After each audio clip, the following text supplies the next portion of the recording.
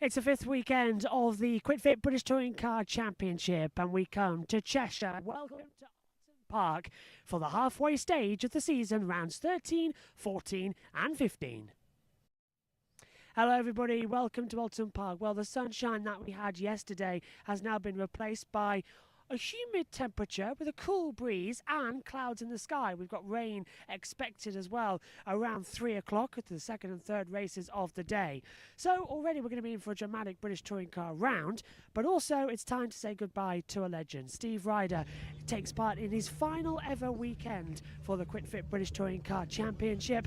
As he prepares to say goodbye, we'll talk to him at 6 o'clock with a special gift.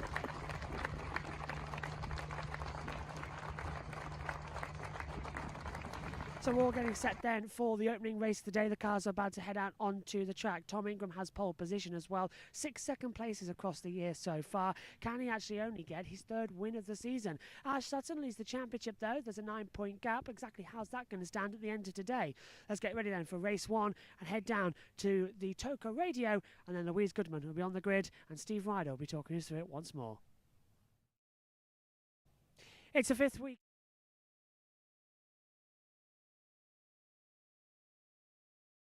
Really hard on the setup yesterday, and yeah, I think qualifying definitely pulled could have been on the cards, but you know, we're on the front row. It's all to play for today. And with a lot of boost availability in your pocket as well. I mean, how much of an advantage is that going to be over the likes of Tom alongside and Ash behind you? You've got very few laps. Yeah, I'm hoping it's going to be a good advantage. You know, 8 laps against Tom's too. It's quite a lot more. So yeah, I need to keep my nose clean in the first lap and try and get a good start. And yeah, I really need to use that boost to my advantage, because I do know we have a great race car today. Our pace yesterday over the longer runs was good. So yeah, we need to do that again today. And yeah, on the front row, you can't beat it. Good stuff. Have a good one. Right, I'm now going to go down and grab, I think, got time for a quick word with James Dorlin, who had another absolutely brilliant qualifying performance. Bearing in mind this is a driver in his first season in the British Touring Car Championship. And as we saw at Thruxton last time out, James is P5 on the grid, made it through to the final 6. So last time out at Thruxton, finished P7, and then thereafter the kind of day went a little bit awry. So really a clean day with 3 strong finishes is what you're after here today, isn't it? Yeah, absolutely. Yeah, it's nice that we're showing what our pace can be in the dry. Obviously Thruxton was great doing it in the wet, qualifying 5th, but yeah, race 3 was so frustrating, just a sense of failure ended our race. So yeah, let's see what we can do here. I think the pace is better. The track is certainly suiting our tight, twisty, well, the nature of the tight, twisty corners is suiting the Corolla. So see what we can do. Strategy-wise, you've gone with the softer option. Did it cross your mind to put the hard on, get that out of the way, and see what you could do thereafter, spring surprise results later on in the day? Yeah, we talked about it, but with where we are, we've got a good chance of trying to get a podium, which would be great. You know, I think we all need it. So yeah, let's just try and make hay while the sun shines and get on that podium, really. Okay, fingers firmly crossed for you. We are going to head off for a break, and when we come back, race 1 will be getting underway here at Oulton Park. And while ITV go for a break, let's cross over to the trackside commentary team of Toca Radio. Well, he closes the door on the BMW. I'm not sure I'm going to get a chance to speak to any more of the drivers, you know. I'd quite like to talk to Mikey Doble. Is his door open? No, it's not, but he's the first car that I've come across who is on the hard tyre. So you can tell the tyres they're on, the tyre choice, because the wall of the tyre, the Goodyear Eagle logos are in red on the hard tyre. They are white on the soft tyre. And also the little LED panel that indicates a boost being deployed inside the car. Around the outside you can see red if they're on the hard tyre, or white in LED lights if they are on the soft tyre. They would be blue if they were on the wet tyre, but we're remaining confident that we're not going to need this. What are they doing down at this Toyota of Aaron Taylor-Smith? Because the car is up on the jacks at the moment, and they're doing something on the right-hand side of the car, and this is getting critical because there is a cut-off time for when they are not allowed to be working on the car, and they have been working. I don't know what they've been doing, but might see if I can find out. Can you? Air jack failed. Air jack failed. Oh dear, oh dear. Right, so they're having to manually do this, and they're swapping the tyres around now. So the air jack failed on Aaron Taylor-Smith's car, so he remains sat inside the car while the team are beavering around the car at the very last minute. They drop it down now, so I think the air jacks were okay on the right hand side but not on the left hand side. And have they finished work now? I think they have. So they're leaving Aaron's car, and yeah, that's not the sort of build up that you want to the first race of the day here at Oulton Park for Aaron Taylor-Smith. They are still trying to change the tyres on the left hand side, swap them from front to rear on the left hand side. That's a very difficult situation for the Toyota team. Clips have to go on the central wheel nuts as well, so bit of a panic around Aaron Taylor-Smith's car. Still working on the car now, and I think finally they've finished that job. So that was a long way from being ideal. Right, personnel have left the grid. We've got the 3-minute board. That's the indication that Alan Gow, the championship director, will be off on the closing lap around the Oulton Park circuit in a quite remarkable, you hear it in the distance going, what a noise that engine has got in the Porsche Cayenne. Over 700 brake horsepower in that machine, and the closing lap around Oulton Park is going to be pretty quick, that's for sure. So dry conditions, drying conditions on various parts around the circuit, but largely dry, and that's a very different story to the one that we had about an hour and a half ago when we got a very short, sharp shower here at Oulton Park. Yesterday, the weather was unpredictable. Today, it looks as if it might be the same story. But for now, it's a dry circuit here at Oulton Park, and we're about to enjoy round 13 of the 2025 Quick Fit British Touring Car Championship. Indeed we are, so I would say they're all going to go for the dry tyre, and Absolutely. It sounds like most of them on the white sidewalled soft tyre. There might be a few on the red hard tyre to get that out of the way, perhaps a bit further down the grid. So this then is how they're going to shape up. There's space for you to write in the grid into the programme on page 45 if you're here at the circuit. Tom Ingram at number 80 on pole position with a new lap record yesterday. Number 22, Chris Smiley on the front row of the grid for the first time since Croft 2019. Then on row 2, number 27, Dan Camish, the best qualifier this year, 4th in the championship, and the current championship leader Ash Sutton in the 116 car, and all Napa Racing UK Ford row 2. On row 3, James Dorlin starts 5th for the second consecutive meeting in race 1. And in car 132, he's got alongside him Adam Morgan, number 33, who was the last driver to get into the Quick 6 qualifying shootout yesterday. Just missing out on the Quick 6 was Tom Chilton. He got pipped right at the end of the second qualifying session by James Dorlin. So Tom starts in 7th place in car 33. Alongside him on row 4 is Josh Cook, second in the Independence Championship in the 66 car. On row 5, we've got number 99, Charles Rainford, the best of the BMWs, with number 18, Senna Proctor, alongside, starting 10th. On row 6, 88, Mikey Doble, a race winner this season in the Quick Fit British Touring Car Championship in the Vauxhall, and his teammate from last year, now a Toyota driver, Aaron Taylor-Smith, starting in car number 40, 12th on the grid. Then it's the defending champion, Jake Hill, in the BMW, number 1, starting 13th on the inside of row 7, with number 77, Sam Osborne, in the Ford Focus alongside him.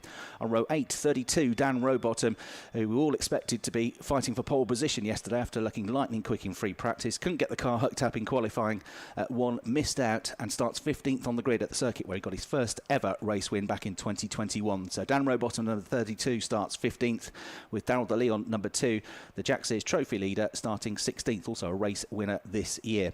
On row 9, we've got number 17, Dexter Patterson, and 16, Aidan Moffat. Row 10, 12, Stephen Jelly, and 93, Max Saul. On row 11, 26, Finn Leslie, and 50, Nick Halstead. Row 12, Nick Hamilton, number 28, and 1, 2, 3, Dan Lloyd, who had a ride height failure yesterday, but was a lot quicker than 24th on the grid. And 25th on the grid, starting on his own on row 13, number 52, the 3-time champion, Gordon Shedden. So a 15-lap race about to get underway. The cars have left the grid and are now heading off onto the green flag lap. And away on the green flag lap we go. The British touring cars for race 1 of the day. As the last cars leave the grid, the safety car and the medical car lead behind them. As we look at Dan Lloyd, who, well, he failed ride height earlier on. But let's go over and talk to Dan Lloyd. Yeah, gutted about yesterday. You know, we had good pace. Chris did a mega job being on the front row, and I felt like we could be there near him. So, yeah, gutted about that. But today's a new day, and we need to crack on. Right, so where are the best opportunities to overtake, or is it just elbows out everywhere from where you start? To be honest, everywhere. It's a little bit tricky at the minute because the circuit's still damp in quite a few areas, and obviously it's a narrow circuit as it is. Now with it being damp, it's either going to provide opportunities or problems. So we'll soon find out, but hoping to make up some good ground in this. Fingers crossed it goes the right way for you. Good luck, Dan. Cheers, David. Yeah, absolutely. As continuing round the Oulton Park circuit. And row 1, Tom Ingram and Chris Smiley both on the soft tyres. Row 2 is Dan Camish and Ash Sutton both on the soft tyres. Row 3, James Dorlin and Adam Morgan both on the soft tyres. Row 4 is Tom Chilton and Josh Cook also on the soft tyres. Charles Rainford and Senna Proctor all on softs. Row 5. Row 6, Micah Tobel hard tyres. Aaron Taylor-Smith soft tyres. Row 7, Jake Hill soft. Sam Osborne hard tyres. Row 8, Daniel Rowbottom hard tyres. Darryl De Leon soft tyres. Row 9, Dexter Patterson soft tyres and Aidan Moffat soft tyres as well, with row 10, Stephen Jelly and Max Hall both on the soft compound tyres. Row 11 is Finn Leslie and Nick Halstead both on the soft tyres, with Nick Hamilton and Dan Lloyd on row 12 after that ride height failure for Dan Lloyd in qualifying, both on the soft tyres. And finally, row 13, last on the grid, Gordon Shedden on the hard tyres. And hopefully now, JB, can you hear us? Yes, we can. Hello. Hello. Video signal's gone, so we've only got audio. Are you coming to the mic? Peter Piper, Peter Pepper. All good? Yeah, you're good. Excellent. Tom Camp alongside. Tom, his last day. We spoke to him earlier. We're getting later. But signal's rubbish around here. How are you doing? Not too well, thank you. Finally got something, but not too long away from the first race today. Tom Ingram hoping to, I don't think he's won a race yet this year, has he? England's 1-2. He's 1-2, right. Okay, so he's doing up for, if it's not going to be a win, maybe his 7th. Hopefully to close down the gap. Apparently we're going to have to run it out. You okay? Oh my God, yeah, you just jumped up loud. But yeah, you're back volume. This is going to be like it all day. I do apologise. I'll swing it around. How's that? You better now? Yeah, cars are lining up on the grid, JB. Yeah, we've got the picture. We've got it right in front of the big screen. Ingram on pole position. Green flag ready at the back. Round 13 of the Quick Fit British Touring Car Championship. But we've got a staller at the back, Tom. It's been Leslie, debutant. He's opening his door. He's got a problem with something. I don't know what it is. Not in the grid slot. He's not in his right grid slot. He's one behind. Yeah, so they'll have to do another formation lap, won't they? Yeah, so we're going to board, which is delayed, start delayed.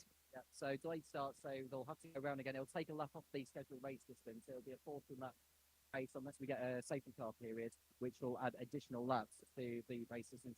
See, Marshall, talking to Finn Leslie in his first touring car races. Not the best of starts, has it? Oh, he's replaced Ronan Pearson, of course, who's led the championship. So now he's in the back. Yeah, we are trackside, but we've got no video signal because it's that bad. So audio only. And we're on a web browser with the Discord app that JT's on. So that's all good. JT, they're pushing him up to the grid slot. I don't know if he's just stored the clutch, but Can you just see he's trying to get into the correct grid position? I think they've come away. The cars are, yeah, they've gone on another formation lap. We're seeing our TV pictures now. So Ingram and Smiling, they're going to come past us at a rate of knots as well. Just behind. We could just about see turn one from where we're stood, can't we, Tom? Yeah, well, we get to see the screen anyway. You can sort of just about see the cars on the top of the bank in here. It's jam-packed here today, which is no surprise, given we are entering the summer now. It is June the 22nd, so... You could check out. After the rain we've had this morning, yeah. But you could see Finn Leslie's car being pushed into the pit lane, and hopefully he'll get going again once the lights do go out. But one thing to keep an eye on is the weather, because we all thought it was going to be a wet race, so judging by the early morning rain, now it feels like we're in for a dry one, and goodness knows what races 2 and 3 are going to offer. Yeah, hopefully for races 2 and 3, we'll be in a better position for the Wi-Fi. Race 1 we've set up, and literally it was a bit of a nightmare. The inrush of people has been quite surprising, but yeah, I'm not actually sure. My phone wouldn't connect, but the laptop would. So that's the only thing we've got right now. And I must say thank you to Toyota as well, because they've let us have a desk in the hospitality area, so we can see the big TV screen and the ITV picture. But you at home at JT are saying, JT, how you just said Steve Ryder had a massive tribute on the ITV earlier on. How's that gone? It was like eight full 4 minutes long, and they came back to everyone wearing Steve Ryder face masks, and then when they went up to David Addison and Tim Harvey, they also had them on. Let me send you a photo. Hold on, I don't know if you can get it. It'll be on your phone. Well, we'll have a go. My phone's currently linked up to the Discord, so we'll see how it goes. It is a little bit of a cursed image. I will warn you now. It is very cursed. This delayed start might actually mean that the MotoGP goes on a bit strangely. So Megan Birch is taking you through that one, and that's on JBMotorsports 2 as it comes in. Tom, I'm kind of limited with lead room, even though the mic's wireless, the earphones aren't, because we're all buckled up, ready to go, and then it's all gone off. I think, yeah, I'm going to start a bit. Race 2, we might need to find somewhere else with a table that we could stuff as well, and allow. I can imagine, but you never know with the signal around other places here at Oulton. But I think the good thing is we're about to get on the way for the first one of the day. A later start than normal, actually, for the sport racing as well, because we've had the autograph session this morning. It used to be earlier in the morning, but it was late here in Oulton, probably because we're doing that half. It means there's no lunch break here on there. So I think now we're all doing to go. Just about lovely conditions. No rain in the race. Let's go down to Louise. Sorry, guys. But how unfortunate, young guy about to make his touring car debut, and now he's got this to deal with. But fingers crossed I get it fixed and at least get him out for a few laps. And do some mileage. Okay, so it seems like a front left issue they've got there. The wheel off, they've got the whole tyre off, and they're having a look at that. Anyway, cars on the grid, and we are getting ready to go once more. Can't see a problem this time. Ingram on pole position, Smart alongside him. Look at the run down towards turn 1. That's going to be the big one. Now watch out further back. There's a grid slot left. Nick Hamilton just behind. We've got the green flag. Round 13 of the Quick Fit British Touring Car Championship. Ready to go. Red lights will be on in about 3 seconds' time. The revs are rising. Lights on. And away we go. Good start from Ingram. Yeah, better get away. Actually leaves a bit of a level to his track. Still damp coming down. Cam is trying to cut to the inside line. Sutton's trying to go on the outside. They come past us. Ingram's in the lead. Up to second place goes Rowbottom. Gets a touch from Smiley further back. They've all got through cleanly. I can hear in the background as they head through Denton's towards Cascades. And again, Sutton trying to go on the outside. Terrible start there for Chris Smiley. Second on the grid in the restart racing. Now has lost out a bit more time. But Tom, crucially, good one as they head down towards Island Bend. Yeah, both Nappers getting up to Superstar, Camish and Sutton into second and third places. Smiley down to 4th. Dorling down to 7th place also. his teammate there. They all made their way through Island. Better some contact. That's hooking the one motorsport car, making contact with Dorlin on the exit. You can just see they're going side by side before they get to his slots. It looks like the one motorsport car might get through on the outside. There goes Joshua. We'll have the inside line, and that's a textbook overtake from Josh. Dorlin's got a bit robbed. He said to me yesterday that his car felt good, starting 5th on the grid. He's dropped down to 7th already. Rainford gets pushed wide a little bit as well by Proctor. Taylor Smith trying to cut through on the inside. Jake Hill trying to lunge up the hill towards Knickerbrook. That's going to be a bit of a challenge for him to try and have a go on the inside line. He's still going for it, and he's made the decision, a little bit of contact. Rainford, the other BMW, has to sort of back off a little bit. But Ingram, with the lead of the race, in second is Camish. Sutton third, Smiley fourth, Morgan in 5th position to come through. JT, what did you make of the start? A bit of a lock-up for Charles Rainford going in towards Druids as we head down in towards Lodge. Someone running very wide. I think that was one of the Vauxhalls running very wide. Yes, it was, as a exit of Druids as we go through Deer Leap for the first time and across the line to start lap 2 of the now 14-lap race. One off the distance of what it be. That's Darrell de Jong getting through on the inside, and as well Moffat. Osborne's dropping back. He's now side by side with Robots as they come in to Island Bend. So Moffat's up to 14th place. Robotham down into 16th, but a little lock up on the inside front for Moffat. That's allowed them to go 3 wide. Meantime, further back. Contact. Osborne's going in the barriers. It'll be a big one. Osborne's in the barriers. And Johnny's right back in the middle of the track. I think as well, everyone's just going, we might get away with no safety car there, but the barrier's damaged. They'll have to put those back in. Hopefully, there'll be a big enough gap in the traffic for the marshals to run over and get those back, I think. But he's going to see a replay of Jelly and Osborne making contact. So Jelly, I think Osborne turns in on him. I think Osborne has to take responsibility for that because it was ambitious for Jelly to stick his nose up Safety the car, there, safety car deployed, safety car. Anyone to blame, I think it would be Osborne on that. And safety car, as JT said, so they've put it out. They obviously feel, JT, that that's the response they need right now. Yeah, absolutely, because you've got the Armco behind that as well, but it's only one Armco barrier that separates one side of the track from another at that part of the track, as Jelly is slowly making his way back. Double yellow flags are out at that part of the track as the safety car is deployed, and you will see that now if you're following along with us. It's really weird because the boards that they use at Oulton, it's a single board, but one side it's safety car and one side it's full course yellow, so you can just flip it around for whatever it is. So for the TV pictures it looks like we're under full course yellow, but for the drivers it's like they're under safety car. Comical actually, because everyone sort of just turned around here and all watching the big screen, the same as us at the top of turn 1. Okay. But then, yeah, go on. So there's double yellow flags at the other side of the circuit. So I can see the marshals where that car went in the barrier. The marshals were on both sides of the barrier at. So they're going up towards the island hairpin, and they're going down away to the island hairpin.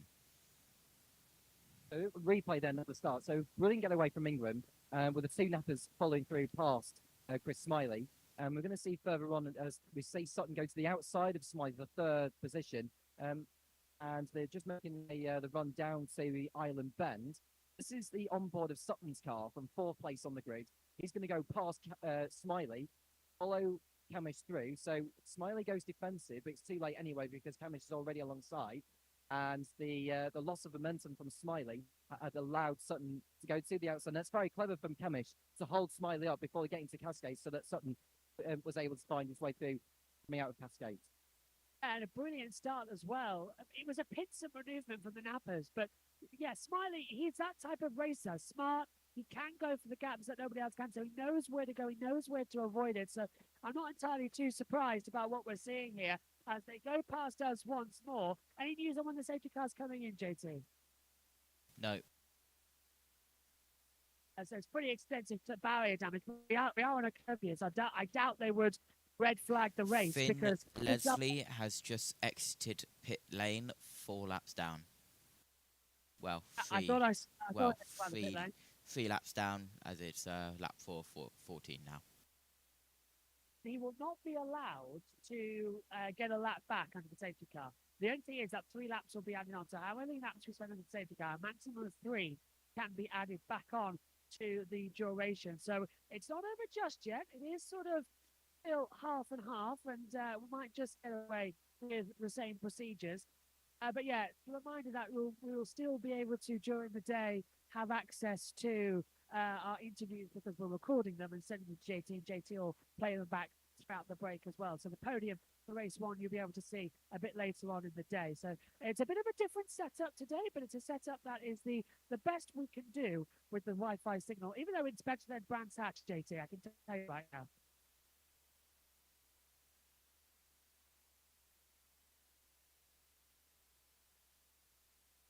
Have I gone again? Can you hear me? Just on board, as now we're on board with one of the cars. Hey, JT, to cut across here, but we're going green. We've just had the message here. I think our pictures are as live. So Ingram's coming up, Camish directly behind him. There's a safety car restart zone that you can't go before, and that is when you see the green flag. It's out now. We're racing once more, and again, Camish has been caught out by Sutton. So, we've got a massive Constantine into turn 1 as they come through. Smiley's on the inside line of Sutton. It's like a proper race restart as well. Fantastic stuff. Ingram leading, Camish second, Sutton in third, Smiley in fourth. As I think Chilton, who was in 7th position, trying to go through. Cook now trying to have another battle. Now on the inside, centre Proctor goes through. So Proctor's made up a couple of positions. Cook's under pressure again from Dorlin. Taylor Smith in a battle as well, and Jake Hill. And once again, they've all Constantined up, but Hill tries to go around the outside of Cook, and Cook again gets a little bit of a tap. Yeah, we're going to get a repeat of that Osborne Jelly incident if we're not careful. You can see the constant side by side. Oh, there it is again. Langford and Taylor Smith lucky to get away with it before getting to his slot. But now it's going to all intensify as they come through his slot here. There goes Josh Cook on Jake Hill now. He's through past, so that's Charles Rainford, isn't it? He's through past, what's it like? Oh, damage! Hall's got rear damage, rear toe legs broke. Yeah, suspension broken on Max Hall's car. That's his race done, unfortunately. Hopefully he can get that back to the pits without another safety car intervention. But now, as Tom Ingram continues to pull away from Camish and Sutton, Smiley's got Adam Morgan on his tail. So, lap 5 of 16. Let's take a replay of it. So, Max Hall behind Dexter Patterson. Patterson blocks him. And one more with the HIQ car as well. So, what's Max going to do? He dives on the inside. I think Patterson's just going to wipe into him and wipes off his bumper. That's cheeky. That's very cheeky. And it's immediately broken Max Hall's rear as the cars go past us once again. Yeah, and I think, what was your take on that? I mean, it just looks clumsy, really. I mean, Maxwell went for it. Oh, and there's further contact as they go through Custody. That's Cook. And Rainford getting past Taylor Smith at the same time. But that's because Rainford pushed Cook through. And both were lucky to get away with it. But there was a piece of debris being flown up in the air. And now as we watch one of the other Toyota GR cars down the inside, that has to be Taylor Smith again on the LKQ car. That has to be Aidan Moffat. It is Aidan Moffat as they come out towards his slot. The LKQ gets through ahead of the Toyota, but the Toyota is not having any of it. Looking to the outside goes Aaron Taylor Smith. That should be him through past the LKQ. You making this race so far, JT? Some cracking action as always at Oulton. Yeah, absolutely. As down the hill we go. And that is Moffat trying to get past Rainford, but Taylor Smith round the outside of Moffat. And Taylor Smith gets to position as we head now up the hill towards the bridge. Up Clay Hill we go towards the fastest part of the corner as we cut to a replay. This is Dorlin and Cook, and they were heading towards the pit lane, guys. So it's a bit of a contact and a half, wasn't it, as well? But mighty good that they managed to avoid any further damage. Cars blast past us once again. So Ingram in the lead. On course we get another race win this year. Dan Camish has just done a 1:24.450. That's a new lap record around Oulton Park and being used with these medium compound tyres. Now, I spoke to Alan Hyde earlier on, who told me that it's going to remain dry and humid up until about 3 o'clock. From 3 o'clock onwards, which is the end of race 2. So it's going to get very, very wet. The third touring car race of the day could get very indeed, which is going to be interesting. Go on, JT, because I just need to get this sorted on the inside. So, out of the island hairpin we go. And it's Rainford and Taylor Smith side by side. And down the hill we go, down towards the Hislop chicane. As it's De Leon trying to keep Doble behind him. One of the nappers has dropped very far back. That's Daniel Rowbottom. He is down in 16th place as we are on lap 7 of 16, and the leaders will cross the line to start lap 8 of 16, the halfway point of this. Well, it was a race which was meant to be 15 laps, which then went to 14 laps because of the extra formation lap due to Finn Leslie.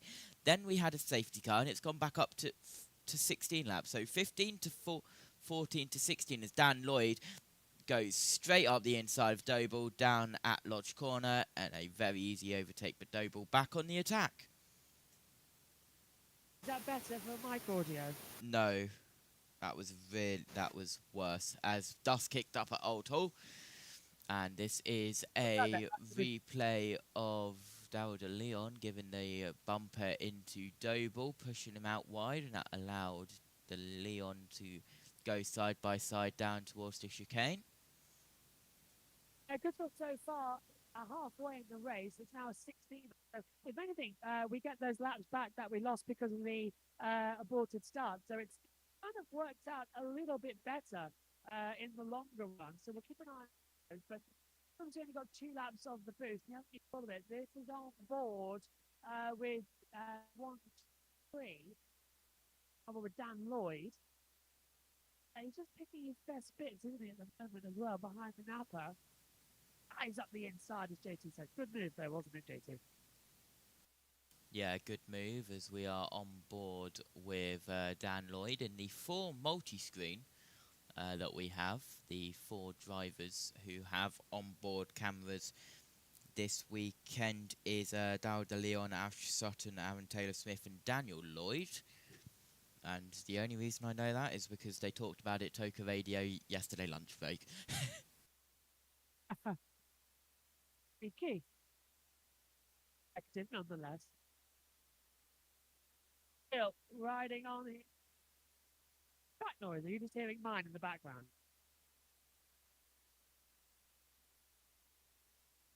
Oh, I was wondering, because I'm not hearing my side. Could be my 6. At 9 of 16. I'm still leading 2.5 seconds. Oh, off the track, that goes Dorlin, has to take the avoiding action. Him and Josh Cox still in a battle, coming to take a book. Dorlin back, I can hear that. But yeah, again, it's good. What are these 2 doing today? I know, it feels like a bit of dodging, doesn't it? It's only race 1.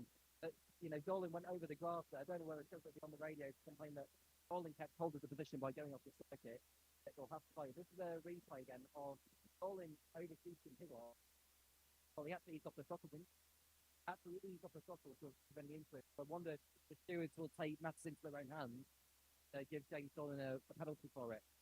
What did you make of it, JT?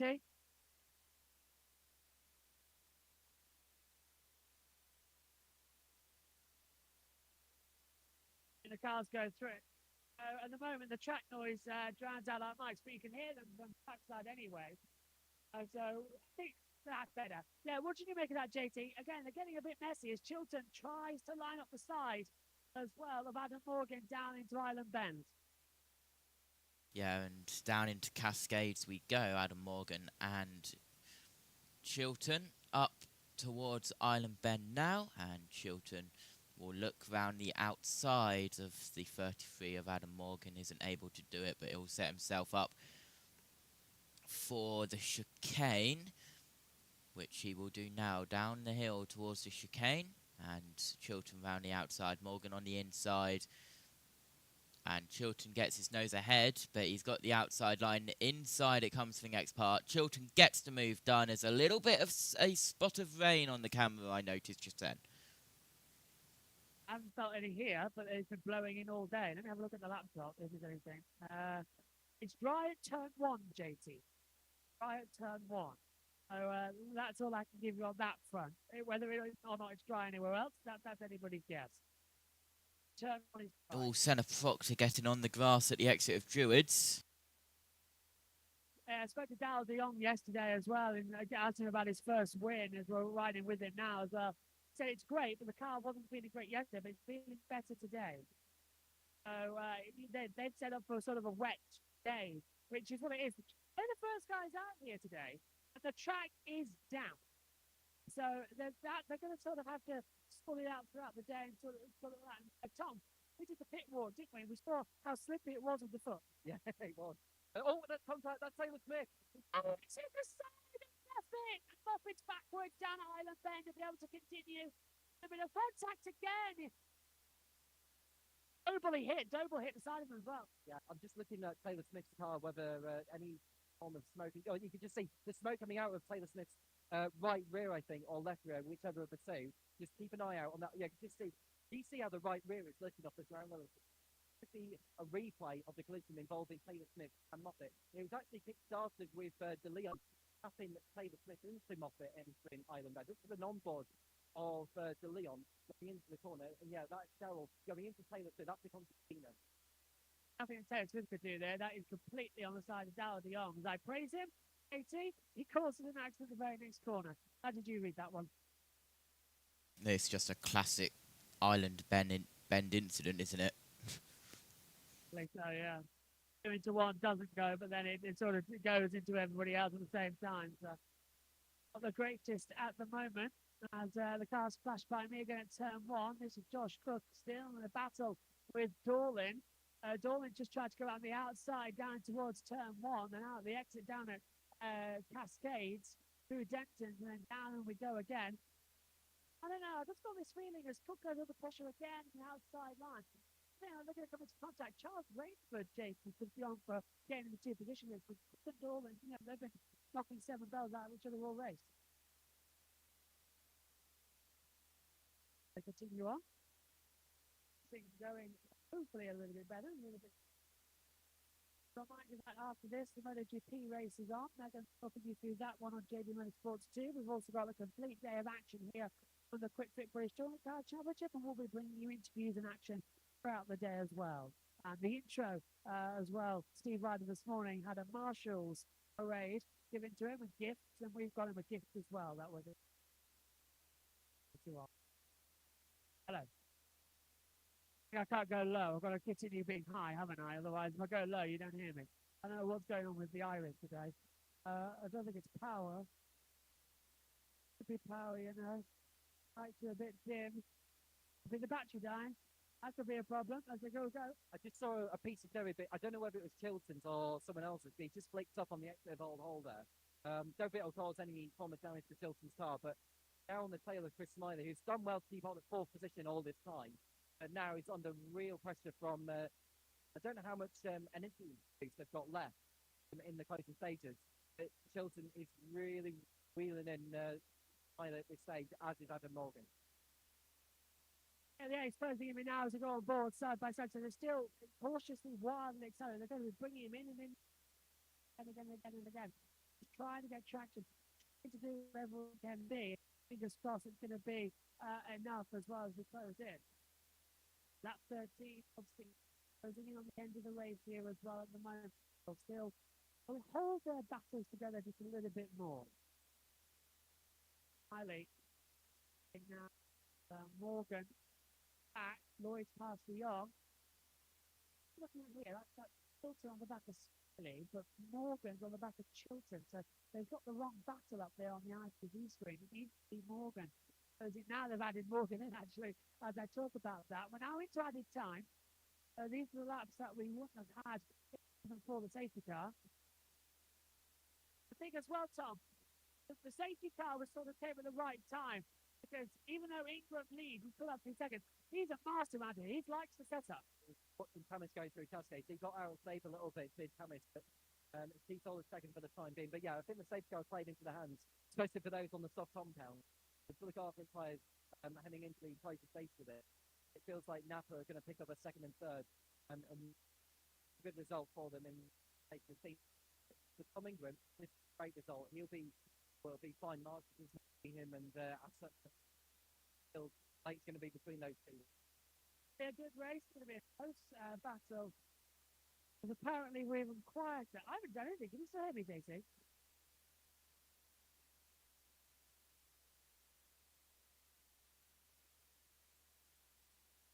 Hello, JT, can you hear me?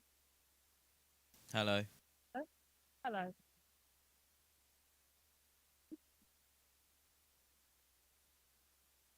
Say hello again, JT. Sorry, the microphone's going a bit wrong. Hello, as Ash Sutton heads down towards Druids now, chasing down Dan Camish, but Ingram has got a 2.7 second lead, as we're still looking at the battle between Smiley, Chilton and Morgan Dorlin. Yes, yeah. Oh my god, that is so much better. What did you just do? I turned it off plus 48. Can you hear me now? Yes, oh my god, thank you.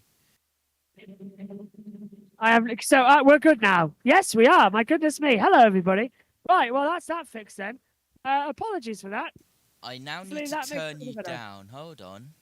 Hey, it's one of those days, isn't it? It's a dog-eat-dog world, and I'm wearing bacon underpants. We've got our signal back.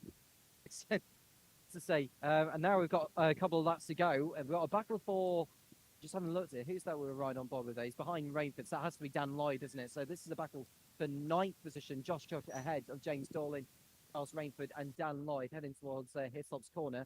We've cut away from that, and you can just see the slender lead Tom Ingram has over the others. He's got the fast up of the race as well, has Tom, so that'll help him in regards to the championship. He's got one more lap of boost he could use final tour, but he probably isn't going to need it. Whereas Tom Chilton, well, he's got 2 laps of boost left, whereas Chris Smiley's only got 1 ahead. So you have to say that Chilton's got the advantage. But if he's going to use it, he needs to use it here because the next lap is the final lap. Yeah, next lap's the final lap, and that's the big one, isn't it? So our mic signal's now good, JT. Hello? We hope, anyway. It seems to be going up and down, which is the usual green indicator. Final lap, though, of the QuickFit British Touring Car, round 13 here from Oulton Park. And the action kick-starting another supremacy as the battling begins. And fingers crossed it's going to be an okay race so far. Meantime, there's Ash Sutton running in 3rd position and hopefully going to be on a bit of a stronger leap around here on the outside of the throttle action. And he's passing Sutton. Sutton's got an issue. Sutton's backing off. He's backed off now. He's trying to close off the back of Chilton, but Smiley is up into 3rd position. So Ash Sutton, maybe it can't be strategic, can it, to be on the right side of the grid down in towards turn 1? He wouldn't give up the points to Ingram. Ingram's now going to have the championship lead. Well, I'm just looking at Chilton because he's got that power boost still left. Although that's strategic for race 2, because remember, the top 3 finishes of race 1 have to start on the hardest compound for race 2, don't they? Whereas Sutton, who's on course to finish 4th, does not have to go down that route. I reckon that was strategic because it is going to be damp and very humid into race 2. We'll see how that goes. Meantime, out of the last corner, Ingram wins once again. 2nd place for Camish. Sutton finishes now in 4th. Smiley confirmed in 3rd. But it is Ingram who wins again. As Tom, you're going to head to the podium now. What a great race. Yeah, brilliant race indeed. I saw a drag race to the line between Adam Morgan and Jake Hill for 6th position. And yes, I'll make my way down to the podium and get some shots of the podium for all the drivers. A great win for Tom Ingram, 3rd win of the season. And that, I think, may as well have put him into the championship lead, albeit by a slight margin. Pop, we'll see you later. Okay, leave the umbrella with me. Yes, thank you very much. Okay, JT, what did you make of that one? A good race. It was a great race. Okay, so we're going to go save battery, and we'll hand back to JT and the international feed. Cheers, JT. See you later.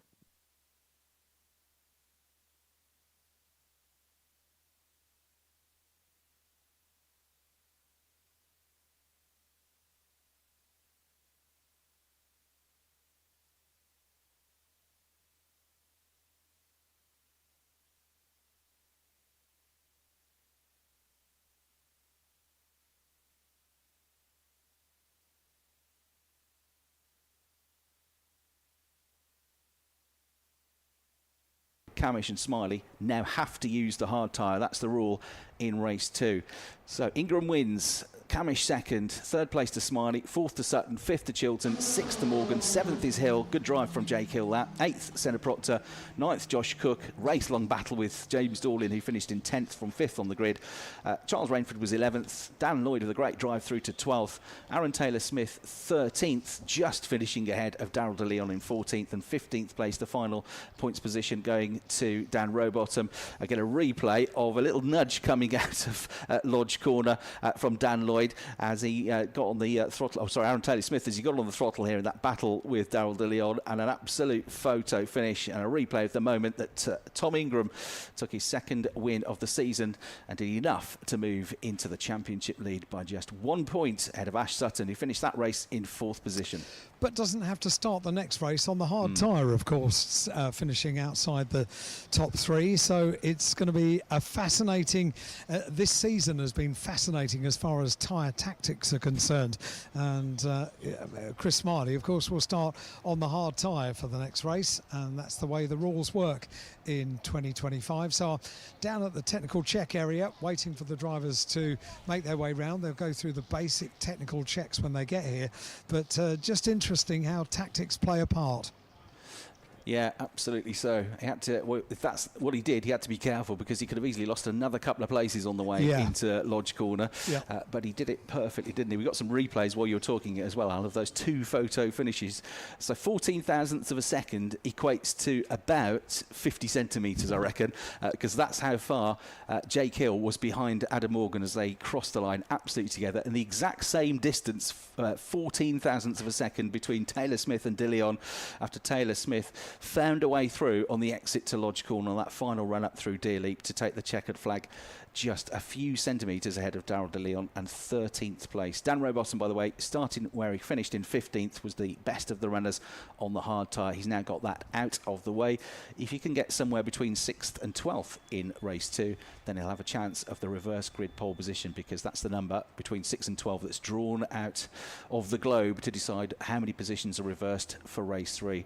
Meanwhile, though, Ash Sutton, who didn't have to go to the podium now for finishing in 4th place, comes in, and confirmation that provisionally Tom Ingram, 1 point clear in the championship, now moves ahead of Ash Sutton. 195 points for Tom, 194 for Ash. Dan Camish moving up to 3rd place in the championship on 145 ahead of Dan Rowbottom, who just got 1 point there, and he's on 133. And Jake Hill still 5th on 123 points now. Technical checks are complete for Tom Ingram. He is given the sign to pull out of the technical check area and pull up towards the number 1 board in Park Fairmate. I can see the ITV crew are down here, and Louise Goodman is down here as well. But the way it's been working this year with ITV's broadcast, I generally get that they're in a break. Okay, thank you, Lou.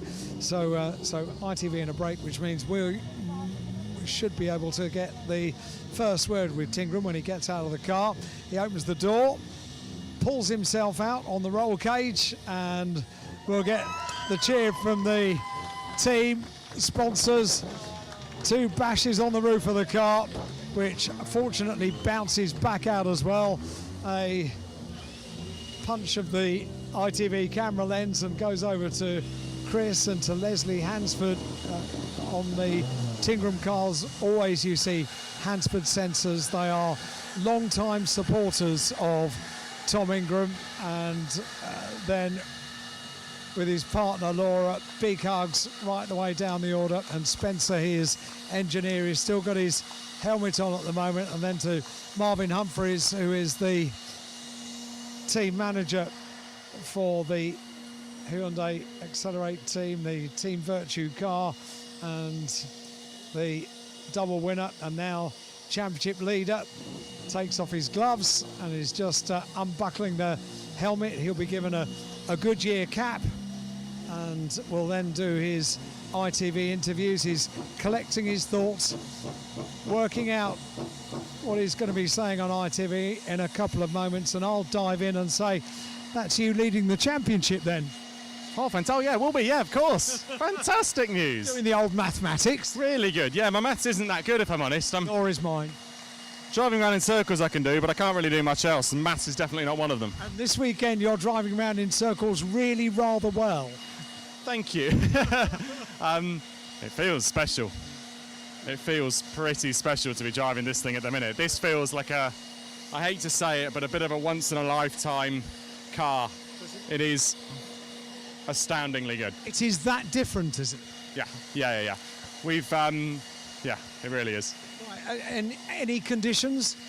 We'll wait and see. At the minute, we've obviously been mostly dry this year, and the wet weather at Thruxton we look good in. We obviously haven't had that greasy stuff yet, which is where we struggled, but certainly in full wet and full dry. What did you think when the rain came down about 2 hours ago? Go away, please. Yeah, I did a really good job yesterday. I'd like to get the most out of it, and you have. Exactly that. It was the trouble is I'm fine with the rain. I'm absolutely fine with the rain. It's just the uncertainty and unknowingness of how much you get at what stages. So it's yeah, you never really know what to expect. But yeah, first one ticked off. Great result. We'll take that. Thank you, Tingram. Well done. He'll go and do his ITV interview in a couple of moments. And let me see, where is Dan Cam? Might just see if I can get a quick word with Chris Smiley. A first podium of the year. Well done. Yeah, it's a bit bittersweet, that one. I sort of wanted to finish fourth because I know race two. But anyway, you know, listen, it was on. I sort of seen Ash the last few laps. He was starting to back off, and I could sort of see what was happening. Tom Chilton was quite close, you know, in behind me, and yeah, I took the third place. It was, I mean, it was a tricky manoeuvre that Ash did because it could have definitely not paid off.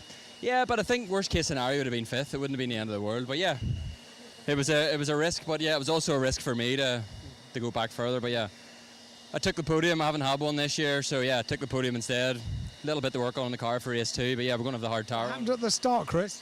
The start was okay. I just think the cars around me got us an equally good start, and then Ash sort of got the run around the Cascades, kept my nose clean, and yeah, brought it home.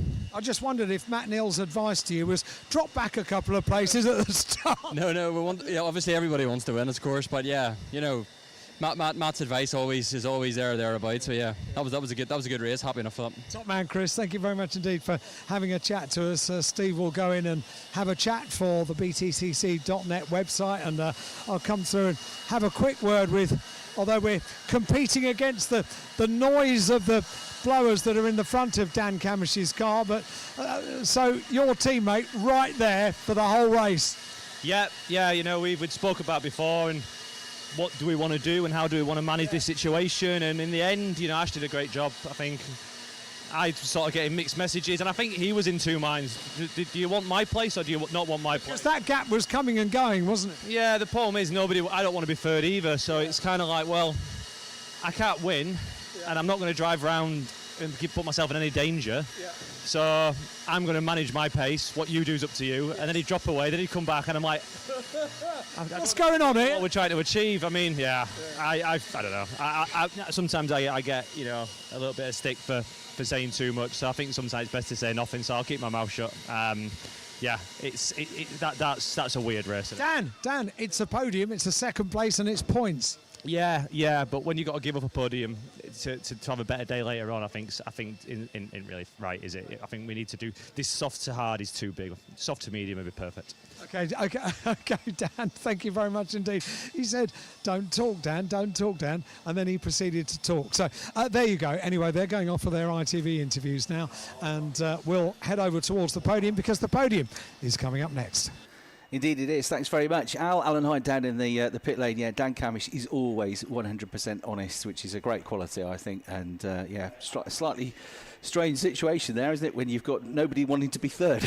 We can have a race one day where everybody's backing off and letting everybody through in a battle for third place, and somebody in seventh ends up getting on the podium just so they can avoid putting the harder tyre on. It's a weird situation, isn't it, that? That's right. I think we haven't got too many more when it's soft and hard this season, though, have we? And that's obviously the biggest difference. Yeah. And you know, it looked like Dan Rowbottom was the best of the hards in 15th. His fastest lap was something like 2 seconds slower. So the challenge that the top three are going to have in race two is going to be interesting. It's probably not as an easy track to overtake as Snetterton. So we're seeing at Brands Hatch there wasn't until quite near the end of the race we saw that big changes happening, did we? And we know how good Tom Ingram and Dan Camish and Chris Smiley are, and they do their best, I'm sure, to try and keep within that reverse grid draw. That's the best thing they can do, unless It rains, of course, and then that put everything out the window. There is a school of thought that goes, somebody out there might go, right, I'm just going to the first 2 races, as long as I'm not in the top 3, I'm going to run my soft tyres. Because if it rains for race 3, and there's more chance that it's going to rain at the end of the day than there is in the middle of the day, then I'll never have to put those hard tyres on. So there'll be somebody thinking that absolutely out there. I think that's why we didn't see that many on hards in that race, did we? And what we saw at Snetterton was only those top 3 were on hards. I suspect it could be similar here. What that does, though, mean for those 3 drivers is they will get soft for the final race, where a lot of drivers won't. If it's dry. Yeah, always with that proviso.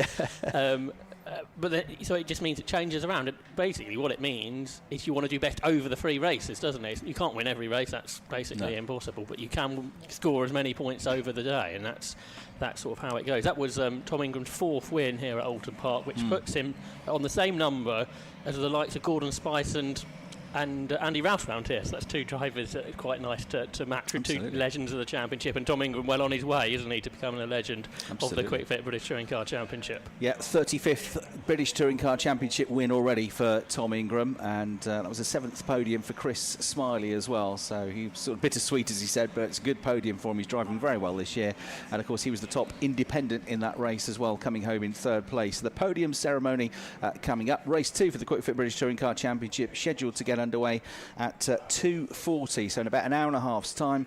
In between that, we've got 2 races, the first of which is going to be for the Veritools F4 British Championship certified by FIA. The cars now making their way to the grid, and the Porsche Sprint Challenge Great Britain will have their final race of the weekend after that before we get back to touring cars. So the entry list for F4 is on page 52 of your race programmes. While we're waiting for the podium, I can give you the grid.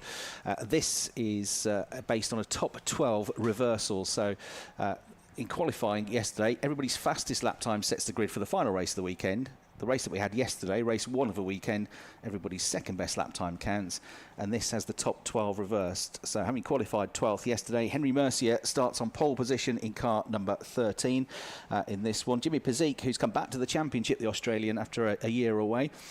He went back to Australia and won the Australian Formula 4 Championship, but he finished 5th in this championship, was a front runner 2 years ago, and number 93 starts 2nd on the grid. So it's 13 Henry Mercier, and 93 Jimmy Pezik on the front row. Then we've got another returnee to the championship from last year, August Raber, the Swedish driver, number 47. And Ethan Jeff Hall, number 25, is alongside him on row 2. Row 3, we've got 23 Theo Palmer and 42 Rowan Campbell-Pilling. Then we've got on row 4, 26 Henry Jocelyn and number 7 Thomas Behrman, his first full season of the championship after making his debut for the last 2 rounds of last year.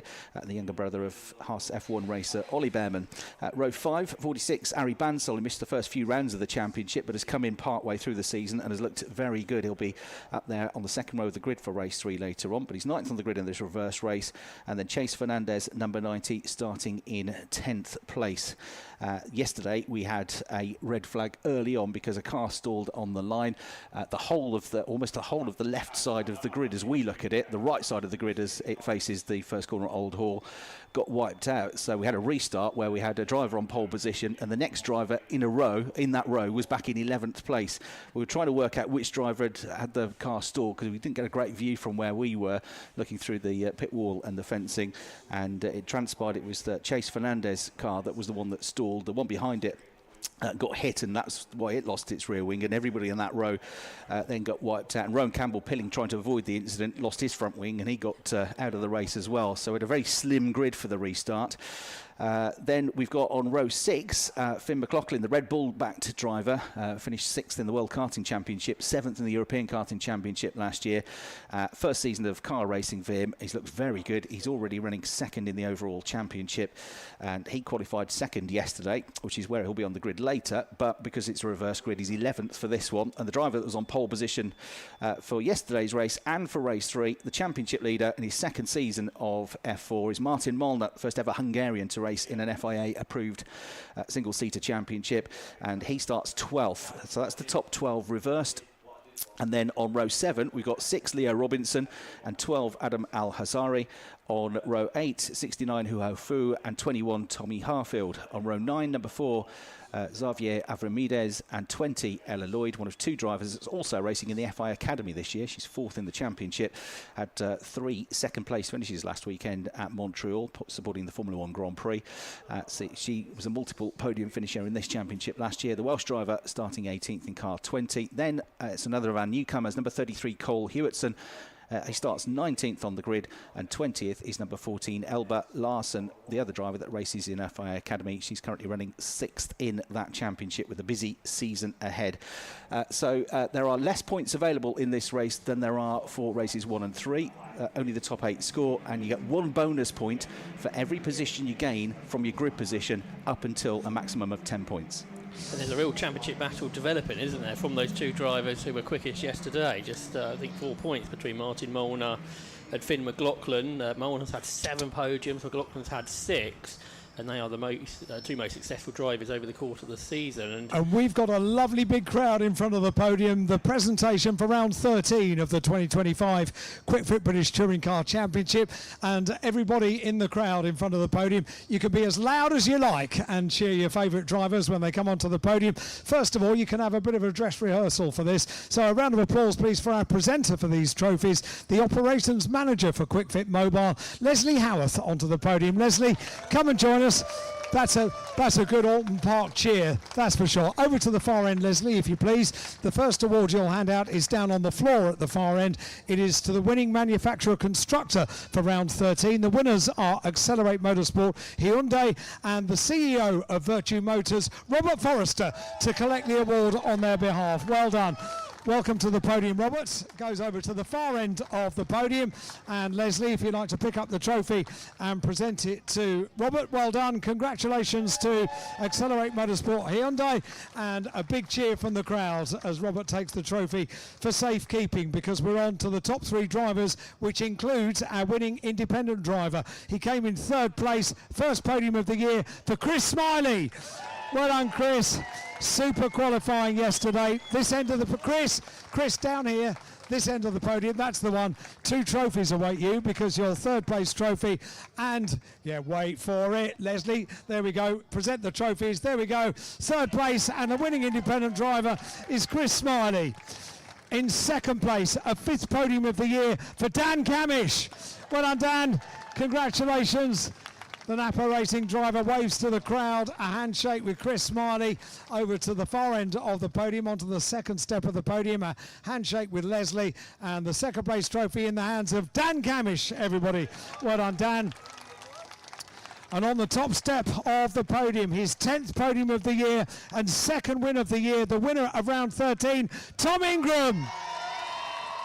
Massive cheer for Tingram, waves to the crowd. Makes the most of the moment, a handshake with Chris, climbs aboard the top step of the podium, then a handshake with Dan Cam, and Leslie will present the winner's trophy for round 13 in the hands of Tingram. And now the national anthem for the winning driver.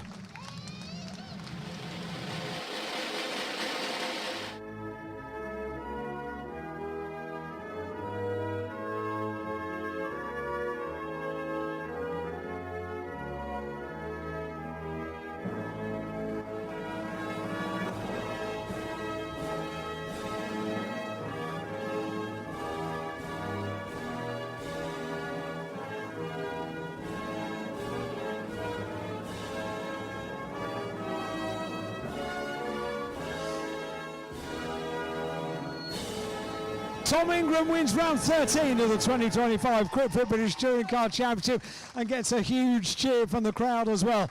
Get your cameras out, everybody. They're going to pose with their trophies now. They will all bunch up together and pose for the cameras, and there are many of them in the air. There we go. Smiles all around, guys. They will pose for the cameras with their trophies. Chris Smiley with both the independent and 3rd place. Dan Cam with P2, and Tom Ingram with the winner's trophy for the 2nd time this year. That's it. Photos finished. They will now celebrate with champagne. Thanks very much indeed, Alan. The first race just underway then. We're on lap 1 of the Formula 4 race 2 of the weekend. We've already had all sorts of drama. We got more drama at Lodge Corner with a massive smoke of the tyres for the driver in third place. But Jeff Hall gets away with that one. At the end of lap 1 then, it's the number 93 car from the front row, Jimmy Pizik, that leads the way. August Raber, number 47, is in second. The pole sitter, Mercier, has dropped down to third place. Fourth place is number 25, Jeff Hall. Fifth place, number 7, Bearman. He's gained 3 places on this lap. And sixth place, number 26, Henry Jocelyn. Rowan Campbell-Pilling had a rocket ship start, which might have been looked at because he went from 6th to 1st before they got to the line. But then he had an off down at Island Bend and went straight on. So he's plummeted down the order to last place. He's just gone through into Old Hall Corner. And we've also had a front wing lost for Chase Fernandez. His weekend has been pretty awful so far with that problem on the grid yesterday. And now he's lost a front wing, which flew off on the run down through Denton's down towards Cascade. So he's just having the front wing replaced on the number 90 car. He'll rejoin, but it'll be more than half a lap down on the race leader, Jimmy Pizik. So remember this one, top 8 score points. You get 1 bonus point for every place you gain from your grid position, up to a maximum of an additional 10 points. And the 2 to watch really are going to be the top 2 in the championship. Martin Molnar, though, didn't have a great first lap. The championship leader in the blue number 24 machine. He's actually dropped down to 13th place on that first lap of the race, but his nearest rival, Finn McLaughlin, has had a demon start. 4 places gained up to 7th. Getting a replay of this full start now, which was massively a full start, I'm afraid, for Rowan Campbell-Pilling, as he got from 6th to 1st, really, before they got to the line, before the lights went out. So he's now getting a penalty for a full start, but really it's irrelevant, isn't it, Josh, because he's at the back of the field anyway now. Yeah, if he didn't make that mistake, though, a 5-second penalty where you gain 5 positions might not be a bad strategy call. If you're going to jump the start, might as well do it properly, and that's what he did. Replay also on the screen of Chase Fernandez mistake as he went out wide at Cascade. He's got that new front wing as Chris just described, but it's Jimmy Pizik then going away up front from August Raber in second. Henry Mercier, who started on pole position, is there in third position. There's a bit of a gap developing between first and second and third, but it's from Mercier down where there's a big line of cars with even Jeff Hall, then Bearman, Jocelyn, McLaughlin, really rest of the pack from third down over. More replays, more overtaken further down the order, Chris. Yeah, with the onboard camera, Ella Lloyd is in the orange and black number 20 car, the Welsh driver, running this season with the Rodin Motorsports squad. That's the team that basically took over the absolutely world-famous Carlin Motorsports squad, terrific Carlin squad. They became Rodin a couple of years ago, and she's pulled off a terrific move there on replay on the way into Island Bend, just squeezing, just threading that machine out the inside under braking. So trying to get up into the top 8, but also trying to gain positions and get these bonus points for places gained. It really encourages this race, overtaking. You get 2 sets of new Pirelli slick tyres to run over 1 qualifying session and 3 20-minute races. So there'll be a lot of drivers, front runners in the championship that have probably put used tyres on for this race, saving their better, newer tyres for the races where they're higher up the grid. On board through Old Hall Corner with Ella Lloyd, who's absolutely fighting the wheel to get this turned in. So Ella at the moment working her way down towards Cascade. She's in 14th place, and Martin Molnar is the driver ahead of her in the blue number 24 car run by Virtuosi Racing as he tries to get up the order. Jimmy Pizik, number 93, leads by 1.2 seconds now, but August Raber, the Swedish driver, has just done an absolute best first sector and is trying to go after the race leader and close that gap. Henry Mercier is the leading rookie. There's a rookie cup for drivers that have done no more than 3 race weekends prior to the start of the season, so they fight for the overall points, but they also fight for the rookie cup. And this year the Challenge Cup has been bought in, so everybody with a C next to their name in the race programme. That's for drivers that can't do the full season, whether that's because of financial reasons or because they're too young to race in the championship at the start of the season, which we get sometimes. You have to be 15 to race in this championship. Then you only do 7 rounds, but you have a separate championship there. And in both the rookie and the Challenge Cup champion this season, while the championship organisers will receive £25,000 of funding towards next season of British F4 if they come back. So it's a great incentive for them to build up towards 2026. But the race leader, Jimmy Pizik, going through, looking very competitive. The battles, Josh, are a bit further back, really, led by one of the drivers that made a very good start to the race, Finn McLaughlin, in the number 5 car, the Red Bull livery car, up to 7th. Yeah, that's right. Very important start, that, because he hasn't had the pace since, really, has he? But perhaps on those older tyres, as you suggested, Good points, though, up on offer here for him as he's gained a lot of positions, where for Martin Molnar, he continues to lose positions because not that long ago, Tommy Harfield made his way up into 12th position. So Finn McLaughlin, if he can stay there, will move into the lead of the championship after this second race of the weekend. The 17-year-old from Northern Ireland, who competed in the Formula Winter Series before the British Championship started this year, was very successful there, had race wins, and you can kind of see why Red Bull have put their back in behind this young driver. Big moment that was for Ella Lloyd, wasn't it? Going into the Hislop chicane, got very sideways. She's just behind the championship leader, Martin Molnar, the championship leader, 16 years of age from Hungary. But it's Jimmy Pazika who continues to lead the way. The Road Motorsport 16-year-old is Jimmy, but multiple champion, isn't he, in Australia? And did very well when he raced here when he was just 15. Big look up down at Lodge Corner for someone a bit further back. Meanwhile, Henry Mercier there in third. He's hanging on, isn't he? Hasn't got the pace of the top two, the young American, but he's keeping Mercedes Junior, even Jeff Hall at bay. Yeah, Mercier was one of the drivers that had a lock-up, smoked the front right on the way into Lodge Corner. So he was a driver that started on pole, third at the moment in the number 13 car, but only 0.4 of a second clear of Jeff Hall. Then it's Thomas Behrman, who had a baptism of fire when he made his car racing debut in F4 at Silverstone last year, because it was absolutely soaking wet there. He got a reverse grid pole and the car didn't go off the line and it was all carnage there, but he came back and got himself up onto a podium finish the second weekend that he competed at Brands Hatch, up ahead of Ella Lloyd. There's some smoking of tyres and side-by-side action going on in the squabble in and around 10th place there. That's going on between Alazari, Robinson and Harfield. So they're trying to swap or hold on to positions respectively. So that's the best battle that's going on at the moment. The tail end of the points really, 8th, 9th, 10th, 11th and 12th are all running together. 13th, Martin Molnar is coming after them as well, and then a bit of a gap back, but if they fight each other, the driver with the onboard camera, Ella Lloyd, I think will get in that battle as well.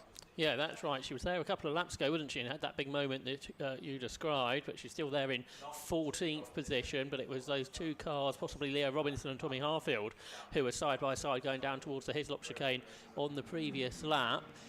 The lead gap staying pretty static really, 1.3 seconds between Pazik and Raber, so no change there. Jimmy Pazik's already won 2 races this year. August Raber has won 3. Interestingly, August Raber with those 3 victories, his next best has been a 5th, so a really bizarre season where he's either been winning or been much further down the order. Currently he's second, so he might be able to change that statistic in this second race of the weekend. He's 1.3 seconds behind then the race leader, then that big gap of 2 seconds back to Henry Mercier and the big squabble. And then the second battle, really, down towards Island Bend, is being headed by Al Zahari, I think, isn't it? Leading the next squabble, the driver who won at Snetterton and at Silverstone. And they head down towards the Hislop chicane. One of the better overtaking opportunities on the lap, but I don't think any changes there. Well, Tommy Harfield had a look, that's for sure, in the Chris Dittman racing car, the Gloucestershire-based team with the maroon, black and yellow livery. Tommy Harfield's in the number 21 version of the car, and he had a big old look down the inside to try and unsettle Leo Robinson. He's back in his second season of F4 as well, but it didn't quite work, so he stayed behind him at the moment. Those two squabbling in cars 6 and 21 over 11th place. Out of the points, but in potential to, I guess, get bonus points the further up the order you get from your grid position. Race leader goes through. Has that gap come down a bit? Personal best laps for both of the top two. Yes, it has come down a little bit to 1.35 seconds. So August Raber, the Swedish driver who competed in the UAE Formula 4 Winter Series this year and got a race win at Yas Marina, he's getting his to head down now.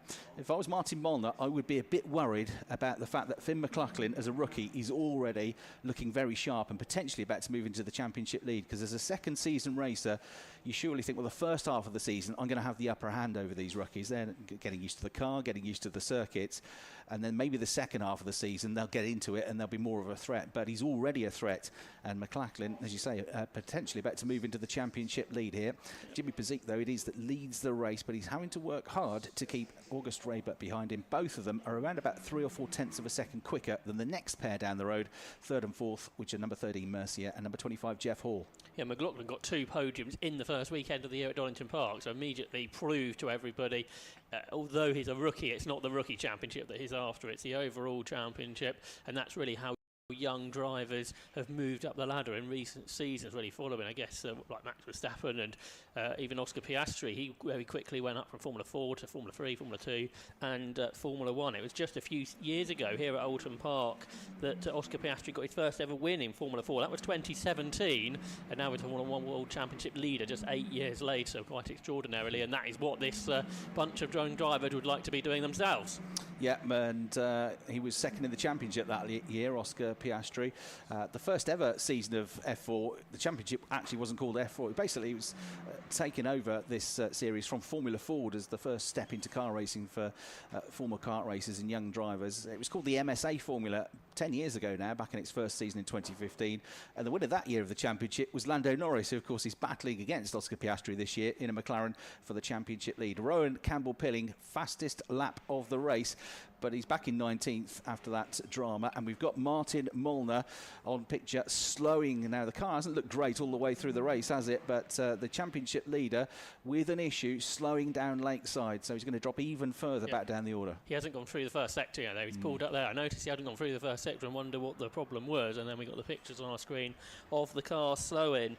The Virtuosi racing driver got going again. He's reset the car, hasn't he? But it's going to be no points, basically, so whether Molnar continues, we shall see, but he's at the back of the field, so it's a bit of a disastrous race, really. Meanwhile, Ronan Campbell-Pilling, more frustration, I think, because he has set the fastest lap of the race, a 1 minute 20.96, so very frustrated, I suspect, with his mistake down there at the Island hairpin, because even though if he was going to get that penalty, a good result could have been on the card. We've had 9 laps of this race, there's 7.5 minutes of it to go, and this time the gap's gone out to 1.6 seconds between Pazik and Raber.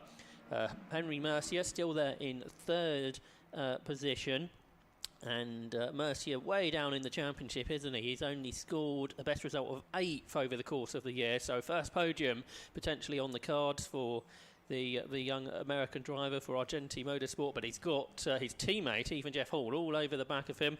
The champion of Ginetta Juniors last year, so really good battle for 3rd position between two drivers that have quite different seasons. Mercier's had that best result of 8th. Meanwhile, even Jeff Hall, he had a podium a couple of meetings ago at Snetterton, and if he can get past Mercier, it will be a 2nd podium of the season. And behind the pair of them is Thomas Behrman, the high-tech TGR driver from Essex, and he's also involved in that battle, and Henry Jerslin. Martin Molnar comes into the pits, so yes, we saw him stop on track, then he's got going again, but he's come into the pits. Yeah, thanks very much, Ian Waterhouse down in the pit lane. Yeah, no point carrying on, really. It'll take a miracle for him to get any points now. He's clearly got an issue with the car. It's actually the first race this season that Martin will not have scored points. He's had a couple of races outside of the points in reverse grid races, but has still picked up points for moving forward from his grid position. So no points for the first time in a race this season for Martin Molnar, who's also about to lose the championship lead. Meanwhile, we've been watching a really tight battle going on between Ella Lloyd in the 13th place number 20 car, and right behind her the number 4 machine, much quicker at the moment, of Xavier Avramides, the Australian driver, who's had a couple of lockups, had a couple of lucks down the inside of Ella, who's got the onboard camera, but has not quite been able to find a way past yet. Down Lakeside, down into Island Bend, she gets a good run, but he's much later on the brakes, smokes the tyres, almost goes into the back of Ella Lloyd. The Welsh driver, though, fends him off and stays just ahead. That must, if she caught that in the mirrors, that would have widened her eyes for sure, because there was a silver missile coming towards her as the high-tech car almost ran out of braking road and got into the back of her rear wing. He was about 3 car lengths back going into that corner. He was right underneath the rear wing when he got there, but he almost made contact. He's got him back into the mix now, though. I think we're going to get a replay on the big screens, and look at him lock up the front here. The front right smokes. He just understeers and just misses the back of her car into the hairpin, but it's got him onto the tail of her now once again. He's working away at the wheel as they come out of Druids. Ella Lloyd goes over that little crest under the Warwick Bridge, kicking up the dust as he goes a bit wide and commits to the corner is Avramides, and they're not again in the points, but it's a great little battle this going on the way into Lodge Corner now. Lloyd looks like she's not unsettled at all, nice and smooth, doesn't make any mistakes, doesn't look fraught, he's not over defending. They come over the start finish line, go past the commentary box on the way into Old Hall Corner. The gap comes down again under braking. Avramides stays a little bit tighter on the exit this time. Lloyd runs a a bit wider, but there'll be no way through now until they get to the Island Bend hairpin. They go through into Cascades now, and this is where the incident almost kicked off last time around. He gets a good run again. He's much closer this time than he was before, but Ella Lloyd knows what's coming. Can she hold the inside line? The gap opens up, the door opens up, he goes down the inside, commits to the move, and Avramidis gets through, and I think without contact it was close. If there was contact it was light, but that was a good move from Avramidis, who got through at the second time of asking. So the number 4 car now up to 13th place, but Ella Lloyd comes back at him, under braking on the way to the Hislop chicane, and they both brake late, too late for Avramidis, who goes straight on onto the grass, which is damp, weaves his way down the escape road, and will rejoin back down the order. So great fight going on between those two drivers, and determined stuff from Ella Lloyd to get the place back straight away. There was a touch as they came out of the corner, Chris, and it's just broke the part of Ella Lloyd's front wing, and I wonder if it's punctured the tyre on Xavier Avramidis' rear left tyre. I wonder if that's why he went off. Perhaps it was a little low. We'll see as the car gets back up to speed. But certainly Ella Lloyd's front wing became loose in the slightest of touches as they came out of the Island Bend. Lloyd, who's had a better result of 7th this year. Avramidis has had a better result of 8th. It's not going to be a best result for a pair of them. Do you think that was punctured? I think you're right. Yeah, looking at the onboard replay, I think he's got a puncture. So Avramidis, I think, headed your way into the pit lane. Yeah, the car is bouncing and hopping. That's because the left rear is down and the front right is up, so he's front right off the floor. Martin Molnar's gone back out, but the car's still not right, so this has become a test session now for the championship leader. The number 24 car is crawling down to the hairpin, trying to stay out of everybody's way as it stands. So frustration for the Hungarian driver, who has still got a car at the moment that is not working, so he's out there several laps down. Jimmy Pizik, meanwhile, has just been keeping things nice and calm and controlled in the number 93 machine. The Australian reigning Formula 4 champion in Australia for Rodin is 1.5 seconds clear at the moment of August Raber. Third, and the best of the rookies, is Henry Mercier, the American driver here. Yeah, Avramidis has just been into the pits. They have changed that left rear, and he's heading back out on track, chaps. Thanks very much. Now we're getting some shots of Ella Lloyd, and that slight touch to the front right corner of her wing, that's become worse now because it's dislodged the wing. So it's the left corner, and it's dislodged the wing slightly. So the right side is now dragging, and that means that she's going to be understeering into the corners. The worry is if that becomes loose now and becomes a problem, and she might get a black and orange flag. But for now, it's okay, and she carries on. But Ella Lloyd struggling along at the moment with the car, which is going to understeer. That front wing is completely loose now on the car. Yeah, she lost 6 attempts in Sector 1, 3 attempts in Sector 2, and a couple more attempts in Sector 3, so she's struggling on, but is about a second a lap slower than what she was previously. Meanwhile, the band of a third features 7 cars battling for third. There's about 3 seconds between all of them. Mercier, Jeff Hall, Behrman, Jocelyn, McLaughlin, Bansal and Palmer, but no one's really been able to make a move at any stage. So Henry Mercier looking for his first rookie win of the year, looking for his first overall podium of the season, and he's hanging on ahead of even Jeff Hall and the rest, but he's got a further lap to be able to do that because there's less than a lap time left on the clock now as the race leader Jimmy Pizik is making his way around lap 14, so it's going to be a 15-lap race, 1 more lap to go, so all good for Jimmy Pizik. Third position is where there could be a challenge, but it looks like as they come out of Druid, Henry Mercier's put a bit of daylight between himself and even Jeff Hall. Yeah, he'll have to stay on it though, because you're right, if he loses one place with a mistake, he's going to lose 2 or 3 potentially. So onto the last lap of the race goes number 93 Jimmy Pizik, number 47 August Raber, still a second and a half behind him, and then it's Mercier, who's the top rookie, running in third place overall, number 13. Second best rookie is Thomas Behrman, who's second in the rookie standings behind Finn McLaughlin, and he is there at the moment running in 7th place. Third best rookie in this race is McLaughlin. He made all his places up really on that first lap of the race, but hasn't really made much progress on presumably older tyres since then, but he's doing enough to outscore, of course, Martin Molnar and move himself into the championship leaders. Jimmy Pizik carries on. There was a big moment into Old Hall as Tommy Harfield, who was 12th, dived up the inside of Leo Robinson, and Robinson turned into the corner. Harfield tried to correct his line, not to make contact. I think they did avoid contact. They're still in the same order. But there are drivers trying to make moves. Chris, it's just very difficult in these F4 slicks and wings cars around this tight and twisty circuit.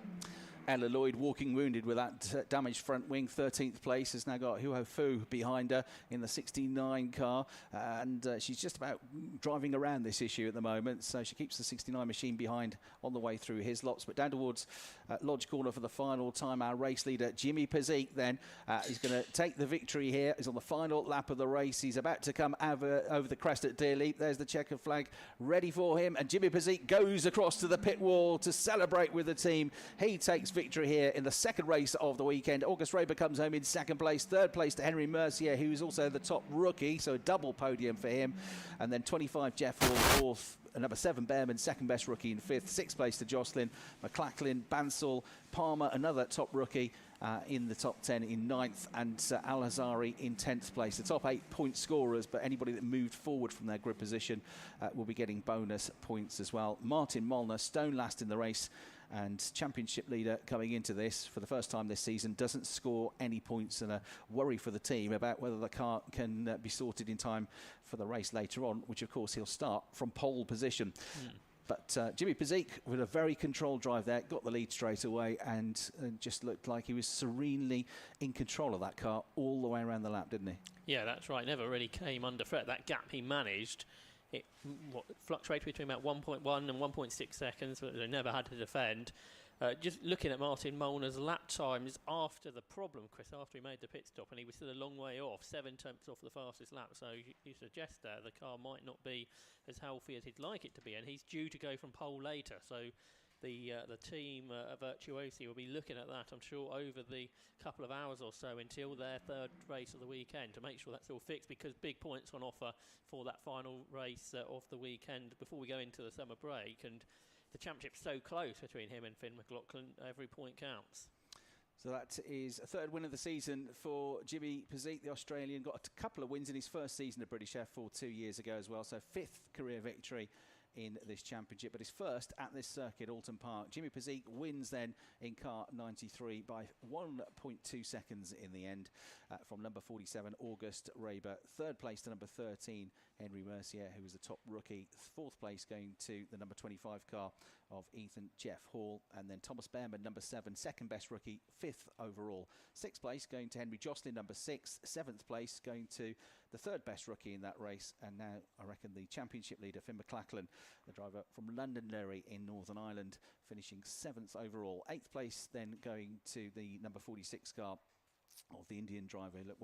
Very quick yesterday, will be higher up the grid for race 3 later on, Ari Bansal, and he was the top Challenge Cup finisher in that race. 9th place to number 23, Theo Palmer. 10th place going to number 12, Al-Azhari, then 11th to number 6 Robinson, 12th to number 21 Harfield, 13th to number 20 Lloyd, 14th to number 69 Fu, 15th to number 33 Hewitson, 16th to number 14 Larson, 17th to number 42 Campbell Pilling, and then number 90 Fernandez, 18th, number 4 Abramides with that puncture, 19th, 24 Martin Molnar finishing in 20th place, but 3 laps down and no points scored.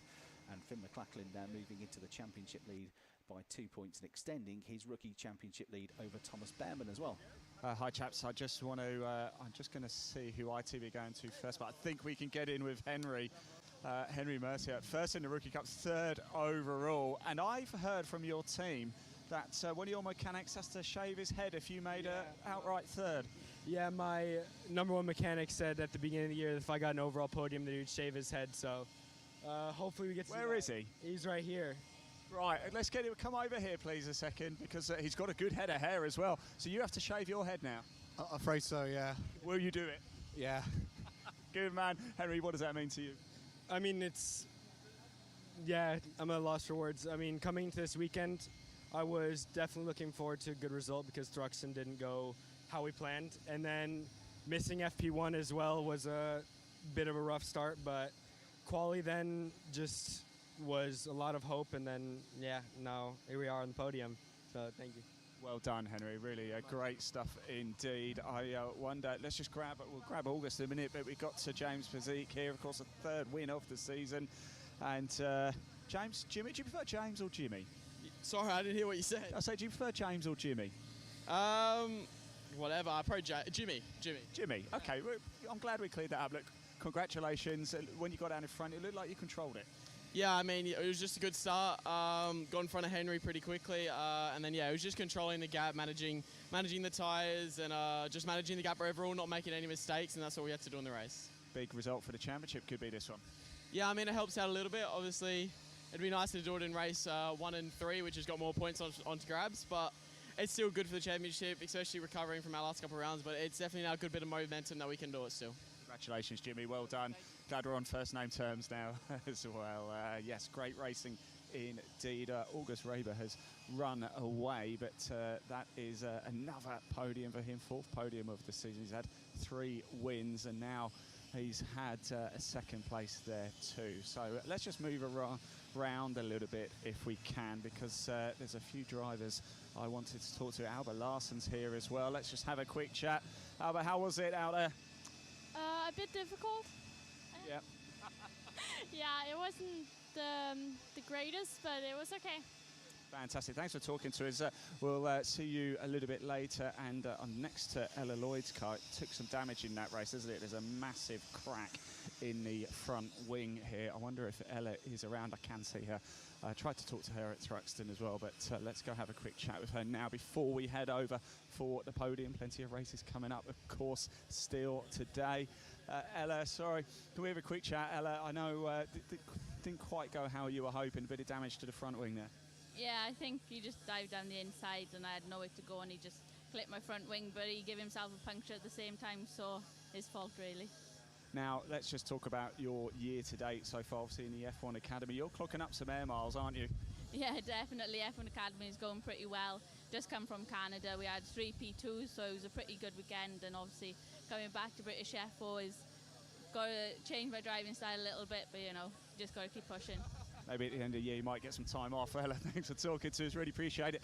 Chaps, I'm going to make my way to the podium and we will get that underway shortly.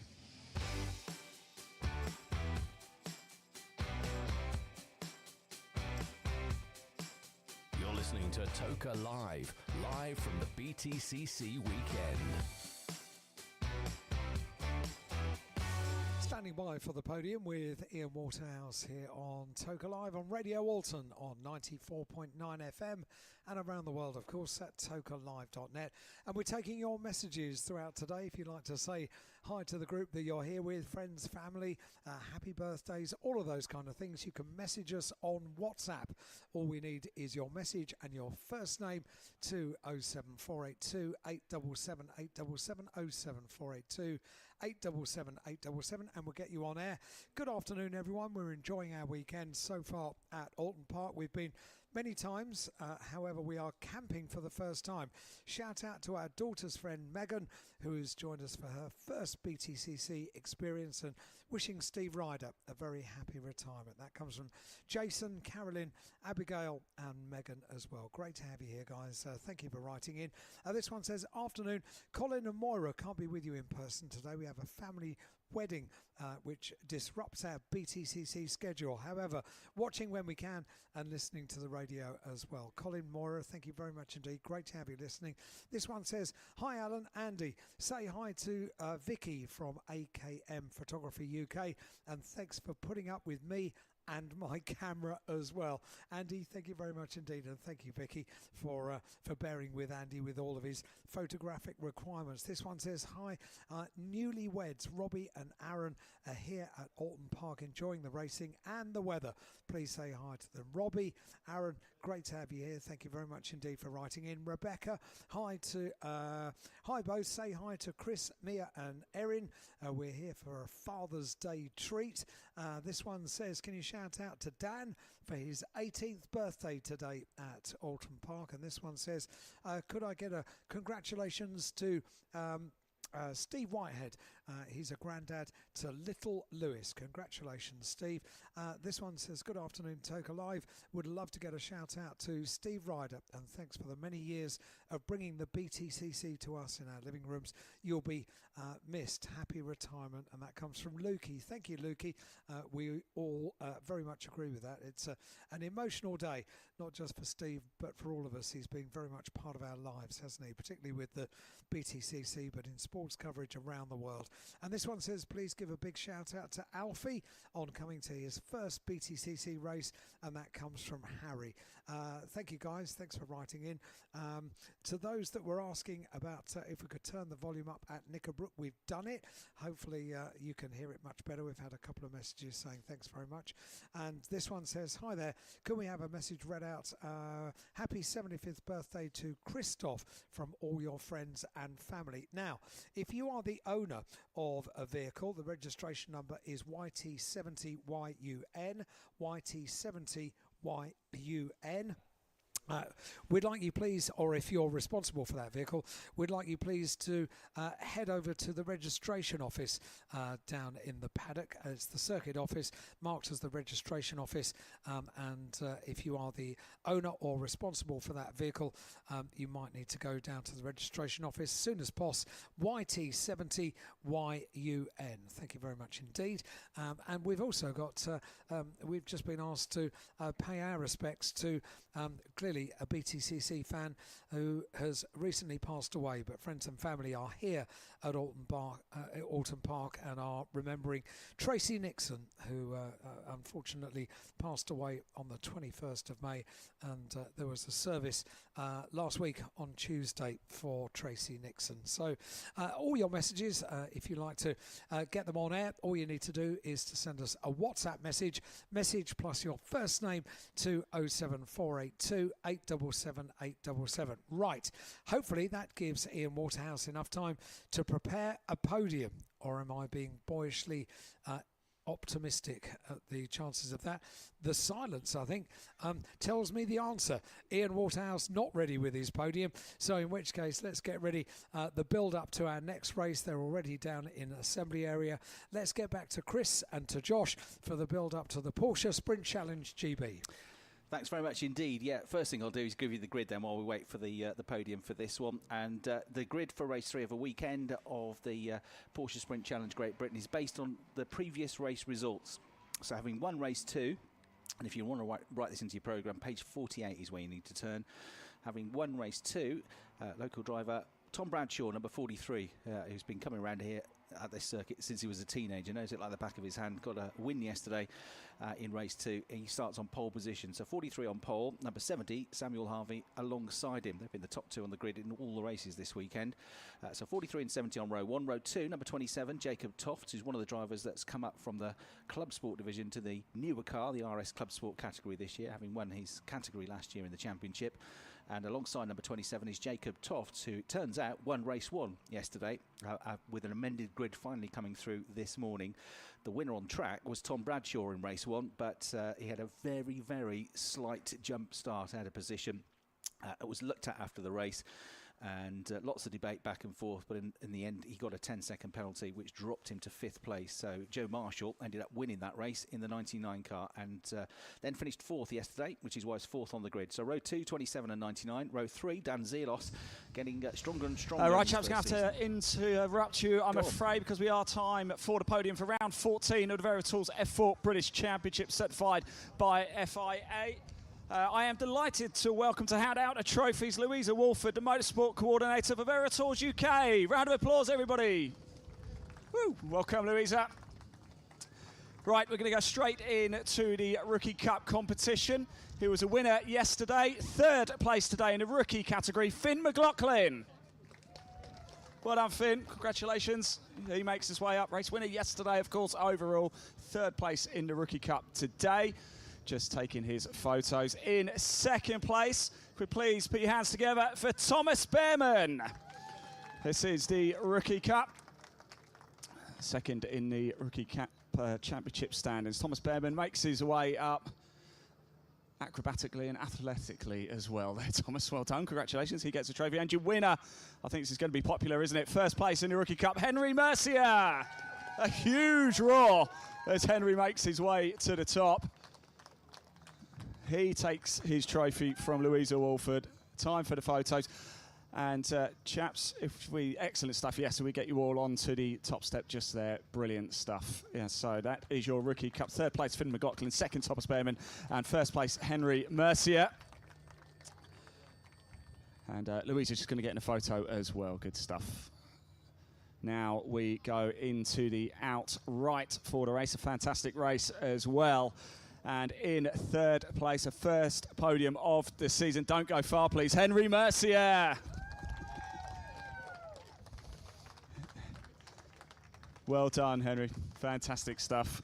And in second place, a fourth podium of the season for August Raber. August makes his way up, gets a firm handshake there from Henry Mercier, takes the trophy from Louisa Wolford. And your outright winner, third win of the season for Jimmy Pizik. Well done.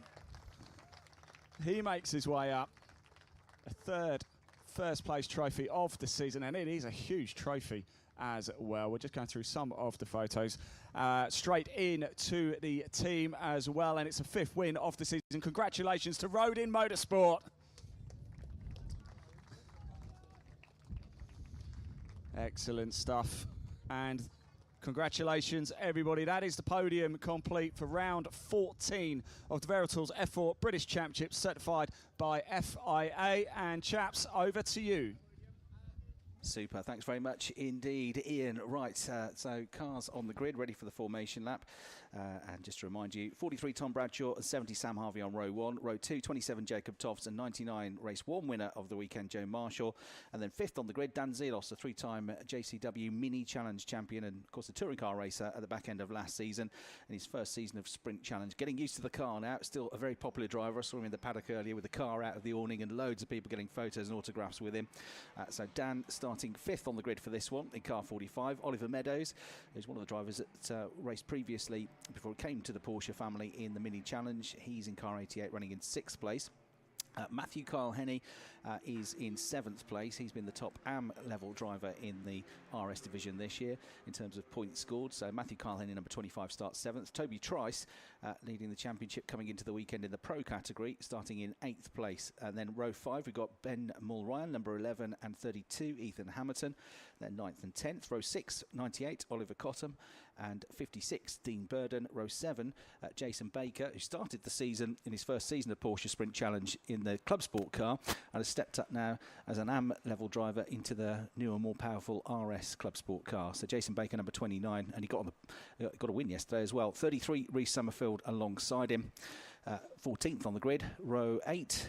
15th on the grid is number 7, Amy Watts, and number 19, Daniel Lewis alongside starts 16th. Row 9, Karim Sekat, number 3, and 12, Jonathan Moore, who has been, up until this point this weekend, certainly the driver to beat in the Club Sport Pro division, and got one win yesterday. Race 1 didn't go as well for him because the rain came down halfway through the race. They're on slick tyres, and he was one of the drivers that went off the road, lost about 23 seconds on one of the laps. So number 12, Jonathan Moore, 18th on the grid, but he came back and won his class in race 2. Lydia Walmsley, number 82, has been his main rival this year. They've had a win and a second so far each this weekend, and the ex-Mini Challenge starts 19th on the grid with Hannah Chapman, another ex-Mini racer for company. Hannah is going well this season in the AM division in the Club Sport category and has had 2 wins so far, with number 44 starting 20th on the grid. Row 11, Charlie Tuttle, who's a newcomer to this championship. His background is in rallying. His dad Richard raced back in the day in the British Rally Championship as well. So rallying and rallycross for Charlie Tuttle. When the rain came down yesterday, he was flying and pulled off some great moves around the outside into Old Hall Corner. That rally experience coming in. So he's first car race this weekend in number 95 with Paul Porter, number 87, who had a problem in qualifying, didn't do any laps in qualifying.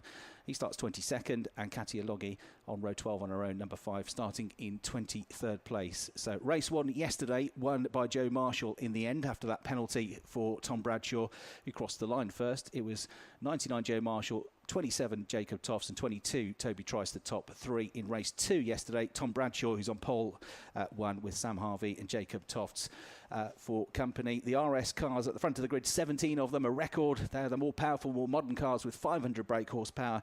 Those in the Club Sport category, the original cars with 425 brake horsepower. As we go racing for the 3rd time this weekend in the Porsche Sprint Challenge, and it's a perfect start for Tom Bradshaw on his home circuit. He leads the charge with Sam Harvey right behind him in 2nd place into Old Hall Corner. There you go. Jacob Tofts was having to work hard to stay in 3rd place, but was doing so as they went through. We've got one that's run wide in the middle of the field onto the grass morass. Samuel Harvey having to work hard to keep Jacob Toss behind him at the bottom of the hill. Joe Marshall behind the pair of them in 4th place as they go through Cascades onto Lakeside Straight for the first time, and then climbing slightly uphill over the crest, then downhill braking zone on the way into the Island Bend hairpin. Being able to afford his own choice of race line into that corner is our race leader, because there's nobody right behind him, and that's Tom Bradshaw. So he was able to take the wider line in there, carry him second, I think, with Dramas in the middle of the pack, has got some contact and has possibly got some suspension damage, maybe. The car is limping down at the back of the field after some contact down at the Island Bend hairpin. And then Matthew Kyle Henney trying to get stuck in on Oliver Meadows as well as they make their way out of the Hislop chicane up through the hill at Clay, and then towards that daunting right-hander at Druids under the trees, which is where the pack is now heading. Within each division, RS and Club Sport, you've got pro drivers and AM drivers, so there are essentially 4 different championships within one here. You're just competing against anybody that's in your own category. It's quite a big speed differential between the quicker, newer car and the older shaped car, so there might be some lappery at the end of this 20-minute race as well. Bradshaw completes lap 1 then with a healthy lead of 1.2 seconds over Harvey and Tofts. Marshall in 4th, Zelos in 5th, holding station. Then Meadows, who is the leading AM class driver in RS, and his category rival Matthew Carl Henney, number 25, right behind in 7th place.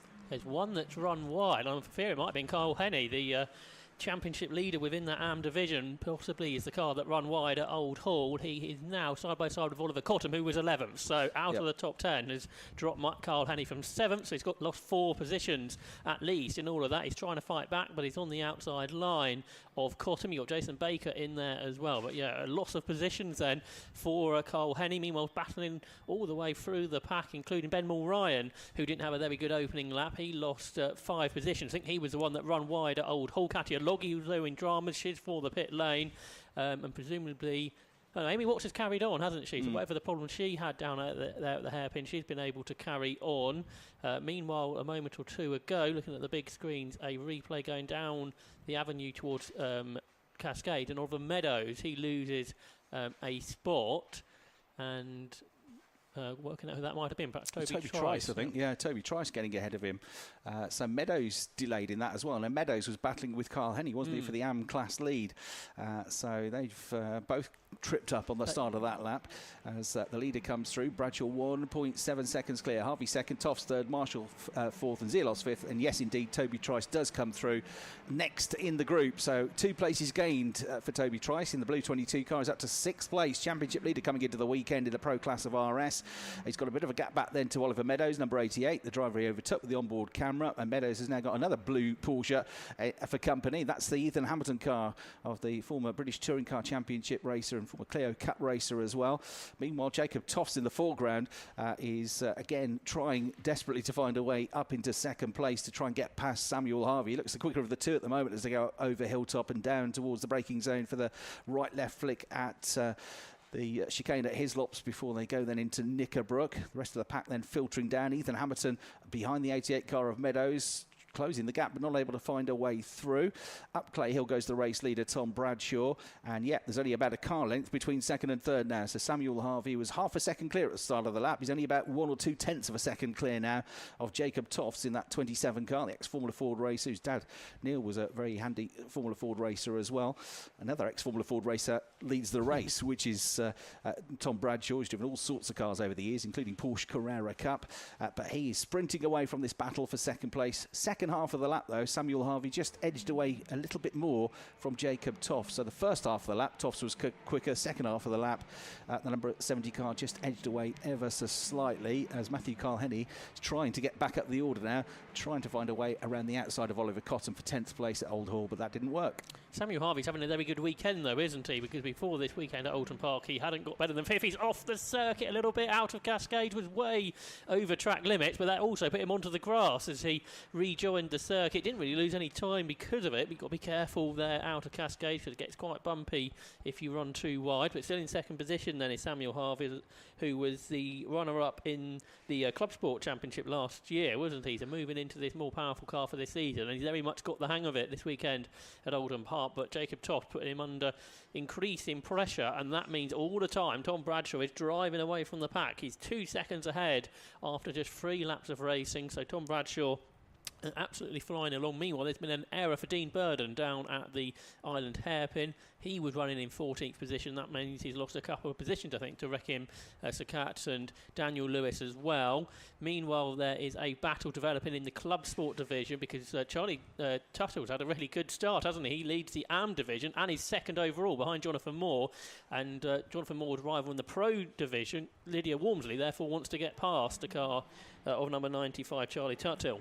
Yeah, Lydia in the pink and purple and blue machine, a colour scheme that she used for all those years in Mini Challenge racing. First ever female to get on the podium in the Mini Challenge JCW Championship at a home circuit at Snetterton. And she pushing on. They're in different groupings within the club sport category, as Josh said, but still fighting together on track. Getting a replay of the start with Oliver Meadows and his perspective on that run towards Old Hall Corner, if you're near a big screen from the ITV pictures.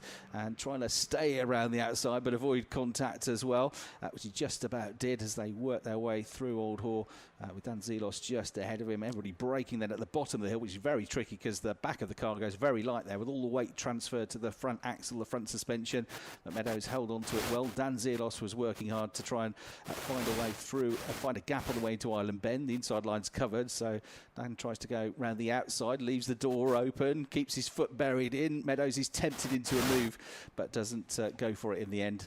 And that was how it all looked on board Oliver Meadows at the very start of the race. As the sunshine now comes out, this is the brightest and warmest it's been so far.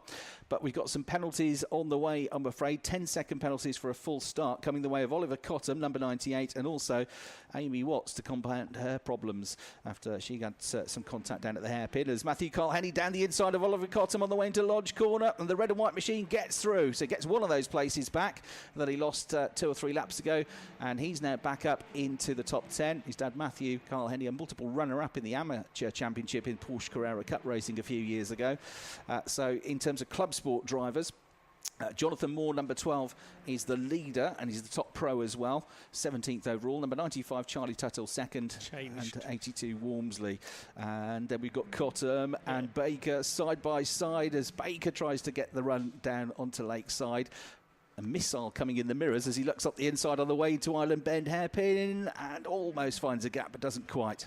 While you were describing the club sport division, Chris, they changed at Lodge Corner because Lydia Walmsley moved up to second in the overall order within club sport, ahead of Charlie Tuttle. But importantly for Tuttle, we managed to hang on to the lead of the AM division ahead of Hannah Chapman. That was always the concern, wasn't it? When you got a pro car behind you, when they get past, that could leave you vulnerable to your sort of championship competitors, if you like, but Charlie Tuttle was able to work that well. He still leads the AM division. Meanwhile, that battle you were describing continues as they go up Clay Hill in towards Druids, being at the back of the group. Ben Ryan just ahead of him is Jason Baker, and ahead of both of them is the car that's penalised, which is Oliver Cottam. So on the timing screens, he's a bit further down the order after a false start, which we are seeing on the screens now. It was very difficult to see what went wrong there for Oliver Cottam, but it's a 10-second penalty, and he's involved in this very tough battle with Jason Baker, who's moved into the more powerful cars for this weekend, and then Ben Ryan behind the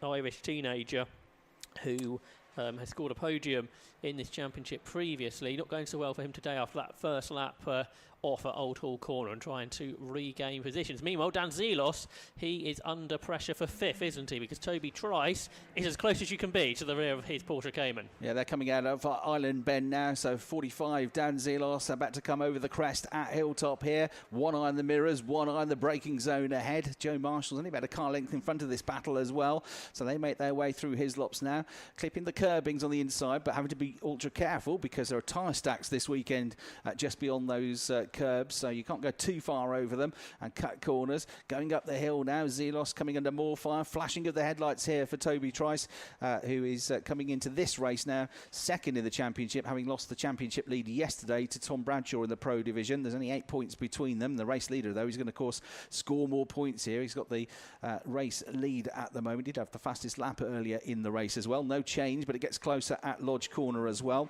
Matthew Carl-Henny and Oliver Meadows, the top two in the AM division of RS as Jason Baker finally finds a way down the inside of Oliver Cottam on the way into Lodge Corner. He's passed him anyway because of this penalty for the blue and green car. And then we've got Matthew Carl-Henny about to go up the inside of Reece Summerfield, and Ben Mulryan now gets up the inside of Oliver Cottam down into the right-hander at Old Hall Corner. So dual overtaking, but Mulryan runs extra wide coming out of the corner, hops and skips and bounces over the curbs, and Cottam might get him back here through Denton's. He's on the outside line through Cascades though, and Mulryan in the white, gold and black number 11 car fends him off, but again he's keen on the throttle, unleashes 500 brake horsepower and just about holds onto the car, which is dancing all over the tarmac. He's now to go ultra defensive on the way into the hairpin at Island. Cottam, and Mulryan might not know this, has got a 10-second jump start penalty, so he doesn't need to fight him, but he also doesn't want to lose ground to any of the cars ahead, including Jason Baker, who's pulled probably 2 or 3 car lengths clear in the last half a lap while they've been battling each other. So Mulryan, a wild ride, but he finally fends off Oliver Cottam, and he gets ahead of that on the road, that number 98 car as well, who's actually running 16th once you add the 10 seconds onto his time. So 43 Bradshaw leads by 2.8 seconds from 70 Harvey. Third is number 27 Toft, whose challenge to Harvey has faded over the last couple of laps, but he's nearly 1.9 seconds clear of number 99 Marshall, who's in 4th, which is where he started. 5th, number 45 Zelos, and 6th, number 22 Trice, and they are still pretty much nose to tail as it come over the crest at Deer Leap, over the start-finish line. Got 8.5 minutes to go, and Toby Trice has a lurk down the inside into Old Hall Corner, closes right up underneath the rear wing of the 3-time mini champion. Dan Zelos has got his work cut out here, but if there's one thing I know about Dan Zelos from watching him over the years in mini racing, it's very hard to overtake. He doesn't lose his cool, he doesn't over-defend and cause himself problems on the way out of corners, and he's used to having queues of minis fighting behind him as well, so he won't be too worried about this. Toby Trice is certainly pushing him on though, and it looks like the pair of them are starting maybe to close that gap to Joe Marshall, who's in 4th place. That move a lap ago from Matthew Cole-Henny was successful for second in RSAM, so he's ahead of Reece Summerfield and immediately pulled out a gap of 2 seconds. He's gap to the class leader, Oliver Meadows, 1.9 seconds. He was 3 tenths quicker on the last lap, Matt Cole-Henny, the class championship leader, so that one is potentially still to be resolved. And as we've seen in this race, Chris, you can certainly overtake around the Oulton Park circuit in the Porsche Sprint Challenge of Great Britain. We've seen plenty of that. Not at the front though, because Tom Bradshaw, he's been pulling away all the time. 2.6 seconds. He's ahead of Samuel Harvey now with Jacob Toft in 3rd, but plenty of battle through the field, including the one you described a moment ago for 5th position. Dan Zelos still ahead of Toby Trice. Trice realising how many points he might be losing to Tom Bradshaw this weekend, so would like to get one more, and very close to the back of Dan Zelos, who runs a little bit wide. He clips the curb, he runs slightly over the grass, and this is allowing Toby Trice to challenge. Well, potentially not. Dan Zelos, as you say, Chris, very good at keeping cars behind him, and despite plenty of pressure at Lodge Corner, for now Dan Zelos still in 5th with Toby Trice in 6th as they head down the avenue in towards Cascade for the 10th time in this race with 7 minutes on the clock. Next battles watched behind them as well is Ethan Hamilton versus Matthew Carl-Henny for 8th place. Carl-Henny all over the back of the number 32 car. Carl-Henny is in car 25, the red and white machine. So they are almost nose to tail as well. As through Island Bend, Dan Zelos gets a little nudge out of the corner from Toby Trice. Both of these are very fair drivers, very sportsmanlike. They'll race hard, but they're fair drivers, these two. And it's great to see the battle between them as they come over Hilltop and charge through. We've got also a battle forming between Charlie Tuthill and Hannah Chapman for the Club Sport AM class lead. Tuthill has been caught by Chapman. Hannah is the points leader in that category, the 44 car. The Scottish driver, ex-mini racer, right with him as they went past us into Old Hall Corner. So that's the duel to keep an eye on.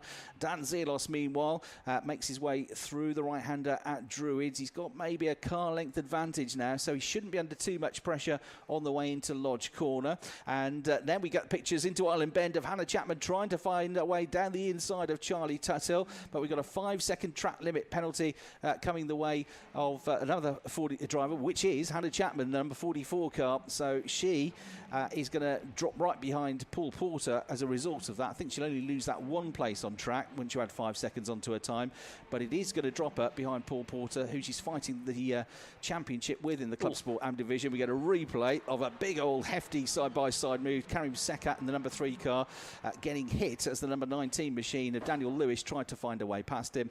And Amy Watts, who's been in the pits for a couple of laps now, has fired the car back up, but I'm afraid she is headed to the paddock. So her race, the daughter of Patrick Watts, ex-British touring car racer, has come to an end as this nose-to-tail battle continues between Dan Zelos and the blue 22 car of Toby Trice, who's second in the points and has got a better run over Hilltop, closes right up underneath the rear wing of Zelos on the way into his lops, but there's no way through there. Change for 8th position because Matt Carl-Henry, who quickly caught Ethan Hamilton, has also quickly got past, and now he is chasing after the RS-AM class lead Oliver Meadows. The gap, which was 1.8 seconds, is down to 1.3 seconds in just a couple of laps, including passing one of the pro drivers. So Cole-Henny, who had that off in the first half of the race, dropped I think to 4th or 5th in the class. He's fought back to 2nd and now chasing after the leader.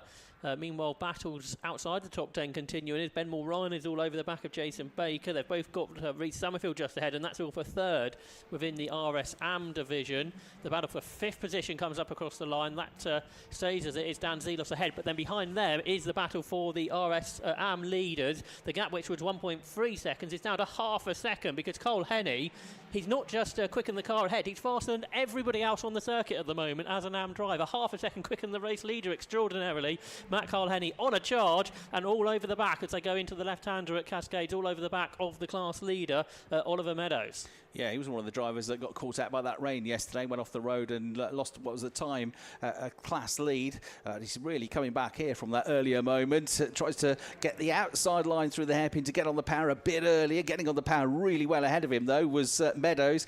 A bit too well because he laid a bit of rubber down on the circuit in these Michelin tyres. Now he's going defensive on the way down into the Hislop chicane. They go right, they go left. Meadows in the 88 car keeps the 25 machine behind him. They're both fighting for the AM class lead. They're both the top two in the AM class championship as well. These two have been tied together all season long so far.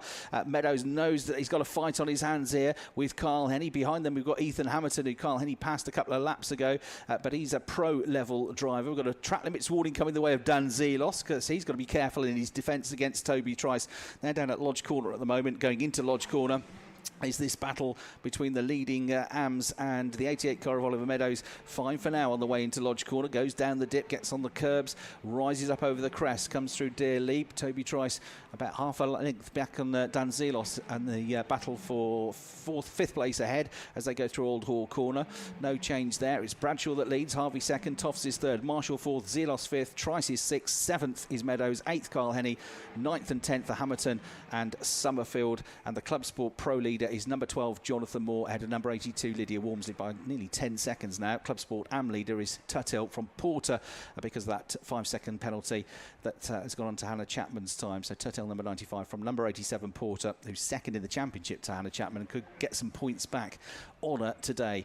We've only got 2 minutes 11 seconds left to go in this race. That means only a couple of minutes, a couple of laps for Toby Trice to try and find a way past Dan Zelos. He's been staring at the back of that number 45 car all the way through the second half of this race. Almost side by side in the Club Sport AM division. Although Hannah Chapman's got that 5-second penalty, she's trying pretty hard to get past Charlie Tuthill. For now, Tuthill's hanging on, and she's got a further penalty, I'm afraid. Hannah Chapman, 10 seconds to be added to the 5, so it'll be a 15-second time penalty added at the end of the race for Hannah Chapman. So trying extra hard, really, to find a way past into the class lead on the road is perhaps causing more and more problems to her end result for Hannah Chapman, but she's underneath the rear wing of Charlie Tuthill. It's certainly an entertaining battle to watch, even if on the timing screens in the results that's not necessarily the case. Meanwhile, it's side by side for 5th position up towards Old Hall Corner, because after trying for so many laps, Toby Trice gets down the inside and has made that move on Dan Zelos, but it took a very long time to make it a successful one.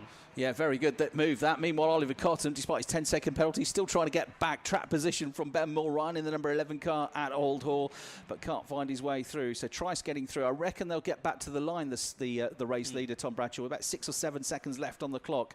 So this will not be the final lap of the race. They'll have time for just about one more at the end of this. You get a replay of Toby's great move here. It was all about his exit speed from Lodge, really. He got a great run out of the last corner over Deer Leap, and he almost knew when he got to the start-finish line that he was definitely going to pull the move off. He had more momentum. He got the inside line. As we go back live now to this battle for the AM class in the RS division, with Oliver Meadows under all sorts of scrutiny from Matthew Carl-Henny in the number 25 car, got almost fully alongside him there, and the more they battle, the more they bring back into play somebody that's in the same car but in a different division to them, the pro driver Ethan Hamilton. So these three battling away for 7th, 8th and 9th on track, going up Clay Hill and heading now into the braking zone for Druids. They turn right, and Meadows will have a check on the mirrors as he goes over the rollers under the Warwick Bridge and heading towards the braking zone for Lodge Corner, because sure enough, showing his nose is Matthew Carl-Henny.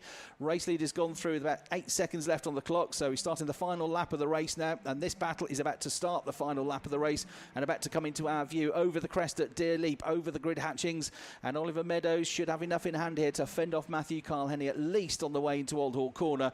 But another lap of pure stress, I would think, as we get a replay of Toby Trice had a little tiny brush of contact coming out of Lodge when he set up that move on Dan Zelos, and Zelos was sent onto the curbs. It was the tiniest of brushes, but it was just enough, I think, to unsettle the former mini champion. I'm not sure if Zelos was running wide anyway, but it assisted, whatever the case, it assisted Toby Trice to make that move into 5th position, and immediately he's pulling clear of Dan Zelos. The battle for the RS AM division is going to continue throughout this final lap, but for Tom Bradshaw, well, there's all the battling all the way through the field, really. It's not been any worry for him because it's been a dominant drive, that is for sure, for Tom Bradshaw as he looks for his 4th victory of the season as he turns his way out of Druid. One more corner to go.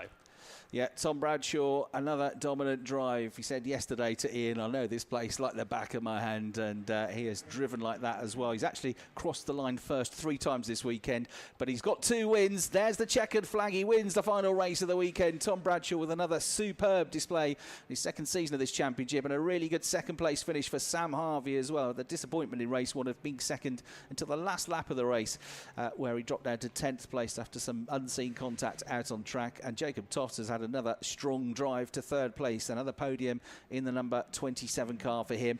Marshall Trice, Zelos next through, Carl-Henny coming through ahead of Meadows, so he got him on the last lap of the race, and Paul Porter has gone off the road on the final lap of the race down at the hairpin. That's the driver 2nd in the AM division in Club Sport, and he was running 2nd in class as well, so despite her 10 seconds of penalties in the end, Hannah Chapman is going to finish ahead of Paul Porter and extend her advantage in the championship over Paul, who's had a tough weekend. He had a problem in qualifying yesterday, which meant he didn't get to turn the lap at all, so he had to start all the races at the back of the field. The reason was he tried to go around the outside of Charlie Tuthill for the race win and put 2 wheels on the grass in doing so, and the grass, I'm afraid, is still damp and muddy. He lost all kinds of traction and went off the road there. We're getting a replay of more last lap dramas as well, as Karim Sekat went wide on the way into the Island Bend hairpin. Lost 2 places and got nudged out of the way by Dean Burden as well. He got carried on going again, but lost about 3 or 4 seconds as a result of that. So number 43, Tom Bradshaw, wins the race. 4.7 seconds clear in the end of number 70, Samuel Harvey. 3rd, number 27, Jacob Tofts. 4th, number 99, Joe Marshall. Good weekend for Joe, a win and 2 fourths. 5th place for number 22, Toby Trice, but he's lost the championship lead this weekend to Tom Bradshaw. And then in 6th place, number 45, Dan Zelos has had his best weekend yet in the championship. 7th, number 25, the winner of the AM division, Matthew Carl-Henny, ahead of number 88, Oliver Meadows. We're getting a replay of how that happened on the last lap of the race, coming out of the Island Bend hairpin, on board if you're near a big screen with Meadows, and he just drove around the outside of him. So whether there was any contact or Meadows just couldn't get on the gas quickly enough, but he just drove past him on the exit to the corner. Interestingly, when he came out of the corner, Ollie Meadows looked to his right-hand mirror, but it was actually the left-hand side of the circuit that Henny was coming past. But yeah, when they went into the corner, you could sort of feel in the cockpit that there was a bit of movement, so whether there was a touch. But Cole Henny's drive in the second half of that race was quite extraordinary, wasn't it? There were so many positions further back and had sort of the outright pace in there as well to get his class win, so that was well deserved. Yeah, it was a really good drive, really good recovery from Matthew. So well done to him. Matthew Carl-Henny, 7th overall, but more importantly, winning the AM division, the amateur division for the RS Championship in car 25. Ahead of number 88, Oliver Meadows, who was 8th and 2nd in the AM class. 9th place to number 32, Ethan Hamilton, and 10th place to number 33, Reece Summerfield, who's the 3rd best of the RS AM division drivers, the ex-Ginetta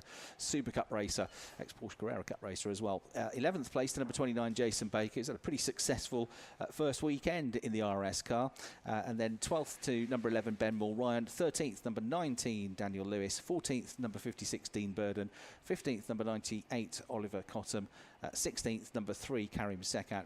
Remember, Oliver had a 10-second penalty, which is why he's back in 15th place. And then points-wise, Tom Bradshaw, 76 points. Toby Trice, 68. Joe Marshall, 54 in the Pro Division. Matthew Carl Henney extends his advantage in the AM class of RS. Jonathan Moore, 18 points clear of Lydia Walmsley after this weekend in the Club Sport Professional Championship category. Hannah Chapman, 11 points clear of Paul Porter in the AM division of the CS Championship, the Club Sport Championship, after 3 weekends and 9 races. So lively race that. Not necessarily up front for the top 3 or 4 positions, but a good battle between Toby Trice and Dan Zelos, and as you say, a really good drive from Matthew Carl Henney. Yeah, plenty of battles to look for, wasn't there? We had that Club Sport AM division battle as well, didn't we? Which, on the road, Hannah Chapman got through on that final lap, I think, in the first sector, before we saw that moment that Paul Porter had. Chaps, I but I think we can hear from Ian coming down in the pit lane. You can, yes. I've got a very happy Tom Bradshaw. In fact, I might have to call you Mr. Oulton Park now, Tom. Yeah, it went pretty well this weekend, I can't lie. I'm absolutely over the moon with the pace that we had. That we found ourselves with. Car was phenomenal, and it was just about hitting all my marks, keeping it neat and tidy, keeping the tyres in one piece, and the results came. So over the moon, and really grateful to Torre Verde, who gave me a phenomenal car yet again. They certainly have. Almost what could have been, couldn't it? You did race one, you did cross the line at first, but it didn't stand, but back-to-back wins. Yeah, exactly, yeah. It was, like I say, I was sort of 3 inches from the perfect weekend, really. A bit of my splitter poking over the top of my grid box in race one gave me a 10-second penalty, but the points that I've amassed anyway this weekend with fastest laps, poles, wins, championship lead now, I'll take it all day long and put race one to bed. Tom, well done. Congratulations. Great weekend there for Tom Bradshaw. Back-to-back wins there indeed. Right, let's see who else we can find to go and have a little... Oh, this is the man I wanted to talk to as well. Matthew Carl Henney's here. What a last lap that was. Oh, my word. Oh, my. I was hanging on. I was really hanging on. Fair play to everybody for keeping it respectful, to be honest. There were some big moves in all the way through, working my way back up. And then, finally did it on the last lap. Got held up with a Club Sport as well, just to add even more entertainment. But yeah, I'm just pleased that I could get back on side. I lost a bit of confidence yesterday in the wet as it started to rain. So I've definitely redeemed that today. Yeah. You certainly have. Congratulations. You deserve that, Walter. Well done. Congratulations indeed. We've got Jonathan Moore over here as well, just sat there. I don't know whether he's posing for photos or just generally looking pretty cool. Jonathan, congratulations. Are we waiting for the paparazzi here or something? We're looking pretty cool. I'm not sure, to be honest. I'm just trying to cool down. Not being nearly as hot as yesterday, in fairness. Yesterday was brutal, but another pretty dominant class win. Fair play to Charlie. He was fighting me and Lydia right at the start, and it's his first weekend in the car, so he's going to be a strong contender for the end of the year, I reckon. Well, I make that's round 9. We've just finished your 7th win of the season. Yeah, it's not been a bad season, to be honest. Obviously, the grids aren't as big as they are on RS, and that's no secret, but you take Ben Ryan, for example. He's right at front in RS pace-wise, and you look at the times and I'm matching what he did in this car last year. So the pace is there. It's just about kind of trying to refine things. Obviously, it's a big jump for a Saxo to a GT car, so I'm glad I came in at the lower end, if you like, and giving myself a year to try and get my head around things. Jonathan, congratulations. We'll see you at the podium very shortly. I am seeing swarms of people making their way to the other side of the circuit, because we have, of course, the second British Touring Car Championship race of the weekend coming up very shortly. And while we are getting ready to the countdown of BTCC Race 2, let's go back and have a look at the podium for the British Touring Cars Race 1, which happened a little bit earlier on today.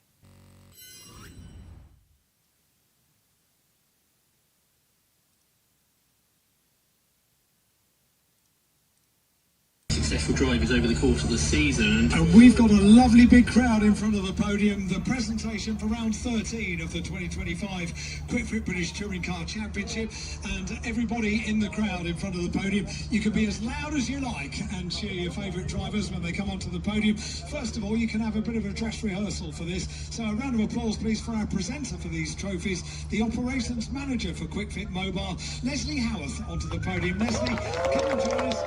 That's a good one. Cheer, that's for sure. Over to the far end, Leslie.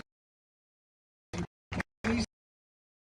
The first award you'll hand out is down on the floor at the far end. It is to the winning manufacturer constructor for round 13, JBMotorsports, and the CEO of Robert Forrester on their behalf. Well done. Welcome to the podium, Robert. Goes over to the far end of the podium. And Leslie, if you'd like to pick up the trophy and present it to Robert, well done. Congratulations to Accelerate Motorsport Hyundai. Big cheer from the crowd as Robert takes the trophy for safekeeping, because we're on to the top 3 drivers, which includes our winning independent driver. He came in 3rd place, first podium of the year for Chris Smiley.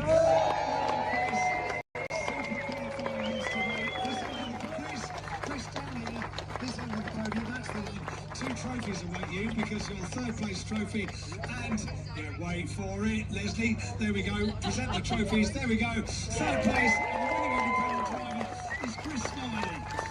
In 2nd place, a 5th podium of the year for Dan Camish.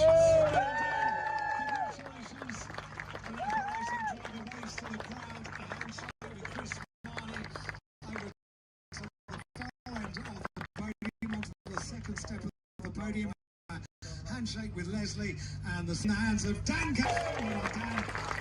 And on the top step of the podium, his 10th podium of the year and 2nd win of the year, the winner of round 13, Tom Ingram. Waves to the crowd, makes the most of the moment. A handshake with Chris, climbs aboard the top step of the podium, then a handshake with Dan Cam, and Leslie will present the winner's trophy for round 13 in the hands of Jingle. And now the national anthem for the winning driver.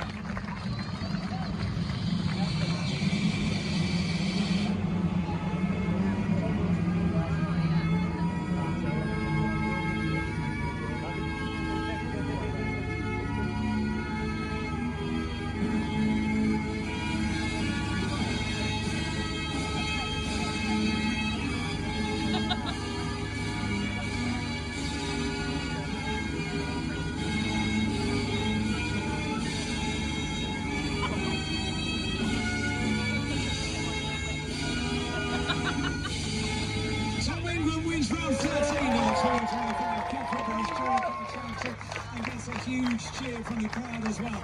Get your cameras out, everybody. They're going to pose with their trophies now. They will all bunch up together and pose for the cameras, and there are many of them in the air. There we go. Smiles all around, guys. They all pose for the cameras with their trophies. Chris Smiley with both the independent and 3rd place, Dan Cam with P2, and Tom Ingram with the winner's trophy for the 2nd time this year. That's it, photos finished. They will now celebrate with champagne.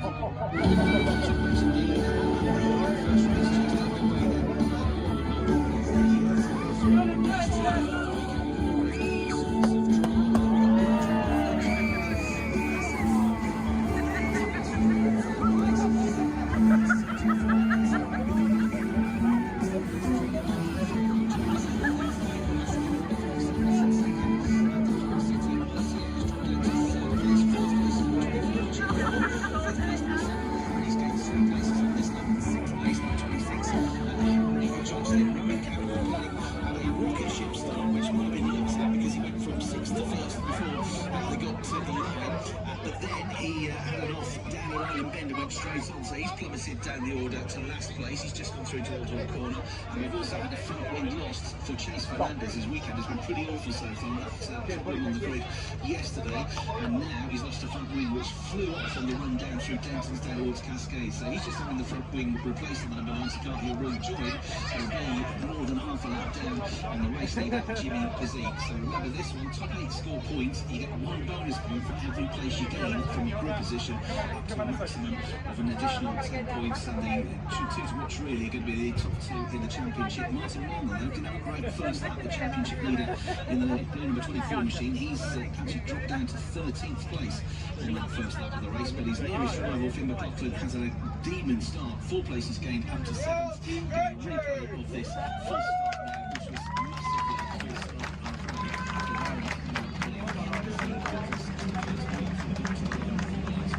He's now getting a penalty for full start. Really is irrelevant, isn't it, Josh? Because he's at the back of the field anyway now. If you do make that mistake, then 5 second penalty in 5 positions.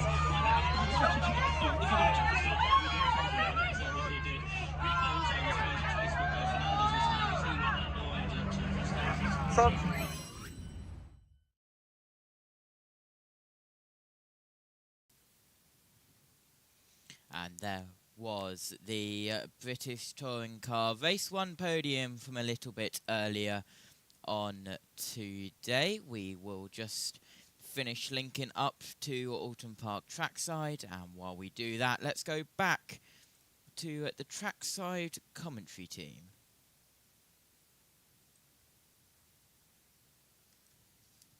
Their way onto the grid through the gate at the just at the end of pit lane, just making sure everything's okay. Yep, everyone making their way onto the grid now. So cars on the track and going to make their way round to take their places up on the grid, and I'll see who I can speak to. The difference is remarkable. If we had autumn earlier on, about 3 hours ago here at Oulton Park, we've now got proper summer because it's warm, it's hot, and very, very windy, it has to be said, but a fully dry circuit. Thanks, Alan. Yeah, just looking, its track temperature is up to nearly 28 degrees now. Air temperature 21 degrees, so we're a good 4 or 5 degrees warmer than we were at the start of race number 1. So that's also something that the teams need to consider. The other thing, of course, Chris, is how recently the sun has been this strong, because it's only been a few minutes, hasn't it? So when they've been setting the cars up, they might just need to make a few tweaks for that extra track temperature, because of course their tyres therefore will build pressure much quicker, and if you have higher pressure than you want, the tyres will go off quicker potentially too. So setup always important, and things like this are things you sort of don't really think about, isn't it?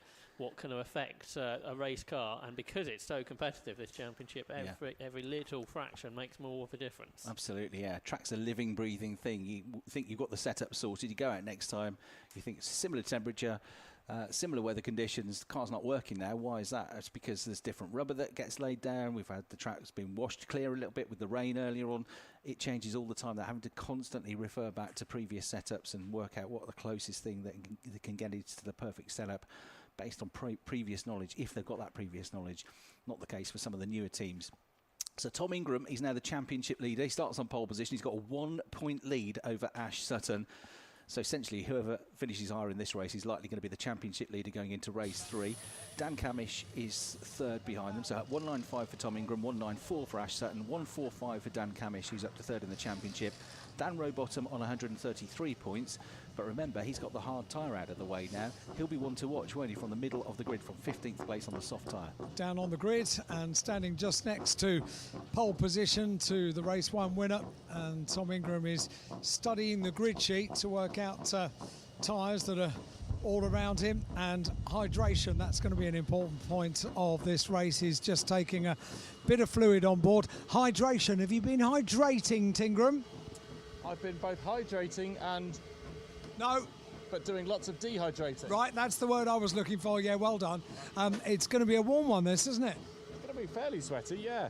The first one was fairly warm, to be honest with you. But, yeah, this one will be a sweaty one. Yeah, I think it might be. And you're taking the pain, the result of winning a race. Yeah, so we've got a hard on for this one. So we're gonna be, you know, we're gonna be struggling with it a little bit. So let's wait and see how it pans out. There's obviously going to be a few cars coming through with a soft on, so let's see how it plays out. How confident are you? You said the car was absolutely mega on a hard tyre. How much do you think you can wring out of this thing? I don't know is a simple answer. run the hard tyre this weekend so far. So this will be a first for us. But no disrespect to Goodyear, but this is a rubbish tyre. It's just nowhere near as good as a soft tyre. Designed with that in mind, Ingram? You've got it, exactly that. It's designed to be a bit rubbish in comparison. So there's going to be a minimum of a second difference a lap, I think. When you start then factoring in the TTB on that as well, yeah, it's going to be fairly heavy going. But let's just wait and see how it plays out.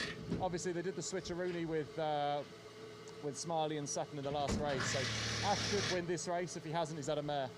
Which ironically made for a Smiley Sutton. Ah, see what you did there. Thanks, mate. Yeah, thank you. Good luck, Ingram. Thank you very much indeed. Let's see if I can walk back a little way and see if ITV are still with Ash Sutton, or if we can get a few thoughts of his down on the grid. No, ITV crew are still pointing their cameras inside, and Louise Goodman still crouching down and talking to Ash. But I think it's important that... And let's go live to Ash Sutton and Louise on the grid. All of the Napa cars, a little message for Steve, which the team revealed to us yesterday. Let's dive in and have a word with Ash Sutton, sitting in P4. Should we talk tactical decisions? Don't know what you're on about, Louise. It's, those bloody quick fit stickers keep coming off the car, don't they, and going in the intake. No, it's... We've got to be sensible, haven't we? We've got to think championship. So, yeah, I mean, we're in a good position now. We've got the soft tyre on. We've got a hint of rain in the air. I'd rather be on a soft than a hard. What about who's your danger in terms of the cars behind? Say that again. Who's your danger man in terms of the cars behind? Because they're obviously all on the soft as well. Yeah, obviously the Hyundais look quick regardless this weekend, so I need to bear them in mind. But I've got more hybrid than I had in race one. I managed to keep them there before, so plans to go forward and try and get that race win. You've got that steely look in your eye. I know that look. Have a good one. See you later. Right, I am going to grab a word with Tom Chilton now, who was very happy, although to be fair, when is Tom Chilton not happy? I'm sure he has his occasional moment, but a man who pretty much always looks on the sunny side of life, and was definitely happy to get P5 in that race one, so moved a couple of places up the grid, and smile on your face at the end of the race. Absolutely. It's always nice when you move forwards, and the fact that 3 people in front of me are on hard tyres means I should be moving forwards again. So I'm just a happy Tommy, and I'm excited. And what's making you even happier is that, like t'other Tommy, in t'other Accelerate just further up the grid, you are also just loving the car the way it is at the moment, aren't you? It's a really strong car round this circuit. When you look at the Focus, you think that it's a bigger car, but actually it's a smaller car because it's a hatchback, but it's actually got a longer wheelbase, which gives it more stability on high-speed corners, which would help, you know, like Thruxton. But actually here, this is a shorter wheelbase. It's a bit more nimble, so it has a little bit of advantage around this circuit. Look forward to seeing what you can do with it. Now, I know that one of the people he is a little bit worried about is this man starting right behind him, Jake Hill. Jake, who is without his engineer, Craig Pawley, this weekend, because Craig is sadly really quite poorly. So he's been engineering the car himself, along with help from Dick Bennett. But Jake, you were a little frustrated after qualifying yesterday, but a much better race car underneath you. Yeah, so far, Lou, it seems to be behaving itself. It seems to be all right. I mean, we still don't have the ultimate pace, but I think we've got the chance to potentially challenge for a podium here. You know, if the hard guys on the hards at the front fall back. So yeah, just going to go for it, enjoy it. I really enjoyed the first race, so same again. It was one of the highlights of your year last year, was your race here. You could do with another one of those right now, couldn't you? I really could. Yeah, that would really help me and the team out. So yeah, we're just going to try. I mean, obviously Ash is probably at the forefront to go and win this race, so yeah, if I could try and follow him home, that would be a nice way to go. Great stuff. Right, have a good race. It's dry, it's warm out here, so race 2 coming up in just a few minutes. Yeah, absolutely. Race 2 indeed. Coming up in a couple of moments, and if I press a couple of buttons and flick a couple of switches, we should be able to go live trackside at Oulton Park. Hello, guys. Hello. You can hear us all coming through, okay? Yes, I can. Hello. Excellent.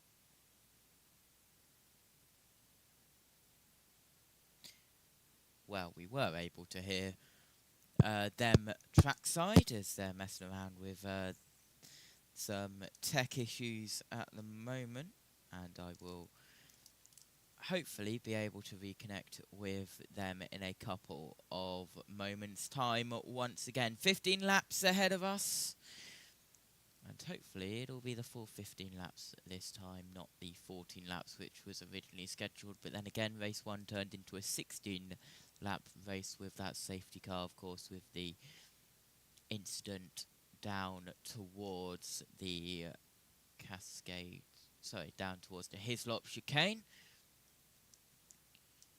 As we are around, well, we are a little bit delayed. We were meant to get the formation lap underway a minute and 50 seconds ago, but that has not happened. So possibly going for a formation lap time of 44 minutes past or 45 minutes past ⅓. The hour we will see once we get there here at Oulton Park, and we will see what they decide to do as we wait for ITV to return from their ad break, which they will do in a couple of moments' time. And then we will be able to get the formation lap underway here at the Oulton Park Island circuit, not the full Oulton Park circuit. It's the middle child of Oulton Park circuits, you could say. You've got the youngest, which is the shortest one, where I believe it's the Foster's circuit down there. Then you've got the Island circuit, which we are on, and then you've got the full circuit, which uses the Shell Oils hairpin as well. But we are only a couple of minutes away from getting this one underway, and we will do that momentarily once we get confirmation from the stewards of the formation lap getting underway, and that'll be when ITV return from their advert break, and we'll do the normal thing of, in the formation lap, going through the grid, what tyres they're on as well. Everyone mostly on the soft tyres in race 1, but expect that to change with all of the tyre allocation. Tyres are a big strategy call here in the British Touring Car Championship. If you're on the softs or the hards, and if you are the top 3 in race 1, you have to have the hard tyres in race 2 and other stuff like that.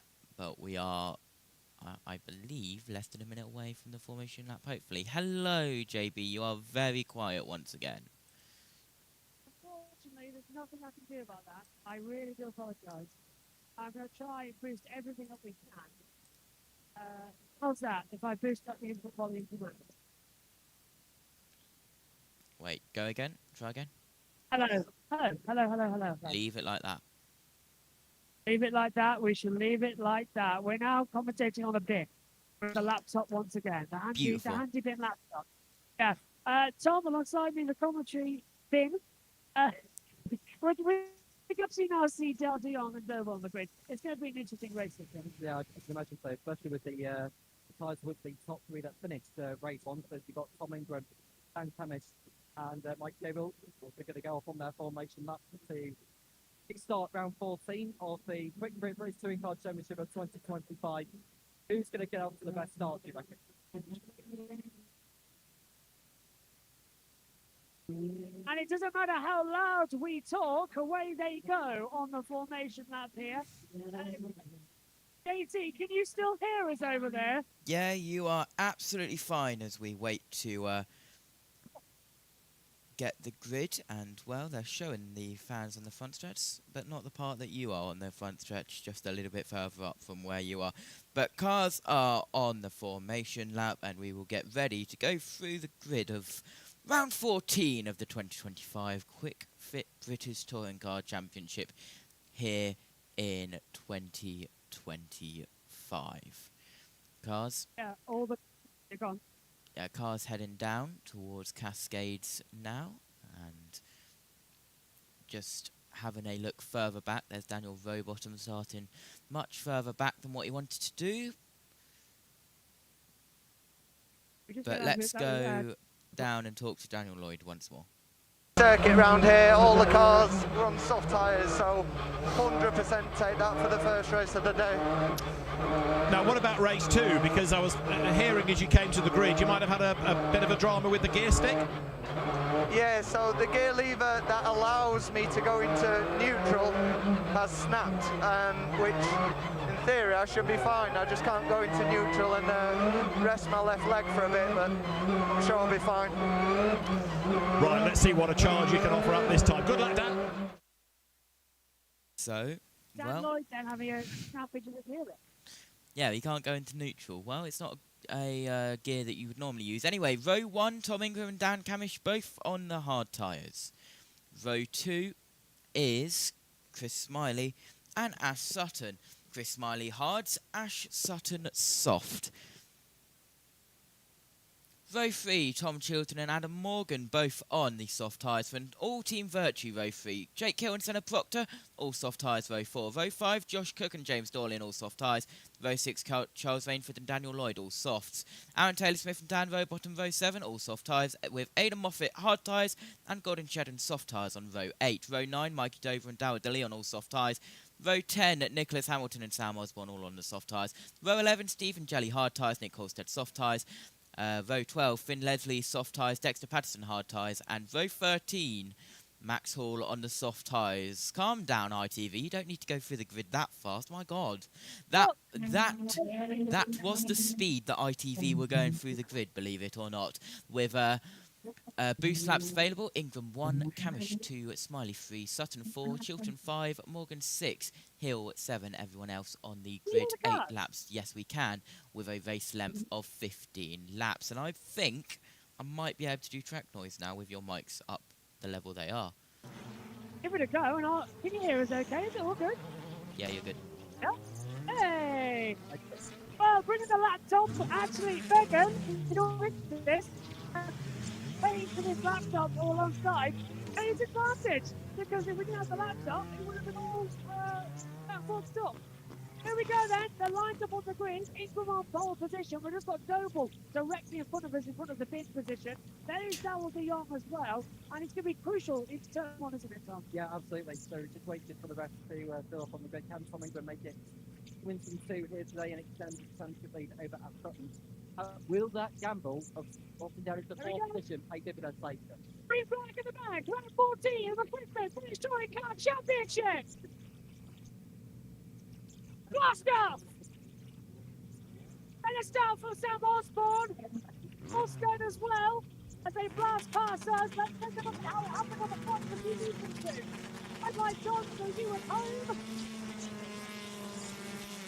Quality. Good start in the world. At the back, all starts turn 1. And it's trying to on the outside. That's it, side by side with his teammates. That's really close to Tom Dunn to get down. A good start from England. Looking at Scotland going through on camera. Scotland allowed to by Helen, but open coming. All that will see by the rest of the side. Coming, Miley, Morgan, this is the dangerous bit though as well, because we know England getting a shove from the back of Sutton, the 2 championship protagonists back. There's 1 point between England and Sutton in the standings at the moment. Although it looks like they've all got through pieces, but we are expecting rain here soon. And if I look up to the clouds, there's a big bubble blowing into the circuit, so they could get rain soon. I just felt a slight bit as well, Josh. So goodness knows what could happen from here on in. But as we've seen this season, it has been on and off. We've seen on the numbers. That is Rowbottom. Bottom off down the and it's Hill tag on the inside of Cook as well. Still tagging the main side. Yeah, that's Hill going past Cook. So Hill in P7 maintaining his starting place. As the field comes round Old Lodge and yeah, and you get to see. I was starting on the trail of Bingo and just seeing Doble going on to Leon as he come round towards Old Lake. Now we're looking on our TV pictures of Sutton go toe to toe with Tom Ingram. This is pretty much the emphasis of this year's championship between the man going for his second cycle and the man going for a record breaking. You feel how windy it's getting here as well. The cross squeeze coming inside. That's Morgan moving into third position, getting ahead of Camish. But there is more rain. There's just more dust, there's more rain coming, there's more fulfillment coming around the circuit as well. Yeah, I've just seen one of the motorsport cars. No, it's one of the racing cars. That's just playing on the tail of might be Tom Chilton on the tail of Smiler. You just see button on the inside of England into Isle of Man. That's very tight. Can you pull it off? England's going to get forced up wide. Look at Morgan though. He's got the traction of stuff and then to get that back. That's why he's lifted up. No, that was Look at Morgan. Morgan goes on England. But England didn't seem to let it through. They both left it through, and that's allowed Morgan up the inside. Yeah, so it's suddenly seen the fourth off the circuit. You'll have to let both of them through. And now the napper of Dan Kamish is coming up alongside. And you just see the other of Tom Children. That's Doble off the circuit. Well, that's good. Oh, he's got going. So that might be a safety car soon as they come past us once again. I think it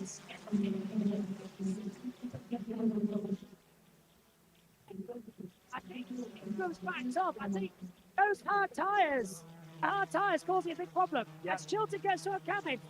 Well, it becomes apparent now as to why it was Nick Halstead, guys. Oh, it's Halstead. It was Halstead. Oh, apologies for that, yeah. It looked like Doble. We're watching on a laptop. It's just passing back.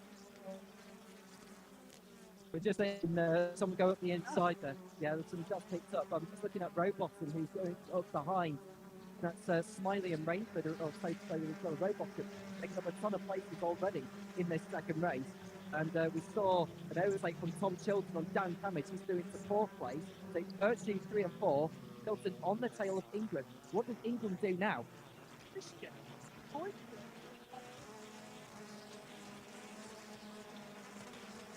We're not getting any rain at the moment, but we're hoping it stays away for as long as possible because, otherwise we'll have to close down our monitor, wouldn't we? Yeah, we'll have to. I'll tell you what, it'll be umbrellas up and getting all sorts of things as well. Yeah. Well, see the field coming round our position through here, Lee. No idea how good our microphones are when the field goes through either. No. I just saw a replay actually. That's Charles Rainford losing a position. And further. So there's the collision between Patterson and Halstead. So that's Halstead being tipped round. Safety car. Dan Lloyd into the wall and out come. Yeah, safety car board's just gone out right in front of us. Dan Lloyd has hit the wall and has brought out the safety car. Oh, I think that's Boyd out them. That's Boyd out. And that's a very late call on the safety car. Flags only came out when they were on the start line. Where's he gone off? Where is he putting on the driver tracker? That looks down in Tickabrook. Yeah, it feels that way. It's the final sector up towards Druids. Druids. Yeah. Oh, this is going to be lengthy. I think he's damaged the barrier. Yeah, he has. Well, they've got to put that back in place, haven't they? Otherwise, it could cause some form of If he damaged the barrier, it would be a red flag situation. And the way he's gone off, he's gone straight. He's gone. He hasn't braked. He's just gone straight on. That must have been side-on contact from Richard's side as well. Yeah, I don't know whether the steering rack is broken on that car. The wheels are the way. Yeah, so I wonder if he's had contact with someone on the way through it. So, he's lost it. He's lost it. That'll be from contact with someone. Yeah. So that's not good. That barrier, a barrier damage. I'd be very surprised. That would be a red flag. Actually, himself, he was okay, first of all, and then he couldn't believe it. Yeah, but from the moment he knew it was going to go into the barrier, let go of the steering wheel, did Dan Lloyd. Well, although it would have been two broken wrists. That would have been 2 broken wrists. So Dan Lloyd is waiting patiently in the car. Hopefully he's all right, actually. Hope he hasn't. Well, he hasn't been out of the car. He is out of the car. The car, yeah. Because they just left that. Now, presumably, they need to decide if it's red flag or not. If it is red flag, we've got a curfew here at 6:30. We do. And the race finishes at 6. That pushes everything back on. Yeah, so they may have to compromise some of the support rate. I mean, it shouldn't be too long of a delay. Paid as well, coming through. Well, yeah, there's that. So they've got a decision to make on whether to go for drive or wait later. It doesn't look like the actual arm goes back. It's the tyres that will come out. And that takes a long time to put back in. Well, if it's the actual barrier itself and not the arm code, then it shouldn't take that long to put them back in place. So that's why gone for a safety car rather than putting out the red flag. Now, they've got a maximum of 3 additional laps they could put on here.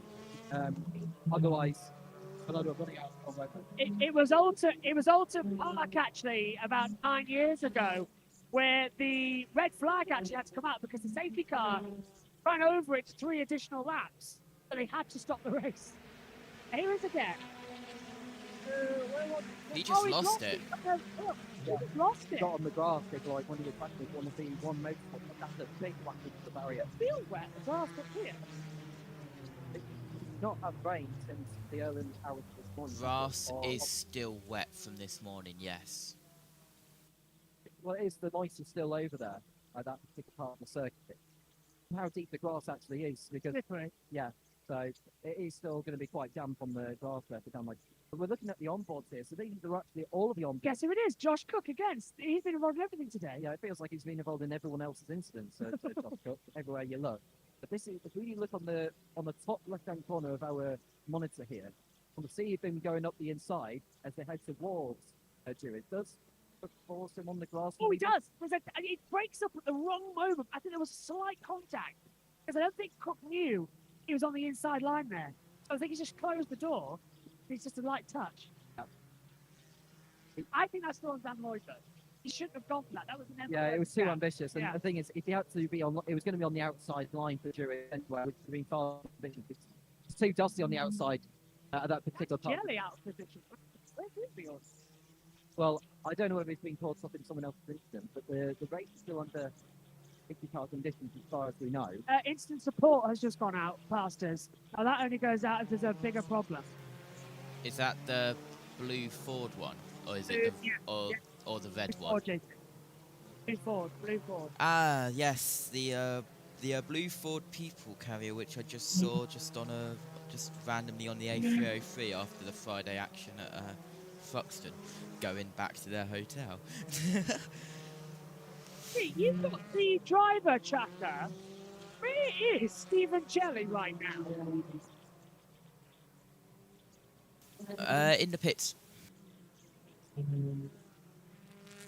It's just something where we're standing. It's a pit entry line comes in. Yeah, I didn't quite see whether Jelly actually went into the pit lane, whether he carried on for another lap. But if he has, Stephen Jelly is in the pits. I can see him from here.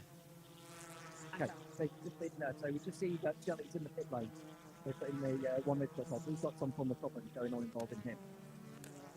That's one of these, isn't it? That's it still. Oh, that's Daryl Diop, isn't it? That's Daryl Diop, Jelly, and something smoking on the back of that car.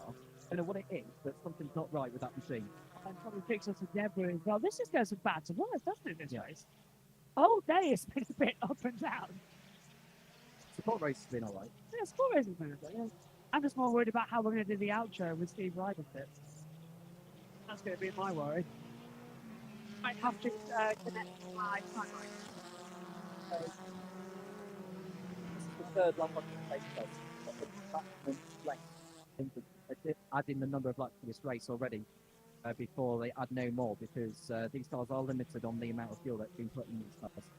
Remember, we did have an aborted start in the first race. Been likely in the end of the first one, put back in place. And I'm a little bit surprised they didn't make a red flag this one up, because you don't want so many laps being taken away. Suppose the fact that under these laps gives them that buffer they need to put it back in place, and then if we end up having another lap or two, then that's going to be really pushing it. Well, time and time again, we wait to see what's going to happen Jelly next. back out on track. So Jelly's back out as the field loudly. But I'm going to put my headphone on as well, the noise cancellation, because they are loud when they go past, because they're revving up the engine and back into the delta point as well, just to make sure that everything's okay. If you count up then on lap 7 or 15 here at Oulton Park. Sutton, Morgan, Chilton, Ingram, Cabbage Hill, Proctor, Cook, Smith, Rainford, Rowbottom, Shedden, Smiley, Orlin, Doble, Dion, Offit, Osborne, Hamilton, and Patterson left in the race. Please. View on that, the incident. Well, we're getting the same view as you, really. From what we can see, It was such a shame because Danny had a mega first race. He was on the charge in the second one. He was following Josh up the hill, and the gap decreased. He tried to avoid Josh. There's quite a high curb on the inside, on the apex, the top of the clay hill. I think he just took too much of it and it bounced the car up. But thank goodness MSV have got rector cells up the top of there. We should have more of those around the country, and probably saved us a car today. They absolutely did their job, didn't they? And for Dan as well. I mean, he just doesn't have much luck at this circuit, does he? He hasn't having much luck anywhere this season. But yeah, from his qualifying yesterday, when he should have been top 6, he shouldn't be starting back there. But you know, it's such a shame. We'll just get the car back, see what we can do, and then he's got all the work to do in the last one again. Well, hopefully, the good news is, as you say, that hopefully he'll be out again in race 3, that he's okay. So back to you guys. Louise, thanks. As she's down there at restart racing, we'll catch up with her later on as we wait to get restarted. I think it's a long one, isn't it? It's going to take a while to get this on Saturday. It's more drops of rain. I just saw at the front of my eye. There is still a couple of raindrops in the air. I felt that more again. Well, I haven't actually felt it that time. So it's still coming. It's coming that side, isn't it? I know it's coming like towards us. It's the wind. Yeah. You see all the clouds over there? Sort of Yeah. that way. Which is weird because it's a cross breeze. It's a cross breeze, isn't it? So it's hard to, yeah. It's to really shout. We're standing right next to each other because the cars are so loud. So they've just started the 7th lap of this one, or now lap 8. So this is the 5th lap under the safety car these drivers have had. I'm hoping that we do get this race on the way at the end of this lap that they are on. We'll want to get. They are limited on the amount of time they've got in this race.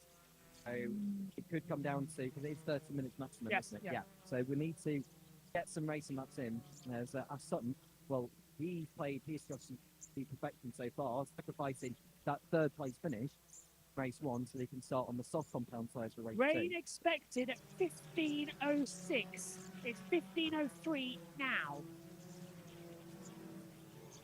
Well, that's rain. This is going to get feisty, isn't it? the amount of rain is one thing. Is it enough? Right, the fact that the rain's coming down is one thing.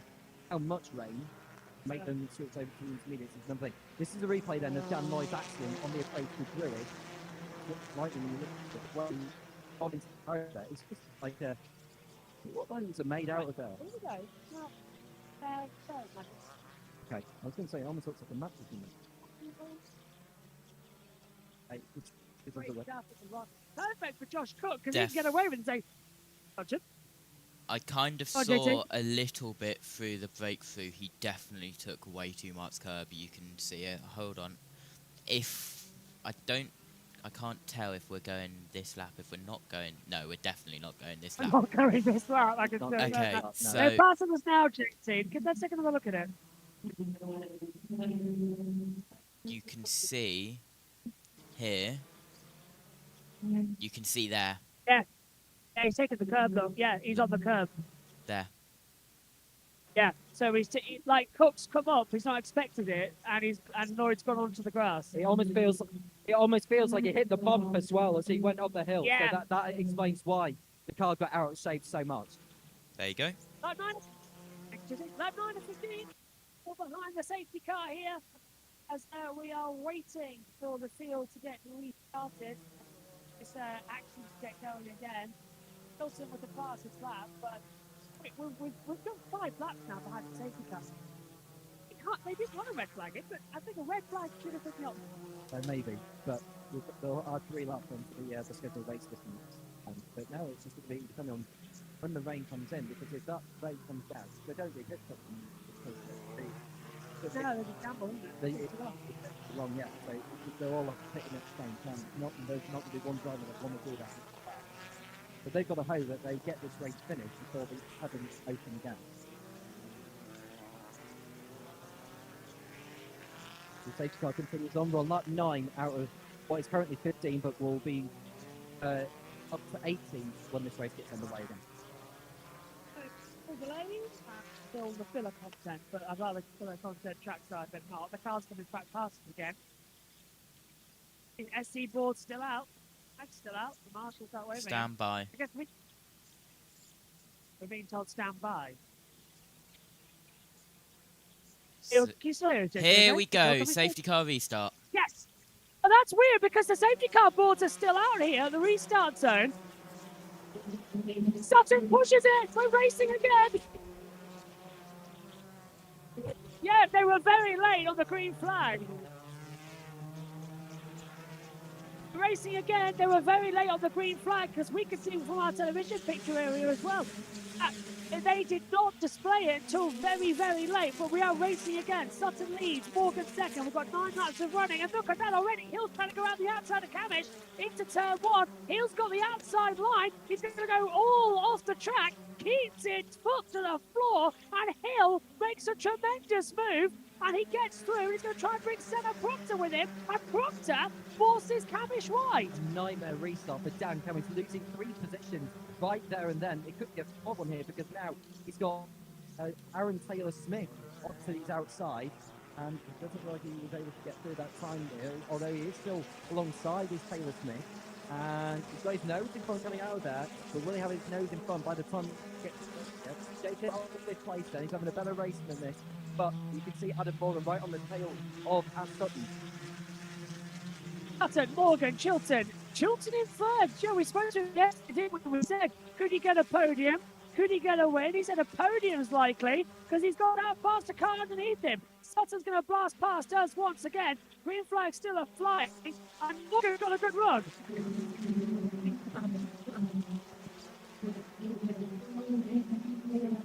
That was Smiley. Smiley's made a move on the inside line.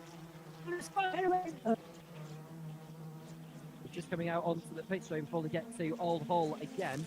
And Smiley, we're going to see in a moment, making a move from the LKQ Europarts car. He is heading past there.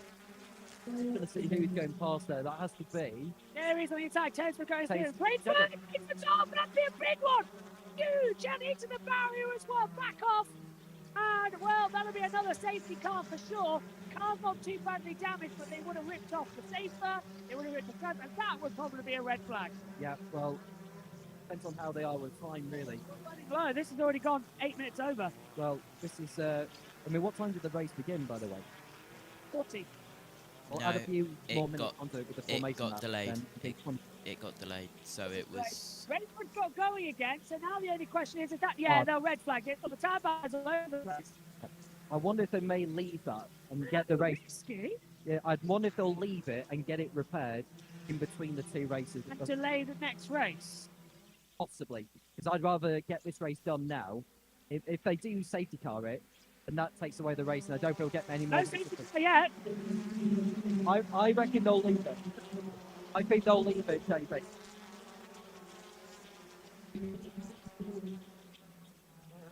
That's a surprise. That's a big surprise.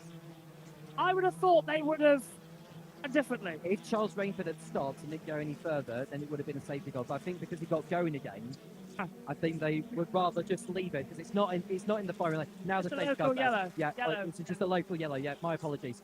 So they're just going through that now. And I wonder if some marshals will just come out and just sweep it away a little bit, so it's away from the.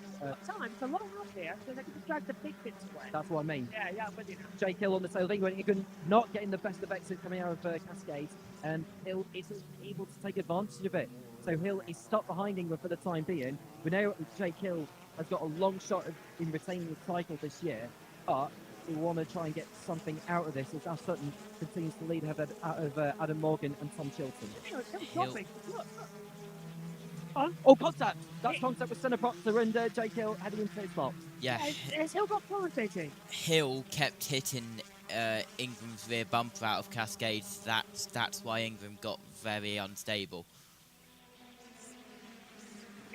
Makes sense. Well, they're going to come past us again.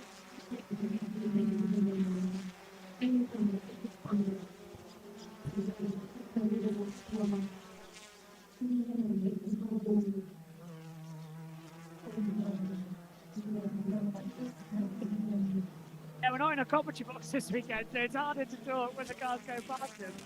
But there's still Sutton, Morgan, Chilton, still in that battle, and the top 3 have now stepped back, and it's got very cloudy. Very cloudy. The clouds are darkening more and more and more, JB. I wonder I'm just looking at the direction the clouds are moving. It's moving towards sort of, it's difficult to tell from this angle where we are on the Earth, but from where we're standing, where we're facing the elite on the outside of the circuit, so it's moving towards east, if you like, from where we're standing. Oh, we are. It's frustrating.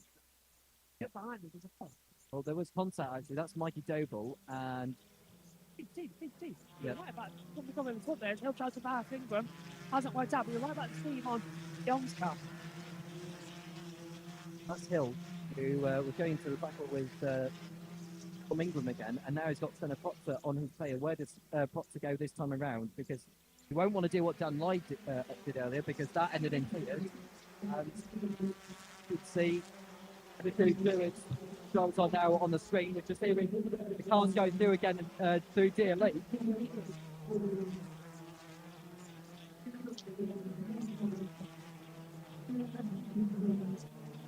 Incredible amount of dust got kicked up. Yeah.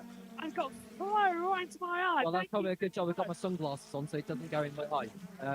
But now, we've seen the drivers go onto their 14th lap. This is Jake Hill and Senna Proctor we are looking on screen. Yeah, thank you very much. Remind me to remind Senna Proctor. Thank you very much for that one. I probably owe you a drink afterwards or something. Free eye test. Yeah, a free eye. Yeah, that's probably a more valuable thing to have for future reference. He's picking up that thing in. I think switch to tie mics for post interviews as they come through. And still holding strong. The longer we're going, the longer that rain's coming in. Look, there is more steam. I don't know if it's steam or smoke, but something's not right with the Leon's car as they come out of his bend. It's not his bend, island bend. It's not that these are going through now. The likes of Hill, Proctor, Rowbottom, and Rowbottom. Yeah. I think Camish has dropped back. Camish has lost the position. Camish is down to 9th. Yeah, it's down to 9th. It's ahead of Cook. Just updated the timing tower. And yes, Rowbottom is now ahead of Cook. Smoke, quite a lot of smoke. That's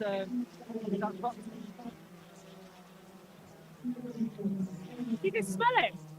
You can smell clutch. Yeah. Clutch. That's Proctor's car. Proctor, it's clutch. Something's clutch. His clutch has gone. Well, that's the advantage of being trackside. It lingers in the air. Proctor's clutch has gone.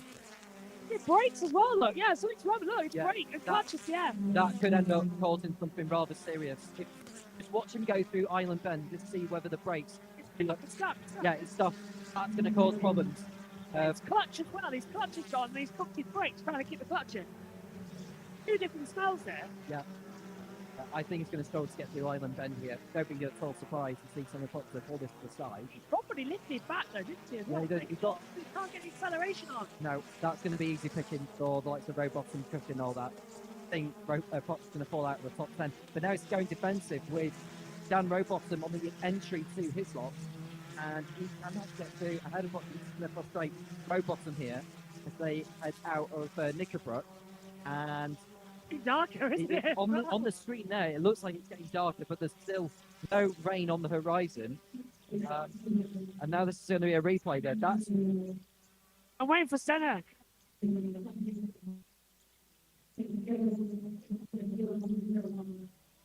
Yeah.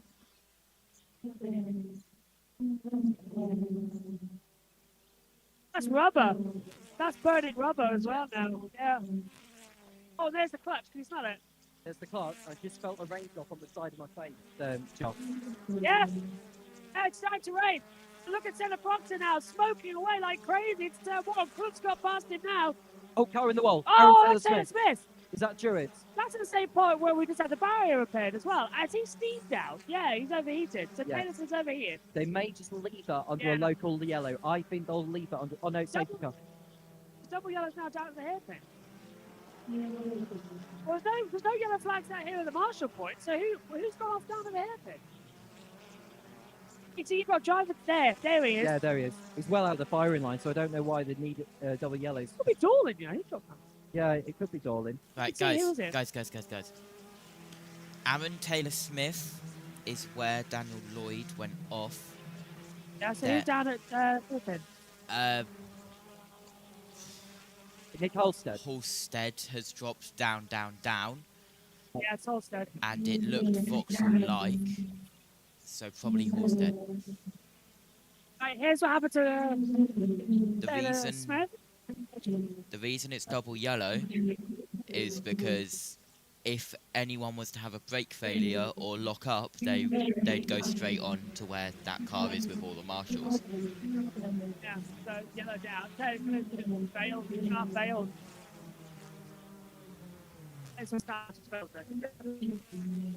I reckon he'll just leave under a local yellow. Should we walk back that way and get him? Because he's only... Oh, it's on... Oh, fire, yeah. dear. Mark's something for that. I'd just be careful with the marshal thing. There's a lot of... there's a slippery flag out now as well because of the leftover mud doesn't work. But there we see Ingram and Hill. I felt another range up again on my nose. It's just waiting, isn't it? It feels ominous. It feels like a scene of Jaws at the moment. It celebrates its 50th anniversary this week, believe it or not. Jaws was the first film to be released. But we are looking at Ingram and Hill for fourth position. This time last year, it probably would have been for the race win. That's going to go again to Ash Shutter. It's got colder here as well, I can tell you. It's got colder, it's got windier. And as a Brit, you can certainly tell that the rain's coming in. So as soon as this race is over, we're going to pack the laptop away, run to the podium, film that for you, and get a few interviews, then go hide. This is the last lap of round 14. So just looking at Ingram and Hill going towards Lodge Corner. Hill to the outside of Ingram, able to leave the switch back on the exit, but no, really poor exit from Hill.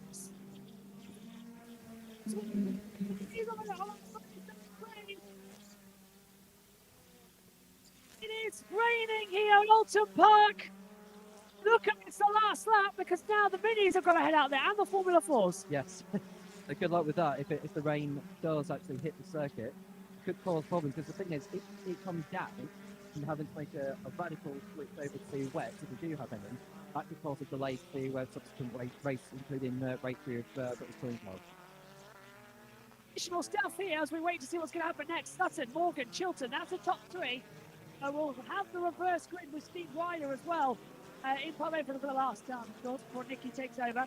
Sutton's into the fast up of the race as the journey goes through. But Ash Sutton, I can tell you now, is coming down towards the last couple of corners. Into the braking zone now. He'll come through. What a surprise! Mr. Sunday has done it again. Ash Sutton wins round 14 of the Quickly British Touring Car Championship. Morgan in second. Chilton takes third. Ingram fourth, Hill fifth. So just looking on our TV screens what's happened with Ingram and Hill because they were nose to tail. There goes Ash Sutton over the line on our TV screens, and that is job done for Ash Sutton back into the championship lead after race 2. And Ingram did hold on to 4th place ahead of Hill. And Rowbottom Potts getting to the end despite his hot shifty with Watershed and Dan Kenneth ran out the top 10.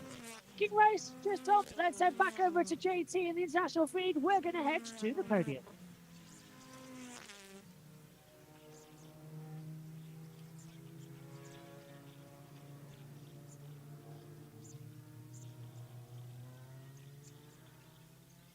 On 12th, Dorlin 13th, Smiley on the hard tyre 14th. He lost most of his places on lap 1, and then De Leon comes home as the last point scorer in 15th place, with Moffat 16th, Leslie 17th, 18th place going to Hall, Patterson 19th, Hamilton 20th, and 21st place for Rainford, with non-finishes for Taylor Smith, Halstead, Jelly, and I'm afraid Dan Lloyd. Intriguingly, on the hard tyres, Camish's fastest lap was quicker than Ingram, so Ingram didn't have the raw pace. But as you mentioned early on, being up there in his early laps and hanging on is so crucial. And then he just drove well. He defended, but wasn't losing time. He didn't have a big queue of cars behind him, so he only had to worry about Jake Hill. And Ingram knew exactly where to put his car. So that was an excellent drive. And of course, him and Sutton have both had a first. They've both had a fourth, haven't they, over the course of the weekend? They've both got a fastest lap each as well. Did Ingram lead a lap in that race, or did Sutton get through before the end of the first lap? I think Ingram might have led the first lap, which would be an extra point, of course. can't remember now. It's a long time ago, wasn't it? 18 laps plus, what was it, 4 laps we had on the safety car. So, yeah, that's, I mean, either way, Sutton is going to be the championship leader now. Just looking at Dan Rowbottom's pretty good points all as well from that race, wasn't it? From 15th up to 6th place. He's got 10 points coming the way of Dan Rowbottom. I can tell you Ingram did lead the first lap. It was lap 2 that Sutton got through. So that's so the both, only... Yeah, both get a bonus point then. So for over the course of the weekend so far, Ingram's got extra points for pole position, then leading a lap in that race. So 2 points is gained, doesn't he, over those 2 races. So he'll be praying the rain doesn't come because he wants the other cars to be on hard tyres later on. Yeah, so Jake Hill's quietly going about his business this weekend with a good 5th place finish there as well, isn't he? So both get a point for leading a lap, a point for fastest lap coming to Sutton, and he got 20 points for the win. So he's going to be in front by 7 points by my maths, 216 to 209 points. And then we'll have Dan Camish, 151 points, still 3rd, but closing the gap back up to him, Dan Rowbottom on 143 points now. The 2 drivers who came through really nice in that race were Dan Rowbottom and Gordon Shedden. Rowbottom up to 6th. But that was, I think, the best we've seen out of Gordon Shedden this season to get the car from quite a lowly grid position up into 9th position. Confirmation of the points, and it is 7 between Ash Sutton and Tom Ingram, and those 2 over the course of the day are extended their margin to the rest. Tingram just as he went past the Accelerate team that are down here at Parc Fermé in plentiful supply, it has to be said, not surprisingly. 2 drivers on the podium. As Tom Ingram went past, he gave a big thumbs up from inside the car, so he's happy with that. It was a remarkable performance, wasn't it, on the hard tyre? It was a great driver. It might go down as one of his best ever 4th place finishes, that, because the odds were absolutely stacked against him. Where you see where everybody else that started at the front on the hard tyre ended up in that race. It was a terrific result for him. Damage limitation, absolutely. That's how you win championships, isn't it? By having good, bad results, if you like. A result that could have been a lot worse. Yeah, how bad are your bad races, how bad are your bad days, and it wasn't bad. Not bad at all. For Ash Sutton, though, that was his 281st race and his 46th win in the championship. Was it really? 46th win? Amazing, well, that, isn't it? Yeah. And he started in 2016. He's not celebrating because he got out the car very cool, very calm, very Ash, I think it's fair to say. Went over to the team. He's talking to his engineer now as the rain is coming down in the pit lane as well. That's only just started when the checkered flag went out. Can I speak? Yeah, just very quickly. Okay, very good. I think ITV are just in the tail end of a break, so get a quick word with Louise Goodman. Just having a word with Ash Sutton. I'll get a quick word with Ash as soon as he's finished this conversation, which is not on air because they are in a break at the moment. So that's the cheer for Adam Morgan as he gets out of his car. And so the rain is coming down ever heavier now. That paid off. It did pay off. Not quite as much. Whoa, let's go inside. Let's go inside. It has just started to rain really heavily, and I don't want Ash to get a soggy race suit. Nothing worse than a soggy race suit, is there? No, not for the wrong reasons anyway. No, exactly right. Absolutely pouring down now. This could have happened 5 minutes ago. Goodness me. I was hoping it was going to come a bit earlier, if I'm honest, because the guys on the hard tyre would have suffered even more. So, yeah, unlucky there. Obviously, for our side, mega job in Upper Race UK for myself to get the win. Claw some points back, get the fastest lap. We've only lost 1 point so far this weekend then, so mega in that respect. But Tom always falls lucky with that safety car. Every time he's on the wrong option, a safety car seems to save him. So I was hoping he'd finish a bit further back than P4 and more towards the double digits, but unfortunately that wasn't the case. Well, I have to say, this is the way this championship battle is panning out. For us to watch, it's absolutely fascinating.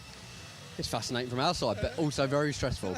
But yeah, like we said before, if it was easy, everyone would be doing it, wouldn't they? So, yeah, really pleased just with our pace this weekend. I mean, we've not quite got the Hyundai pace, that's quite clear, but on our own against them, we're doing the best job we can. Top man, Ash, thank you very much indeed. Good to have a chat to you. Let's have a chat to Adam Morgan. You heard that cheer from the team when you got out the car? Well, mate.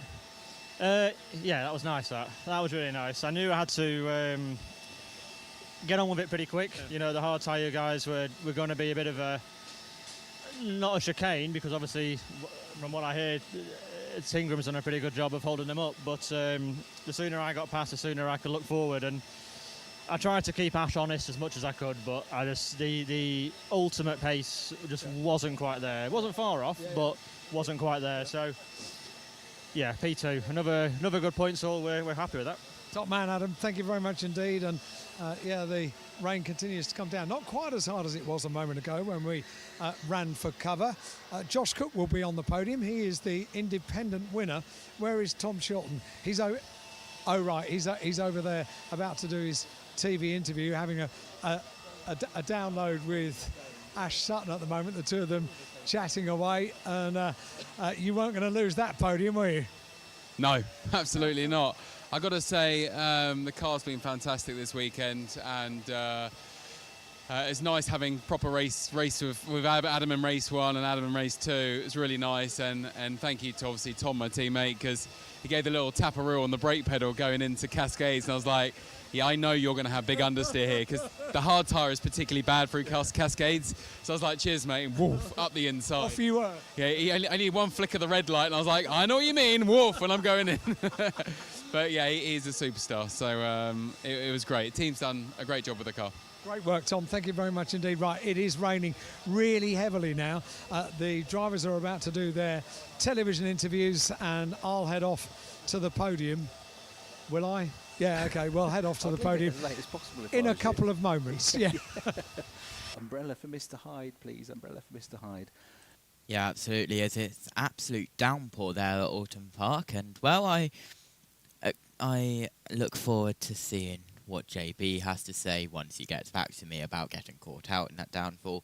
I have yet to hear from him, but let's get ready and let's go down to Louise Goodman and then Steve Ryder for interviews and the reverse grid poll. Let's go to Louise. Well done, Ash. The plan's working so far. You've even got the rain, but you just need it to carry on now, don't you?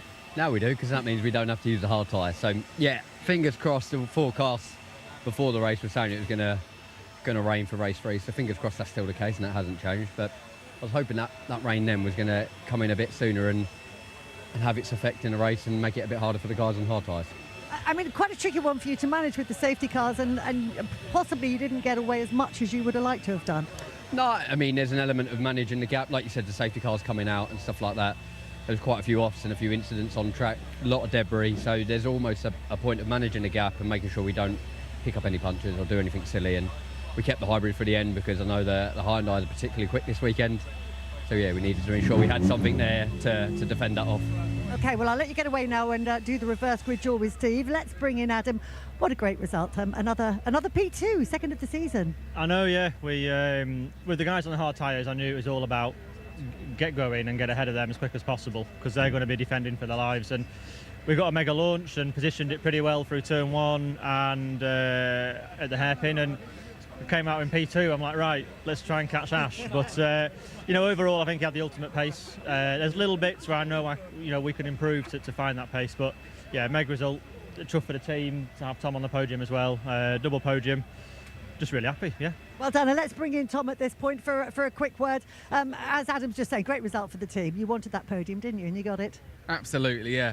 It was all on the start, really. You know, I did a good start, but Smiley was on the hards and defending up the inside, and I had my teammate on the outside, so you got to go 2 by 2, and then he won the next corner up the inside, and it was nice that me and Adam had a couple of scraps in race 1 and race 2 together, but you know, a massive thank you to the team. They've worked really hard on the car, and to my teammate Tom, because he let me outbrake him quite nicely into Cascades. It was a nice move. I really enjoyed it, and all the way around Cascades, all the G-force, I'm like, cheers, hand in the air while going on the curve. Yeah, it was nice to be on the tail of both Adam and Ash, but I didn't have as much hybrid left at the end. So. Well done, well done. Right, let's go over to Steve now and see where everyone's starting the final race here. Hi, yeah, reverse grid time, and Ash Sutton, well done, and welcome back to the reverse grid draw. This is my last, and to be honest, I've never really understood how it works, but you had a plan out there that absolutely worked. Yeah, for sure. We obviously the plan there was to sacrifice a couple of points in that first race, fall back to P4, so we don't have to use a hard tyre then, and it paid off. We come away with a win, which was ultimately the goal: maximise the points there, get the fastest lap, and now we just got to pray there's going to be no rain for race 3 and no rain for race 3. Well, sorry, rain for race 3. Apologies. And then making sure there's a small number in there, which is little more than an hour away, and this track is taking a little while to dry when it does rain. It seems to be the case. Track temps down, obviously ambient temps down. So fingers crossed. It is wet and we don't have to use a hard tyre. Okay, let's get straight into the reverse grid draw. As everybody knows, we've got numbers in the bowl here that refer to the drivers who finished 6 through 12. So let's remind you that number 6 is Dan Rowbottom, number 7 is Josh Cook, number 8, Senna Proctor, number 9, Dan Camish, number 10, Gordon Shedden, number 11, Mikey Doble, and number 12, Sam Osborne. On you go. Pick your favourite. I'm going to spice it up this time. You're going to do it because it's your last time. Yeah, there you go. Really? Come on, it's down to you. Yeah. Pick a ball out. I'll even hold the mic for you. Okay. Here we go. We're going to swap roles and we're going to interview Steve. So over to you, Steve. Here we go. Now I know how Jake Hill feels. And there you go. Right, so go on. The lucky number is over to you, Steve. How do you do this with a mic? Give it a twist and a ball. We go. I'll even number make it 9. Number 9. I have put Dan Camish onto pole position for the reverse grid race with the great help of Ash Sutton. Thank you very much. No worries. That is a career moment. I've there enjoyed you go. a few First for everything. down there. Thank you very much. Enjoy indeed. it. Cheers, See you Ash. later. Thank you. All the best. Well played on the victory. And still our championship leader, Ash Sutton. Okay. Correction, it's Gordon Shedden on pole. Are we sure it's Gordon Shedden on pole? All right, he's number 9. Okay, Gordon Shedden. Wow. I mean, I've been able to help a legend, which is what I'm here for. Okay, so that race is getting underway just after 5 o'clock, and the vehicle's leaving the pit lane now for the Virtue Mini Challenge. They've got a bit of a damp track that they're heading out to, but they're keen to race. This is only their second race of the weekend, so let's go to our commentators, Paul O'Neill and Richard John Neal. Sorry guys, very good. So here we go then with damp track. Sorry for the delay there. Just welcome. Because Gordon Shedden isn't shy about getting his elbows out, particularly when there's a race victory. That, of course, it's been some time since he won a BTCC race. It's been a while since he's been on the podium. Obviously, he's been away from the championship for a few seasons, and so it'll be he and Senna Proctor, won't it, on the front row of the grid. Then Cook, Rowbottom. Now, if it does dry out again, of course, Rowbottom will be in the advantage place of being the first driver to start on the soft tyres. Dan Camish just missed out by 1 place, so that'll be a disappointment for him. Gordon used his hard, didn't he, in the first race? Good point. Yeah, I forgot about that. But is it going to be dry? I'm not sure at the moment. So so he wants the rain to go away, really, doesn't he? But I would imagine Gordon Shedden will be pretty quick if it's wet as well. So yeah, that race. Don't go anywhere. Stay with us on Toke Live and here at Oulton Park, because in a couple of hours' time, perhaps a little bit less than that, the 15th round of the Quick Fit British Touring Car Championship is one not to miss round here at Oulton Park. It's going to be very exciting indeed, whatever the weather conditions. As the poor people opposite us are having a face full of rain. So it's a slightly smaller crowd in front of the podium for obvious reasons, but a hardy crowd in front of the podium, and I'm sure they'll be as loud as they possibly can be for the presentation for round 14 of the 2025 Quick Fit British Touring Car Championship. To make the presentation, representing our title sponsors Quick Fit, please welcome Operations Manager for Quick Fit, Steve Georgian, onto the podium, who will make the podium presentation first of all for the winning independent driver, which is on the small podium step at the far end of the podium, and taking his 3rd independent win of the year, coming in 7th place overall, Josh Cook. Well done, Josh. Congratulations. And over to the far end he will go. Delighted he is, smiling as he makes his way in the rain over to Steve at the far end to receive the award. The winning independent driver for round 14 is Josh Cook, everybody. Well done. The next award is the Manufacturer Constructors Award. The winners are Accelerate Motorsport Hyundai, and to represent them, the Chief Marketing Officer of Virtue, Liz Cope, onto the podium. Well done to Accelerate Motorsport Hyundai. And hi, Liz, good to see you. Over to the far end and a handshake with Steve. And then the Manufacturer Constructors Trophy after a handshake with Josh in the hands of Liz Cope and Accelerate Motorsport Hyundai. On the 3rd step of the podium, top 3 drivers, 3rd step, 3rd podium of the year for Tom Chilton. Always popular is Tom. Nice smile for the crowd. A wave to the crowd, a handshake with Steve, and the third place trophy in the hands of Tom Chilton, everybody. Well done, Tom. On the second step of the podium, also a third podium of the year. On the second step of the podium, Adam Morgan. Well done, Adam. Back on the podium again. A nice big cheer from the crowd for Adam as well. Over to the far end. Well done, buddy, says Tom Chilton. And Steve gives him a handshake and about to receive the second place trophy. On the top step of the podium, an 8th podium and 4th win of the year, Ash Sutton. And Ash makes his way onto the podium, a handshake with Tom and with Adam as well, and Josh at the far end. Ash climbs aboard the top step of the podium, a handshake with Steve Georgeson, and then the winner's trophy in the hands of Ash Sutton. And now the national anthem for the winning driver.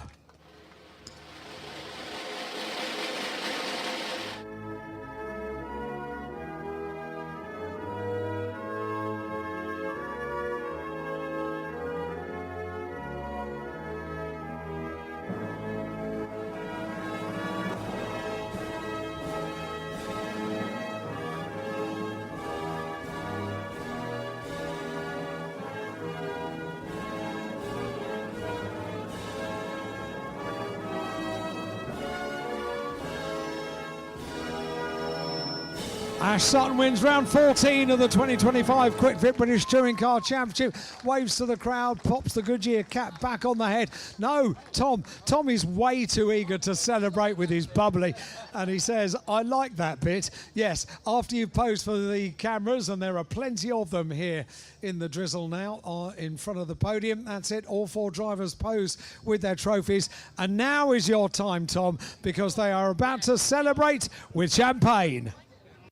Thanks very much indeed, Alan. Minis on the grid then, almost ready to go for their second race of the weekend. This is a 25-minute race. Tom Ovenden, former Cooper class champion, on pole position. He won in the normally aspirated category. This is the JCW turbo-powered category. Tom Ovenden, number 24 on pole. Number 94, Josh Porter, starting second for this one. Lewis Selby, number 18, third on the grid. Number 27, Marlo Cordell, fourth on the grid. Fifth on the grid, number 33, Max Edmondson, had a win yesterday. And 21, Nathan Edwards starts 6th. He had issues with his car, which meant he missed the start of the race yesterday. We've got one in the pits, which might be for a tyre change, potentially, because the rain obviously came down just before they got to the grid, and that's Charlie Hand, the 55 car that has come in. We've got the Sport Division cars as well, which run H-pattern gearboxes, have slightly less power with a split grid. Off we go then for 25 minutes of racing. Tom Ovenden leading the way. Lewis Selby in second place, potentially. He's looking up the inside, and we've got one of the Napa cars going off, and wide on the way through the first corner. And Alex Solly in the 12 car, which started on the 8th position on the grid, on the 4th row of the grid, just understeering wide into the gravel trap. Lewis Selby did get second place on the way into Old Hall Corner up the inside of Josh Porter. So Porter down to third place. Ovenden leading the way currently. Championship leader coming into the weekend, Jamie Osborne, but Jamie Osborne in the number 77 Napa car had a fuel pressure issue yesterday in qualifying and didn't get to run any laps really in qualifying at all. He got out towards the end of the session, was about to try and send a couple of laps in, then the rain came down, so he's starting at the back of the field here at number 77, Jamie Osborne, younger brother of Sam Osborne, who races in BTCC. More minis contact each other on the way through the hairpin further down the field. Tom Ovenden exploring the limits of grip as he makes his way downhill into the braking zone for his lops. He leads the way. Second place Selby, third place is Porter. And the rest of them weaving their way through there now, side by side in many cases, in the middle of the pack. Yeah, Charlie Hand is about to head back out on track, just fitted the wets as you might expect. So yeah, he's in, about to head straight back out, and yeah, great job by the team. Won't lose a lap either, and the safety car has just been deployed as well. Yeah, so up to 7th position already for championship leader Jamie Osborne from 16th on the grid. So that was pretty good going in what wasn't really much more than half a lap. But for Charlie Hand, is he going to get a red light at the end of the pit lane? Doesn't look like it, so that's great news for Charlie Hand, and perhaps on better tyres than some others are. We did see some close-ups on the grid of cars that might well have been on slick tyres further back on the grid, but particularly around the back of the circuit. I think it's even wetter than it is down here, but with fairly high track temperatures, it could start to dry out if the rain goes away, but I don't think it's gone away just yet. So the cars behind the safety car, led by Tom Ovenden, who has had just one win this season, which came in race 1 at Snetterton. Yeah, so we don't get party to information about whether they're on the wets or the dries. There's no different colour sidewall. There's no information on the timing screen. But we do know that Charlie Hand is on wet. So if he suddenly starts going loads quicker than everybody else, we know that they're all on slicks. Some of them may have had time to quickly change to wets before they came to the grid.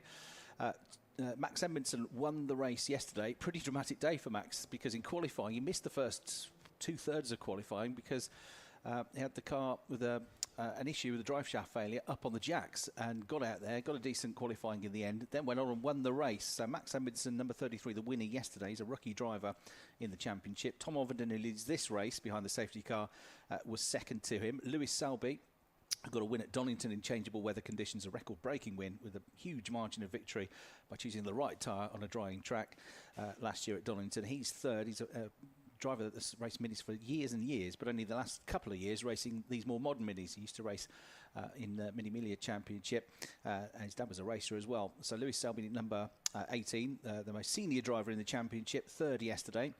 Albert Webster, who was a front runner in the sport class last year, which is the entry level to this championship, which came in last year, and that's on page 50 of the programme. And those are the drivers in the second part of the page. It's the same car essentially, but has a slightly less powerful engine and a H-pattern gearbox rather than a sequential gearbox. And Albert raced in that last year. Had a big crash at Donington at the start of the year, so he was out of that race. He wasn't fit to race at the second weekend at Brands Hatch, so he didn't score for the first 6 races, and then came through and had lots of wins and was a star in that. And he's been a pretty good entry into the upgraded car for this year. So Albert Webster, good job yesterday to finish 4th, his best result so far. We've got a replay of Alex Solly, just slid wide, didn't he, on the way into Old Hall Corner at the start of the race. And there was that contact that we saw the back end of down at the hairpin towards the tail end of the field, and the one that came off worse in all that was Henry Howarth, number 42, one of the pink and blue cars out there. Yeah, I think the other one, Chris, was Archie Johnson, 2 of the front runners in the sport championship. Top 2 in that championship, aren't they? Just while we've got a moment behind the safety car, points-wise, coming into this, Jamie Osborne has got 325 points, 43 points ahead of Tom Ovenden in the championship. Charlie Hand, despite being on the wet tyre, is going down the escape road at the moment, down at the Hislop chicane. Tom Ovenden, who leads the race, is second in the championship, 43 points behind, but there are 50 points available for a race win and 3 points if you get the fastest lap of the race as well. Lewis Selby, number 18, is in the top 3 in this race as well. He's third in the championship on 2:47, and yesterday's winner, Max Edmondson, number 33, up to 4th in the championship, only a point behind on 246. Max is also leading the Rookie Cup ahead of Albert Webster. So 33 Max Edmondson, the leader of the Rookie Cup, by 26 points from number 2 Albert Webster and number 95 Jacob Hodgkiss, who was one of the drivers yesterday that gambled on a wet tyre at the start of the race and didn't work because the track dried out. And then Henry Howarth, number 42, who was involved in that incident at the Island Bend hairpin, a bit of contact. He's the leader of the sport division. He's got 322 points, 21 points ahead of Ben Crossley, who's in his second season of the championship in the 56 car. And Archie Johnson, number 10, third in that championship, coming into this race. Presumably everyone else is happy with the tyres they are on, because no one's come into the pit lane under this safety car period, which would be a good opportunity if you thought you were on the wrong tyres, where there is time to do that tyre switch. Yeah, it's a bit of a risk, isn't it? But it was Charlie who actually made the call with the team to come in and change onto the wets, so he thought it's worth a risk, but it's not raining that heavy down here right now. You need another downpour that we had about 10 minutes ago. Yeah, and it's potentially going to happen, because I think there are parts of the circuit where it's raining a bit heavier than others. I think there's more water on the circuit down at the Island hairpin, and there's only rain dropping on the camera lenses at the top of Clay Hill. So, yeah, different parts of the circuit with different conditions, which just adds to the challenge. And when you're the race leader, you're the one sort of exploring those conditions first, and it's about to happen under racing speed again, because with 18.5 minutes on the clock, the safety car lights have gone out. Charlie Hand is almost with the queue of cars behind the safety car. He should get there just as the race restarts. So it's 24 Ovenden, 18 Selby, 94 Porter, 21 Edward, 13 Campiar, top 5. Watch out for the championship leader Jamie Osborne, who made such a good start up to 7th. Okay, so 20-minute race this, 25-minute race rather this. 18 of them remain as we're about to go back up to full speed. Tom Overton, number 24, leads from number 18, Lewis Selby, number 94, Josh Porter, then 21, Nathan Edwards, who had issues with the car and missed the start of the race yesterday in the 21 car. He's now goes wide, and then behind this contact for 5th and 6th, Campy and Webster come together, and Webster in the 2 car is sent spearing into the barrier. Campy is pointing in the wrong direction in the 13 car.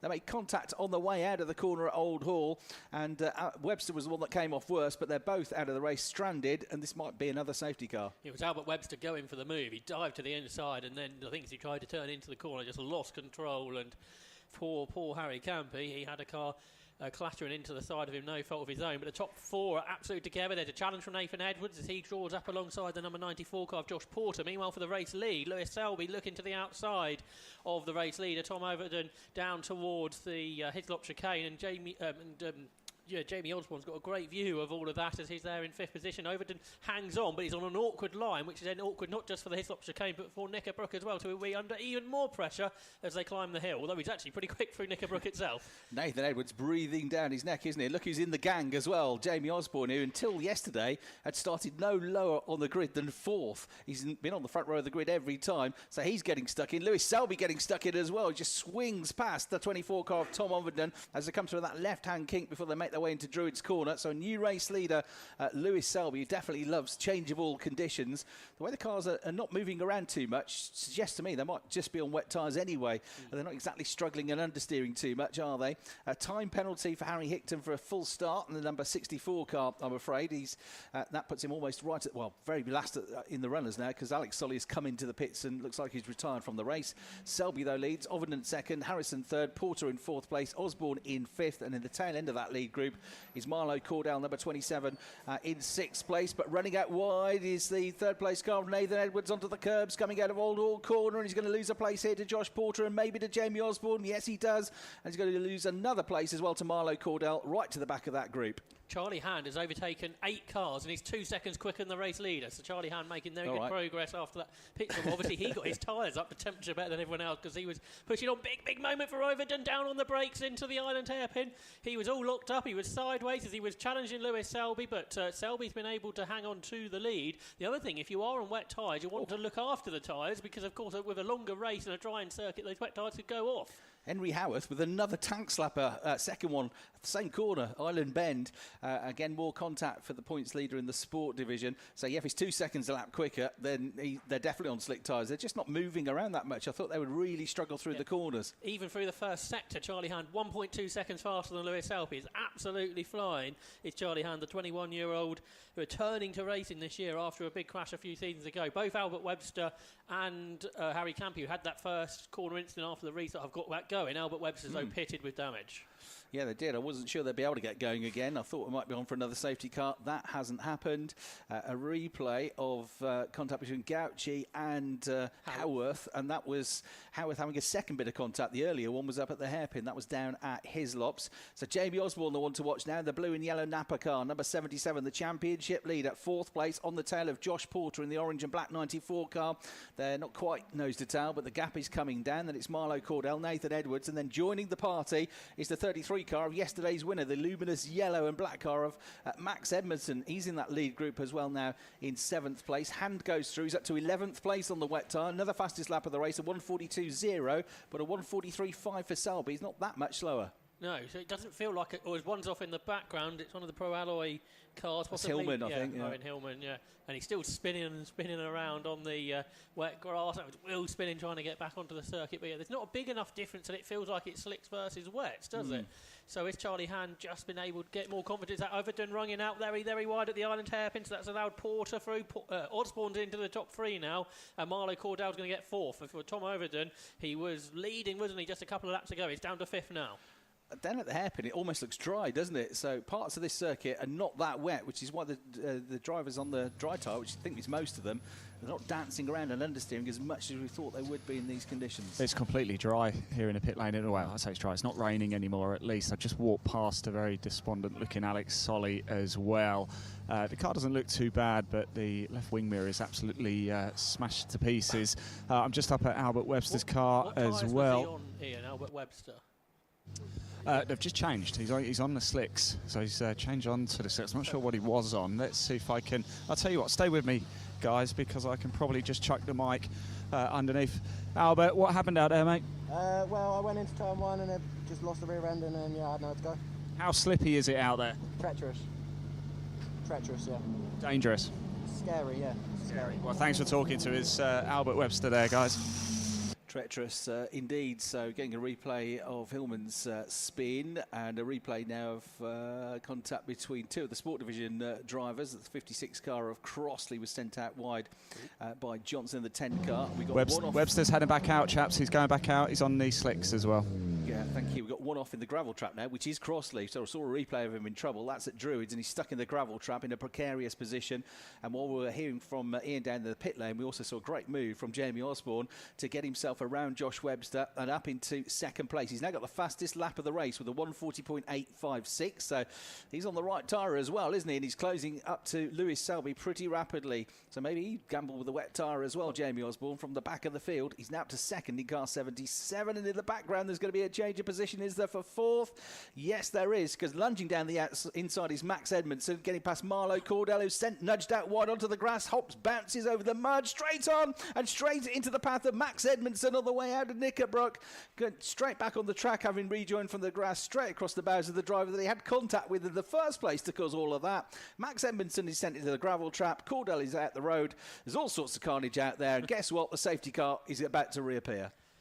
And they were going quicker than Charlie Hand on that lap, weren't they? So if they're on slicks, are the slicks coming good at this point, or is everyone on wets? It's a little bit of a confusing situation, but certainly there's parts of the track which are pretty dry now.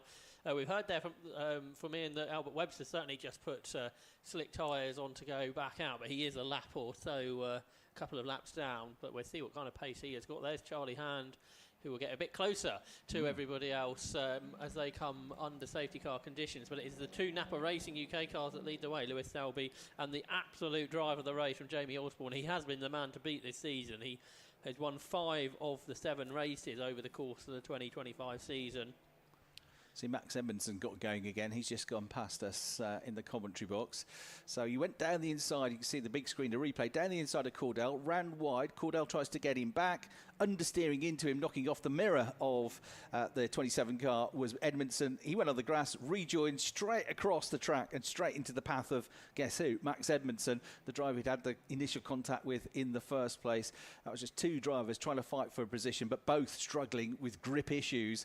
There was a understeer and a bit of contact that sent Marlowe off. It's very bumpy, bouncy grass there. He was airborne at one point and out of control of the car. When he rejoined, he had no where to go, really, other than straight across the bows of Cordell, who's out of the car. He's fine, been talking to the marshals, but the car is buried deep into the gravel trap at Knickerbrook. So that's why the safety cars come out. Plus, we've got that car of Crossley in the gravel trap at Druids. The time ticks down. There's no lap in this. It's a timed race, so the clock will tick down. We'll lose the time to the safety car, and it's down to 9 3/4 minutes with number 18, Lewis Selby, first, but with his teammates, Jamie Osborne, bearing down upon him in the mirrors in the 77 car. Third is number 94, Josh Porter. Fourth, number 24, Tom Ovenden. Fifth, number 32, Nathan Anthony. Sixth, number 21, Nathan Edwards. Neil Anthony, sorry. And then we've got Edwards Hotchkiss, number 95 in 7th. 15, Richardson 8th. 55, Hand on the wet tyre, 9th, but with them all now. And 10th is number 33, Edmondson, who's rejoined. 64, Hickton has got a time penalty, remember, and the safety car is going to mess him up as well, isn't it? Because if you've got a time penalty, if you can get away from everybody, you can negate some of that, but not when they're all bunched up in front of you or behind you, thanks to the safety car. No, that's right. And the circuit is certainly drying out. So if you're not on slick tyres, is it worth a gamble at this stage to come in and put these slick racing tyres on? Because the track is drying out at pace. And what we saying in our sort of pre-PA broadcast this morning on Toka Live about these conditions can certainly liven things up if we do get the showers, and that absolutely was the case. Those 5 or 6 racing laps we had from the mini JCW cars were pretty frenetic, weren't they? With so many positional changes going on over the course of those laps. Really very exciting stuff to view. I'm not quite sure what it had been like in the cockpit. We heard from Albert Webster how tricky those conditions are. Whatever tyres you're on, I think, whether you're on the slick tyres or the wet tyres, there isn't very much grip to be found. because obviously there hasn't been very much rain in the country for a long time, so therefore all the racing that happens over the course of the year here at Oulton Park, that sort of lays everything down, doesn't it, on the road, and then when it rains it brings that to the surface and makes the track very, very tricky indeed. But it really brings the best out of all the drivers, doesn't it? And there's no surprise therefore that Jamie Osborne's been able to drive to the front as the star driver this year. Yeah, I don't think he's on a different tyre to everybody around him. He's just going well, isn't he? But it's kind of 50-50, and we could do with different coloured sidewalls on the tyres, so we're able to know exactly who's on what. We know for sure. The only one we know for sure his hand is on the wets because he came in and changed. He's in the orange and blue number 55 car, 9th place. But that track is getting dry lines now, certainly coming over Hilltop, a dry line forming. There was already a dry line forming down at the Island Bend hairpin. It'll perhaps take a bit longer to dry out under the tree cover at Druids and on the run to Lodge Corner. It takes longer to get wet there, but it also takes longer to dry out at that stage of the circuit. Although looking at it, it looks fairly okay. We've already had Crossley's car removed from the gravel trap at Druids with the telehandler, and the great crew, the marshals, do a great job for us, and big shout out to them, and also to the recovery team who are now hooking up the front of Milo Cordell's car to the tow hook, and on the flatbed he's about to be pulled out of the gravel trap at Knickerbrook. So there's going to be at least one more lap behind the safety car. Scott Stringfellow drives all the safety cars, whichever type of safety car it is he gets to drive, depending on which championship we're with. But it's always him behind the wheel of the car. Kieran Salmons is the observer in the passenger seat, and they're in control of the pace of these cars during the safety car period, of course, but also in communication with race control, who will tell them exactly what's going on and how close we are to getting a restart. And especially with these timed races, they know that we're near to being ready. They'll pick up the pace of the safety car to try and get the cars back into racing speed as quickly as possible. I don't think we're too far away, Josh, because the marshals are now pushing Milo Cordell's car on the track towards the flatbed, but probably another lap at the end of this one, I would guess. Yeah, so there'll be limited laps left when we do restart. Indeed, on this ever-drying circuit, making it ever more challenging for the drivers to know how much grip there will be once they get back under racing speed. Can Lewis Selby score his first victory of the season? He had a second in the opening round at Donington Park. He's had a couple of second places since then, including yesterday. Or can Jamie Osborne take his 6th win of the season? He won the first 3, he won 2 more at Snetterton, and now looking for his 6th win of the season. Or will there be a surprise from somebody else, including the driver in 3rd position, Josh Porter? Josh Porter, who got his first podium of the year at Snetterton in race 2 of the weekend. It's always good to come out on top of this race, isn't it? The race before the summer break, because you've got a long time thinking really good about yourself. You've been the most recent race winner, and confidence is always a great thing for a racing driver. So therefore, being the race winner of this race, although it scores the same amount of points as any other race, it's perhaps that little bit more important. Yeah, equally, if you have a bad one, it hangs over you for a couple of months or a couple of weeks, doesn't it? So looking at the Sport Division cars as well, less power, but it's with the weather as it is, less of a disadvantage. They're quite high up the order, the Sport Division cars with the H-pattern gearboxes. So Henry Howarth, number 42, he's had a couple of knocks in this race, but he's 11th place overall, leading the category. Number 22 is his nearest rival at the moment, with whom he's had some contact, as we saw on the replay. So that is the Niggy Gauchi car. And then 3rd in the category is number 10. They're 11th, 12th and 13th, and number 10 driven by the driver 3rd in the standings, which is Archie Johnson. So keep an eye on them. The safety car, though, has peeled in, and we're about to get back up to racing speed with 4.5 minutes left on the clock. Who's going to win this one? Lewis Selby leads at the moment. His teammate Jamie Osborne charges into Old Hall Corner behind him. About 2 lengths back is Josh Porter next up. Edmondson, trying to get back up the order, has charged down the inside here of Hand, who's on the wet tyre, we know, to try and get 9th place back, and I think he might have done it in the 33 car. Meanwhile, nose to tail between the 2 leaders here, who've absolutely left behind them, Porter and Ovenden in 3rd and 4th place, and Osborne looking more and more menacing now in the mirrors of Lewis Selby. At the inside line is covered, so he says, right, I'll go on the outside line then and try and cut back on the way out of the corner. Into the hairpin they go. Selby gets there at first, just about, but coming after him all the time here is Jamie Osborne. Getting a replay of some contact coming out of Old Hall Corner on the restart, and well, that was earlier on, wasn't it? Was it Archie Johnson? He hasn't come through the first sector, the driver who was, 3rd in that Sport Division. So it might be a problem there for Archie Johnson. Meanwhile, the leaders absolutely nose to tail as they head up towards Knickerbrook, with Lewis Selby still ahead of the car of Jamie Osborne. So the 2 Napa Auto Parts liveried cars head up Clay Hill for lap number 11 of the race. There's just over 3 minutes to go, so there should be 2 further laps at the end of this. Pushing on is Nathan Edwards, who just set the fastest first sector of the race. Through the middle sector, Lewis Selby is pretty good, but you wouldn't think that's the case because Jamie Osborne is challenging him as they go down towards Lodge Corner.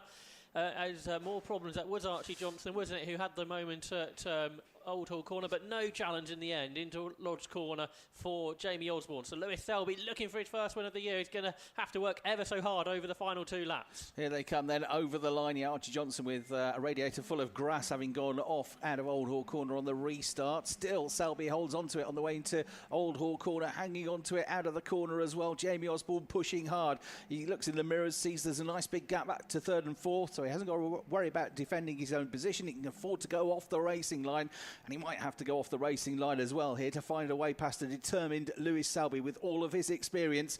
He's got a better run there coming onto Lakeside, but he's going to be on the outside line here in the 77 car, Jamie Osborne. Selby says, get alongside me if you like, but I've got this corner. This is my racing line, and I'm not going to panic about it. He doesn't outbrake himself. Runs a bit wide on the exit, but it's okay. Dry and grip there now as they come up over Hilltop, and Osborne probably a bit too far back. He's going to have to be a lunge here if he's going to pull off anything at Hislops, and he's thinking that's not a good idea, so he backs off out of it. And we just had a little glance in the background. Josh Porter fending off Tom Ovenden. 3rd and 4th positions for the pair of them. They make their way out through Hislops now, out through Knickerbrook. Still wet off line, of course, and that is where, if you want to overtake somebody who's defending, you've got to go. You've got to go into the wet stuff, and that might be holding Jamie Osborne back a bit as well as he comes up towards Druids. Yeah, and in that championship situation, a DNF would be pretty problematic, wouldn't it, how the mini championship points work? So he doesn't want to risk a non-finish, but equally he'd really like a 6th win, particularly on what has been a very challenging weekend for Jamie Osborne in the Virtue Mini Challenge. He's right on the bumper of Lewis Selby with 1 further lap to go. They climb up Deers Leap to complete lap number 12 of the race, but Lewis Selby is doing everything in his power to stay ahead, and he is staying ahead as they go down towards Old Hall Corner. There's a bit of a battle further back in the group, though, including Harry Hickton, who's going to get a penalty. He's got Max Edmondson moving around the outside. It's Max Edmondson who's just set the fastest lap, but a big challenge down towards Cascades from the number 77 car there of Jamie Osborne. But again, Lewis Selby defends, but right round the outside goes the 77 car, but he runs a little bit too wide. Does Jamie Osborne, but he stays just about on the tarmac, but that might have just given Lewis Selby the race win. Yeah, I thought he was going off there. He just about clawed it back, didn't he? On the very wet curbing, painted curbs as well, super slippery. I'll see in the background, Porter is just about fending off Ovenden. Edwards is next up, then Anthony, then Hodgkiss in that group with the red wing mirrors though on the car. Number 18, Lewis Selby, hanging on to this from the yellow wing mirror, number 77 of his big rival for this race win, Osborne, who he was trying to set up the move into the hairpin, so he tried to keep it wide, send it wide, but it was a bit too wide for him. He is coming back though at the race leader. He's going to have one crack at this, and that's going to be on the way out of Lodge Corner, I think, but he might just be a bit too far back. He lost so much time on that run, that wide run coming out of Cascades, closing up again on the way into Druids. Osborne giving it absolutely everything. Really impressed with how calm he remained yesterday when Ian interviewed him after all his dramas in qualifying. He looks up the inside. He's got back onto the tail of Selby, but it's basically the last corner of the race now as they go in. Selby turns right. A winner last year. He might be a winner this year as well as they come up over the crest, and the checkered flag awaits, and it's going to be Lewis Selby that takes the win by just about a car length in the end from a great drive from Jamie Osborne. 0.2 of a second, that's all it was. 3rd place to Porter, 4th place to Ovenden, Edwards 5th, Anthony 6th, and the top rookie Edmondson 7th. Good comeback from him. Hodgkiss, Richardson and Campy round out the top 10. Good comeback from Campy as well after he was tipped around and into that spin at Old Hall Corner. And the winner of the Sport Division and extending his championship lead, Henry Howarth, had a bit of an up and down race there, but he's still come through and he still won the category in car 42. Gauci 2nd best in the category, and 3rd and on the podium in that category will be Will Crooks, a couple of places further back. But great calm driving that from Lewis Selby. It was probably a bit less stressful than it might have been on the way into the hairpin for the last time, because Jamie Osborne just sent it a bit wide. Get a replay, slow-mo of the checkered flag shot. Selby just buried the throttle to make sure he didn't lose any momentum out of Deer Leap and didn't lose the win on the drag race to the checkered flag. He holds on to it. He records a terrific race victory. Number 18, Lewis Selby, winning from 77, Jamie Osborne. 3rd place for number 94, Josh Porter. 4th place for the pole sitter in yesterday's winner as well, Tom Ovenden in the car 24. 5th place, number 21, Nathan Edwards. 6th place was number 32, which was Ned Anthony. And then we had number 33, Max Edmondson, yesterday's winner. Sorry, he won yesterday. Ovenden was 2nd, followed by the number 95 car in 8th place of Jacob Hotchkiss. 9th place was number 15, Cam Richardson. And then in 10th place, number 13, recovering from that spin, as we said, for Harry Camping. 11th, number 64, Hickton with the time penalty. 12th, number 55, Hand. 13th, number 42, Howarth, who was the winner of the Sport Division. 14th, number 70, Hillman, who also went off and onto the grass at Old Hall. 15th, number 22, Gauchi, who was 2nd in the Sport Division. 210, Mackenzie was home in 16th place. He was in the Sport Division last year. He's moved up. He's in the Sport Division again for the 2nd time in his career, having made his debut in Minis last year. So he wound up, 4th in the category. And then Crooks, number 29, 17th. Number 2, Webster in 18th. Number 10, Johnson, had that trip to the grass and the trip to the pit lane as well. So he was the last of the finishers in 19th place. We lost number 27, Marlo Cordell. We lost number 56, Ben Crossley, and we lost right at the start of that restart, number 12, Alex Solly. So 18 Selby, 77 Osborne, and 94 Porter, the top 3 overall. The top rookie was Anthony, number 32, and the Sport Division was won by number 42, Howarth, ahead of 22, Gauchi, and 210, Mackenzie. Pretty amazingly, Chris, the fastest lap in that race was only 2 seconds off a pole position yesterday. So I think they definitely were on slick racing tyres, because by the end of the race they were significantly faster than Charlie Hand, 4 to 5 seconds, who we know was on the wet tyres. I think some of the rain is starting to fall again here at Oulton Park, so it just continues to change throughout the afternoon. So that continues to add challenges on to the remainder of the competitors to choose what tyres to go for. But it certainly added to the spice of that race. And what a good last hour or so it's been for Napa Racing UK after Ash Sutton. Yeah, not bad. Ash Sutton winning the 14th round of the Quick Fit British Touring Car Championship, then a 1-2 in the Virtue Mini Challenge for Lewis Selby and for Jamie Osborne. Chaps, I can tell you it's quite emotional scenes down here, actually. Lewis Selby and Jamie Osborne having a teammate hug there. And Lewis is absolutely delighted. That's a first win of the season for him. His team are just coming out. I might be able to just nip in very quickly before ITV. Lewis, I'm sorry I've got to do this. I've got to speak to you before ITV come grab you away. How does that feel? What a battle. Oh, I feel pretty emotional, actually. That's probably one of the hardest race wins I think I'm ever going to have. Jamie was so fast, and it's very difficult to judge what you can do in terms of grip level, and I had everything to lose, really, so I just tried to play it as risky as I could.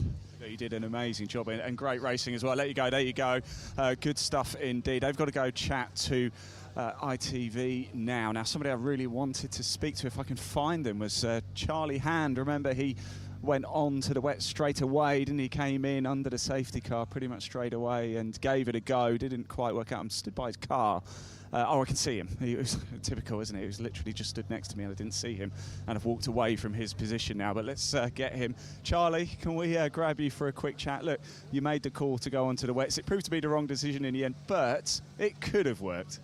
It was looking very promising. I didn't see anyone else going to the pits after the green flag lap, and it was pouring. So I thought, you know what, risk it for a biscuit. We were towards the back anyway after a bad qualifying. So, and yeah, managed to catch up because of the safety car, and it was still raining then. So I thought, this is it. We're gonna have everyone here, and then all of a sudden it stopped. So you know, it's just how it goes. You've got to roll the dice sometimes, haven't you? Exactly. And no one else did. So I thought, oh, you know, I'll have a look, see what's going on. But there you go, that's how it goes. You go into the summer break now. We going away on holiday anywhere, are we, Charlie? I wish. No, I've had too much time off work for racing, so I've got to catch up with that.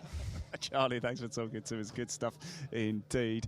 As well. All right, well, you're good. You're good. Right, I really want to grab Jamie Osborne if I can in a sec, but they're with the ITV cameras, guys, so I probably won't have a chance right now. Let's see if I can just find one more driver to have a quick chat to. We did speak to him a little bit earlier. I'll tell you who we're going to speak to. I'm going to speak to Nicky Gauchi, who came in second place in the JCW Sport. Nicky, that's more like it, isn't it? That's better. It is. I've finally gotten another second place this season, so I'm really happy with it. I was a bit unlucky in yesterday's race, but managed to do better this time. What was the conditions like out there? Because unfortunately, you guys got it right on a crossover, didn't you? Yeah, the conditions were horrible, honestly. Rain, dry. We started out kind of dry, then it got really wet, and then it got dry again by the end. So I don't know how many times I almost lost it into turn 1, to be honest. Well, you held it together, a P2 there in the JCW Sport category. Congratulations, I'll see you at the podium very shortly indeed. The ITV cameras are still going as well. But I tell you, actually, Harry, can we grab a quick chat with you? Harry can be here. That was an eventful race, wasn't it, for you? Eventful is one word to sum it up. Mega start, P10 to P5 off the start, and then obviously safety car came, a restart happened, and a out of control Lundra sent up the inside to T1 and basically wiped me out. Dropped straight back to the back. Thankfully another safety car got me back to the pack, and I believe I was the fastest man on track, which was good. The pace was there, the conditions were changing, and it was good fun. I'm a fan of them conditions where it's slippy and drying up quickly, you got to find the grip. So it was a race of what it could have been. It's been a weekend of what it could have been, to be honest, and we'll move on. At least you know the pace is there, Harry. Every cloud, and literally every cloud today as well. Right, Jamie Osborne is just chatting to Louise Goodman at the minute. I think Lewis Selby's done his bit, so I'm just waiting. I'd love to have a quick chat with Jamie Osborne. What a battle that was, wasn't it, chaps, as well? Teammates too. It could have gone very wrong, but the respect between the two drivers and the skill of them was quite something, wasn't it? Yeah, it was a really good finish to the race. Great defensive driving from Lewis Selby without over-defending. And it was certainly an attacking drive from Jamie Osborne. He's now had 7 podiums from 8 races. Only yesterday did he not manage to get on the podium. That's the first time this season. So Jamie Osborne looking very strong indeed this season. We'll see them in action again for the next weekend that they're with us at Croft with the JCW Minis. But we've got 2 races to go. Our next race is going to be the final race of the weekend for the Vera Tools F4 British Championship certified by FIA. And the grid for this one is based on each driver's fastest lap time from qualifying yesterday. So the cars making their way to the grid is going to be another 20-minute race, and the driver that will start the race from pole position is the driver that has lost the championship lead this weekend. Martin Molnar had car issues in race 1, and the new championship leader. And let's quickly go to the race podium for the BTCC Race 2, which happened a little bit earlier on today. Let's go over there now. Well, myself and Tom are here. And we've just finished race 2. You'll see this a bit later on. Just a couple of minutes of talking because we only got one driver. And Tom, everyone else has gone in for the rain. That's not actually stopped. Yep. Well, it seems like that didn't work, so we shall get ready, and we shall, in a couple of moments, do take 2. Let's go see the podium.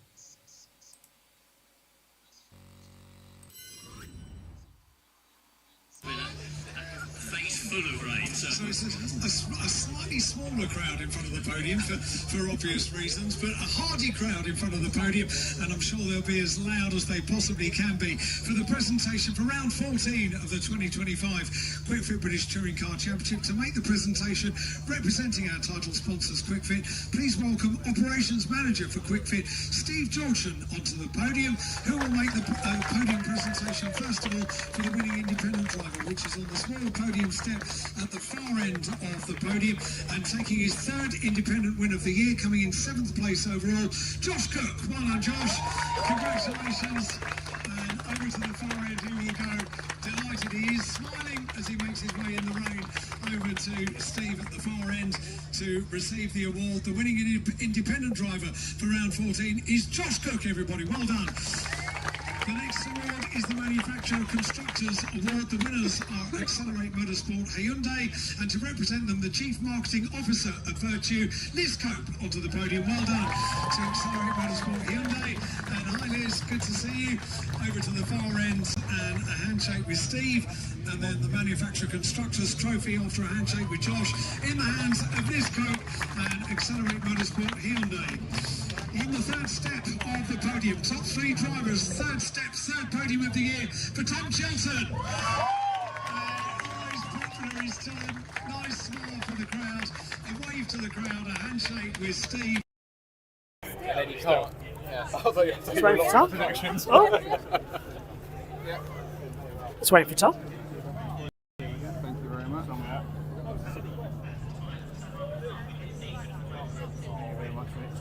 Tom, can I grab you for a second? Hello. Can you? I'll have to hold that because it started to rain. Yeah. And we had to put mic away. We spoke yesterday. You said you could get on the podium. You've gone and done it. How did that go? It's fantastic. We got another one. I know, another Third one. one of the year. That was good for the team as we've had a 1, 2, 3 in the first two races. The car's clearly very strong. Worked very hard on it, and hard work pays off. Yeah, thanks for the champagne shower, by the way. Look what you've done to my coat. You're as well. Thanks. I'll see you later on when you're hopefully, I think, reverse grid looking good for you as well. 7th, I think. 7th, yeah. See you later, cheers.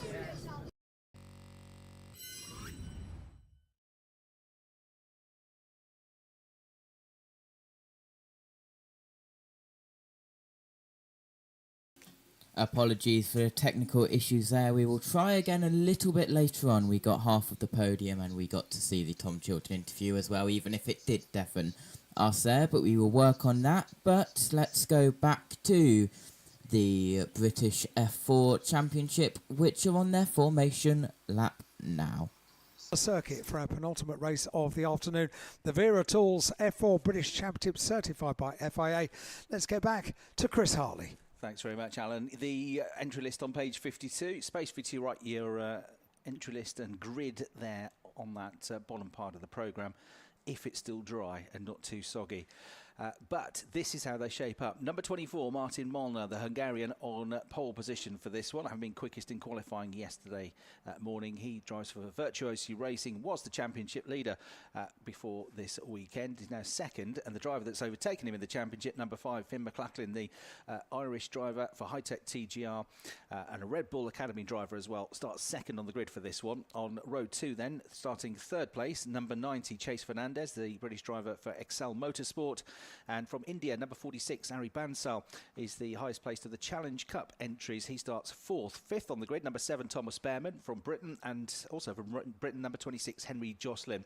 Another British driver, number 42, Rowan Campbell-Pilling, starts fourth, with Theo Palmer for company, another of the XL Motorsport entry. Row 5, number 25 is Ethan Jeff Hall. Number 47 is August Raber from Sweden. Row 6, number 93 from Australia, Jimmy Pizik, the winner of the reverse grid race earlier on today. And number 13, Henry Mercier, who got onto the podium in that reverse grid race and started from pole position. On row 7, we've got number 6, Leo Robinson, and number 12, Adam Al-Hassari.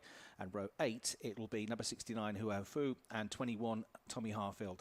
Row 9 for Xavier Avramides and 20 Ella Lloyd with the onboard camera for ITV this weekend. And row 10, 33 Cole Hewitson and 14 Elba Larsen, the Danish driver. Race 1 yesterday was won by Finn McLachlan from Martin Molnar and Henry Jocelyn. Race 2 earlier on today, Jimmy Pizik won from Henry Mercier and August Raber. Points-wise, it is, as I say, Finn McLachlan that now leads the championship standings overall from the Hungarian driver that starts this race from pole position. As the red lights come on, 20 minutes of racing gets underway then as they charge off the line on a now largely dry track, and it's the perfect start for Finn McLachlan, who's already got ahead of Martin Molnar and into the lead of the race before they even get to the braking zone for turn 1. So he's straight up into first place and looked like a good start for Harry Bansal as well. Off the line from the second row of the grid on the charge down towards Old Hall Corner, so he's, I think, potentially up to third place. Onboard camera from Ella Lloyd, who has slotted in behind the number 69 car of Fu, so she's got ahead of Avramides, I think, gained a place and running wide onto the curbs and onto the grass, which is very wet as she's squeezed out wide and then loses a place on the exit to the turn as a result of that. So the top two make their way up over Hilltop. It is indeed the Ford Tech car that's running in third place. Just behind them, Avari Bansal with a good start to the race. They're going down into the still slightly wet offline run into Hislop chicane. Fourth place is the number 7 car of Thomas Behrman, who's also gained a place at the start of this race with the number 90 car of Fernandez, the one that's dropped back from third place on the grid. So the pack then makes their way up Knickerbrook. They're all trying to explore how much grip is available, where the wet wet patches are, which they'll have had a good look at on that formation lap to the grid, just to know where they can and cannot put the car on these slick Pirelli tyres and these Abarth engines, these 1.4 litre engines, which power them along. Smoking tyres then for the race leader on the way into Lodge Corner for the first time, Finn McLachlan, but no dramas for him. Further back, Rowan Campbell-Pilling, number 42. Getting stuck in as well as he tries to get himself up into the top 6. As out wide again goes Ella Lloyd, coming out of the curbing onto the exit to Lodge Corner. So she's going to lose another place. This time she drops behind the 33 car of Carl Hewitson. So it's McLachlan that leads with that rocket ship start ahead of number 24 Molnar. A good start as well for Bansal up to 3rd, Behrman up to 4th, Jocelyn up to 5th, and 3 places lost in the number 90 car for Fernandez, who's dropped from 3rd down to 6th. Yeah, I just wonder if the drivers on the odd numbers on the grid just had a bit of a damper circuit to get off the line, and therefore their starts weren't quite as good. Everybody is on slick racing tyres.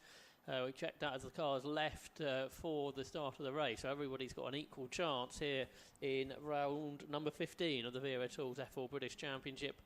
And going away, initially, Finn McLachlan up front, taking that championship lead, and it's his main rival just behind him, Martin Molnar.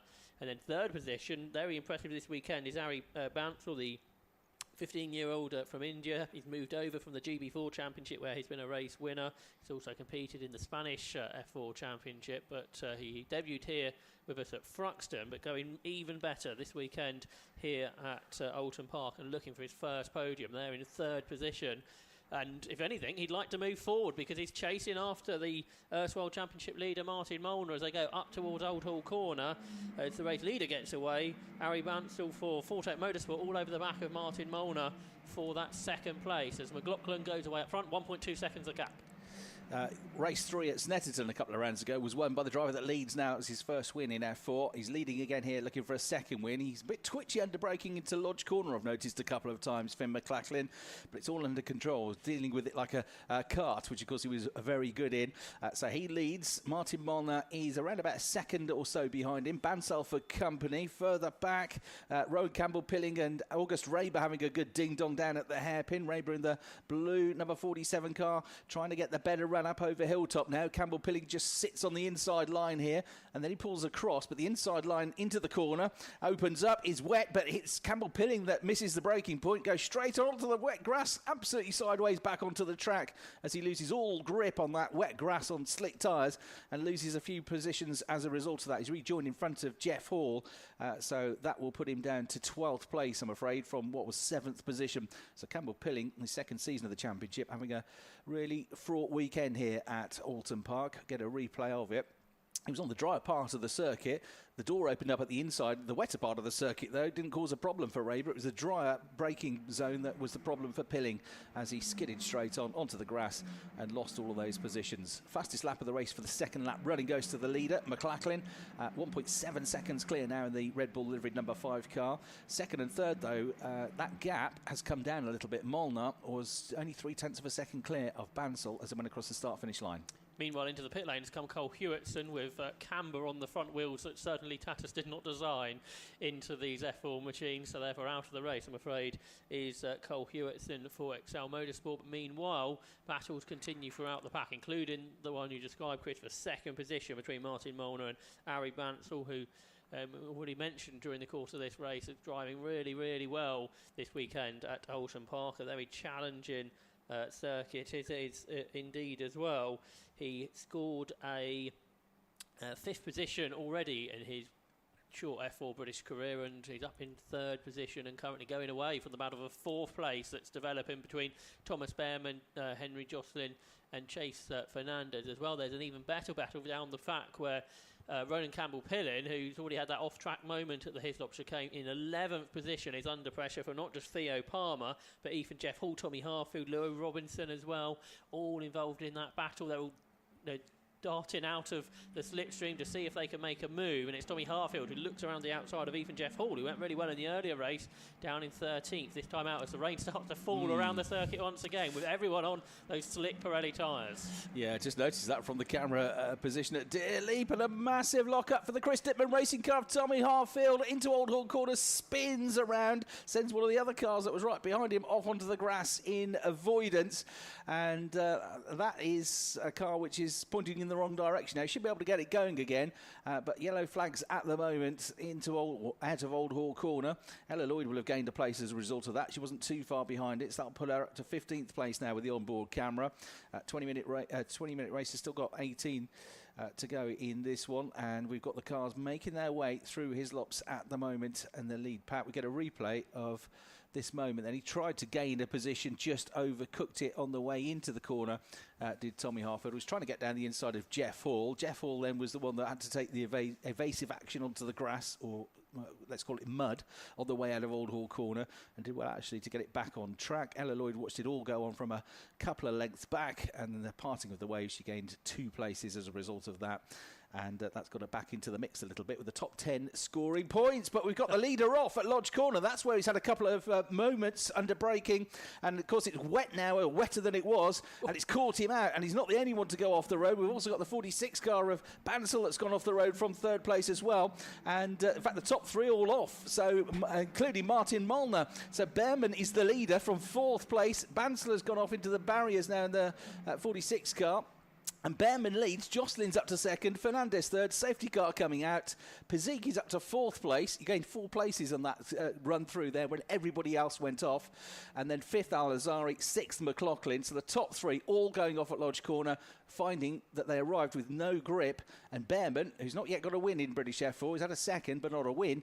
Now the leader as we go into safety car conditions. Yeah, I think as we can see where Harry Bansal ended up sort of perpendicular to the pit wall, isn't he? So what I was just saying, how good of a race he was having. The rain has just come a little bit too much. Finn McLaughlin got damage as well, hasn't he, to his front wing? So the Red Bull driver might be for the pit lane. I wonder how many be for the pit lane from wet tyres. Well, on half of the circuit's okay, probably around about 9-10. So it's Lodge Corner where the problem is. And yeah, McLaughlin's front wing sort of underneath the under tray on that car. But yeah, Thomas Behrman was far enough away from him, wasn't he, to adjust his braking zone into Lodge Corner, whereas the previous top 3 all went off the circuit. McLaughlin recovered to 6th, but with that damage. Molnar's recovered to 9th, and then Harry Bansal tried to recover, then had another moment as he got off of the wet grass and had that incident. Let's see if we can describe that to you now as they came down to Lodge Corner on the previous lap, Chris.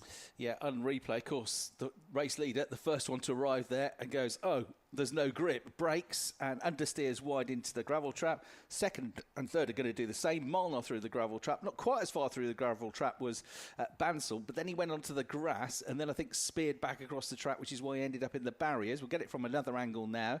So he goes off. It broke the rear suspension. Broke the rear suspension, yeah, of Bansal's car.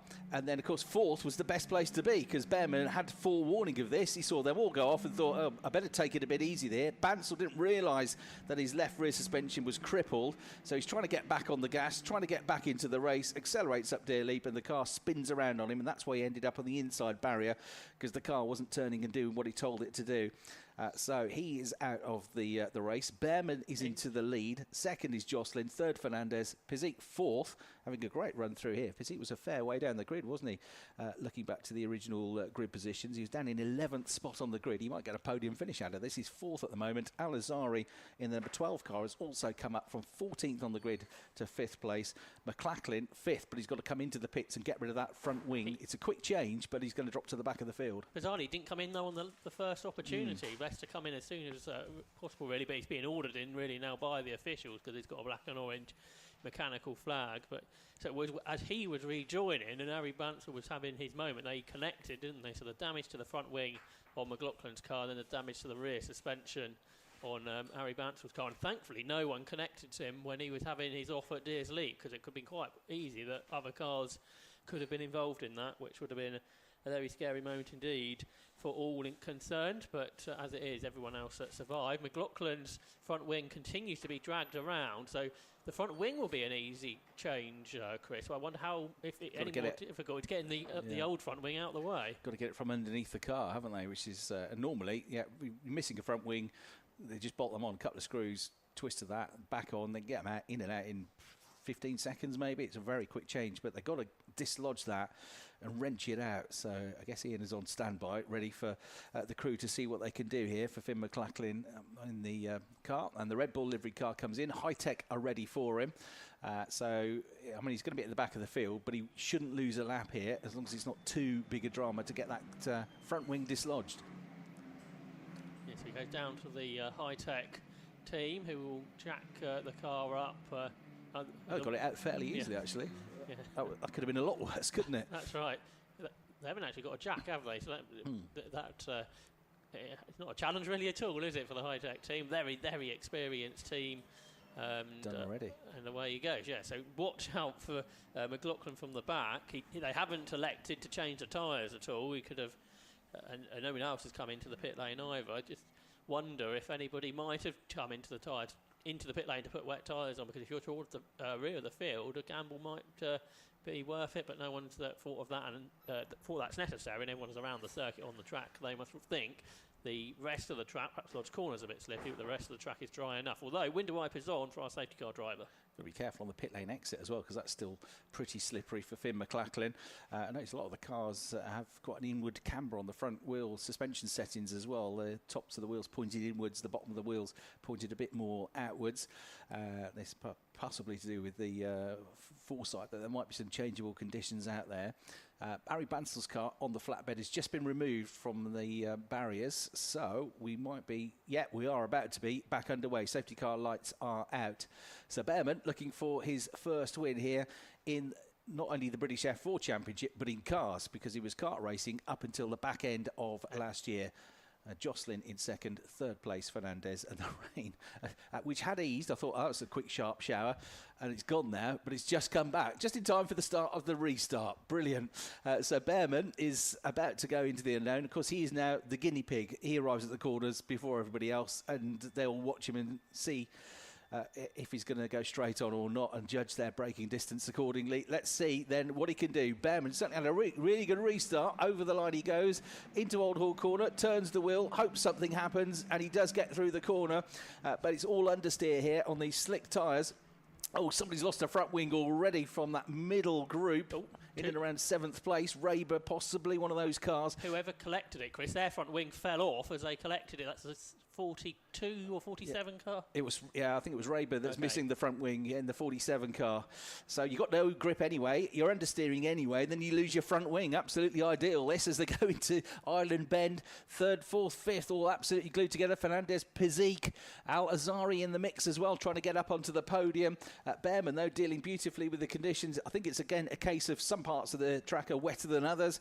Into the braking zone for Hislops they go. Second place there is Jocelyn, just about holding the car together as he goes. So it gets on the gas, and then and the back end of the car twitches out on the accelerator, but he holds on to it. And then right behind him, the Fernandez-Pizik battle that's going on as we get a replay of this incident on the restart at Old Hall Corner. Yeah, just a touch between the cars that crossed the line on the restart in 6th and 7th, and the red flag is now coming out. Yeah, it was a car further down the order, wasn't it, that lost its front wing after it connected the August Raber front wings. August Raber's front wing came off, and then a secondary car, perhaps the one behind Ella Lloyd, made contact with it. But as you say, red flags, presumably for the conditions. Safety reasons, surely. And it looks like the marshals on the track perhaps are ordering them back to Parc Ferme, because, of course, with ITV times and when the British Touring Car Championship pit lane was due to open in 15 minutes time, I wonder if we might have a similar situation to what we had at Snetterton, where the races get swapped around if necessary. So first of all, the marshal at the entrance to the pit lane has stopped all of the cars, so they have the option whether to send the cars back to Parc Ferme, and then we move on to the next race, or whether we'll be able to get a restart. Time will tell over the next few minutes. Giving themselves the option at the moment by holding the cars just before that pit lane entry at the top of Deer Leap. I noticed the teams down below have had the wet tyres ready and on the floor ready to go in case cars come into the pit lane. Most of them, or at least some of them, are putting their tyres back onto the trolleys. So they're not expecting the drivers to come to them into the pit lane. They're going to be going to the drivers, or it's not going to get restarted. But we're not yet at half distance in the race, are we? So we're not looking at a full points race at the moment. Well, it was 25 minutes, wasn't it? What are we on? No, nearly. Yeah, just through. 10:50. Oh, it's cleared to 0 now, the clock, which means probably that's it. Yeah, what we had at Snetterton was then the F4 race got restarted after the BTCC race, but we have had more laps than we had at Snetterton, so as you say, this could be a half points race if nothing else, couldn't it? Yeah, they just got to just past the halfway distance on that lap, didn't they? So the clock has reset, but it hasn't. There's no notification that the race is not going to restart as yet. So if you get to 75% race distance, then it's full points. 50%, then it's half points. They are now changing the nose on August Raber's car. So the fact that they've allowed the mechanics to go and do that on the track suggests that they are looking at trying to get this back underway.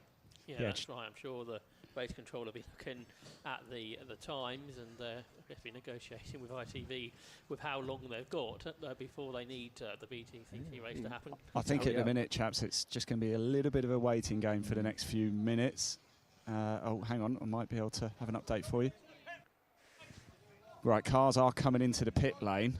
Right. So bear with me a moment, I'll just see if I can find out some more information. But the cars are coming into the pit lane. We've been told to get out of the way, so we are going to move. And as they're coming into the pits, this might suggest you could be right, chaps. Not confirmed, but there is a high possibility that they might swap the races around. They're coming into the pits, not park firmly, aren't they? Which is quite important. So that means a restart, or they're thinking about a restart rather than sort of sending the cars to have their post-race checks. So the ITV window is till 6 p.m, but I think we can continue on racing at Oulton Park, can't we, to 6:30. So if necessary, the F4 race could be run after the British Touring Car Championship race, which absolutely must happen in that time frame. Nobody's diving for wet tyres, though, are they? So to the end of the pit lane comes Thomas Behrman, followed by Henry Jocelyn, followed by Al-Azhari, who's got himself up to third place, ahead of Fernandez. Pazika's the one that lost out on that restart lap. He comes in fifth, but no changing of tyres as yet. So they're being held there, and again they've got the option of sending them straight on or turning them right and sending them back to the paddock. So no confirmation as yet, but see Richard Dutton from Fortec down there wondering what's going on as well. And former British Touring Car Championship driver James Gauntlet just in conversation as well at Fortec Motorsport, one of the driver coaches. Now there are some teams, aren't there, looking to wet tyres, including Chase Fernandez, who was running in fourth position for XL Motorsport. But the rain has eased, hasn't it? Well, yeah, looking at the radar, there is plenty of rain about. I don't know. Steve Ryder's got to get to the pub at the end of all this. We can't have any more delays. He's got a party to hold. Not that we'll be invited. So the safety Alan cars might, but we won't. Well, I hate to tell you this. You missed this yesterday, Josh, but David Addison from ITV apparently had a barbecue on Friday night. No, apparently about it. It's very nice. Apparently. Very tasty. Alan got an invite. Me and Ian didn't get an invite. I've seen David a few times today. What was that, Ian? I was just saying, I've seen David a few times today, and he hasn't shown any remorse about not inviting me to that barbecue. But we had a very nice time at your pool party last night, didn't we? Yes, we did actually. It was fantastic, wasn't it? There was. I can't remember it. Yes, I had the microphone on mute. I wasn't quite prepared for you to come straight back to me. What I can tell you, though, a lot of the teams here have brought the wet tyres out into the pit lane to change. So I think the intention, as soon as I hear more, I'll let you know. But my gut would suggest they're going to try and get this going again sooner rather than later. I think so. Well, the clock has changed on the TSL screen to 25 minutes. I don't think we're going to get a 25-minute restart, but it's going to be cut down. You think to probably less than 10 minutes, isn't it? Yes. The safety car's been brought to the front as well, Chris. I wonder if they are going to restart it now, it'll start behind the safety car as soon as they leave the pit lane. So that's why they've lined all the cars up in the fast lane. But intriguingly, our top three haven't yet changed to wet tyres, whereas the fourth place car, Chase Fernandez, has. Well, I'm at the bottom end, and I can tell you Tommy Harfield's the leader in the challenge. He's putting the wets on. But Finn McLaughlin, who's just in front of him, and we know what a weekend he's been having, he's still on the dries, and it's not raining anymore. No. So, yeah, we've got Chase Fernandez, wets, Tommy Harfield, wets. Anyone else can we see? Not many, are there? No. I'm not sure I would at the moment. I think that might be it. Even further back down I can't see absolutely everybody.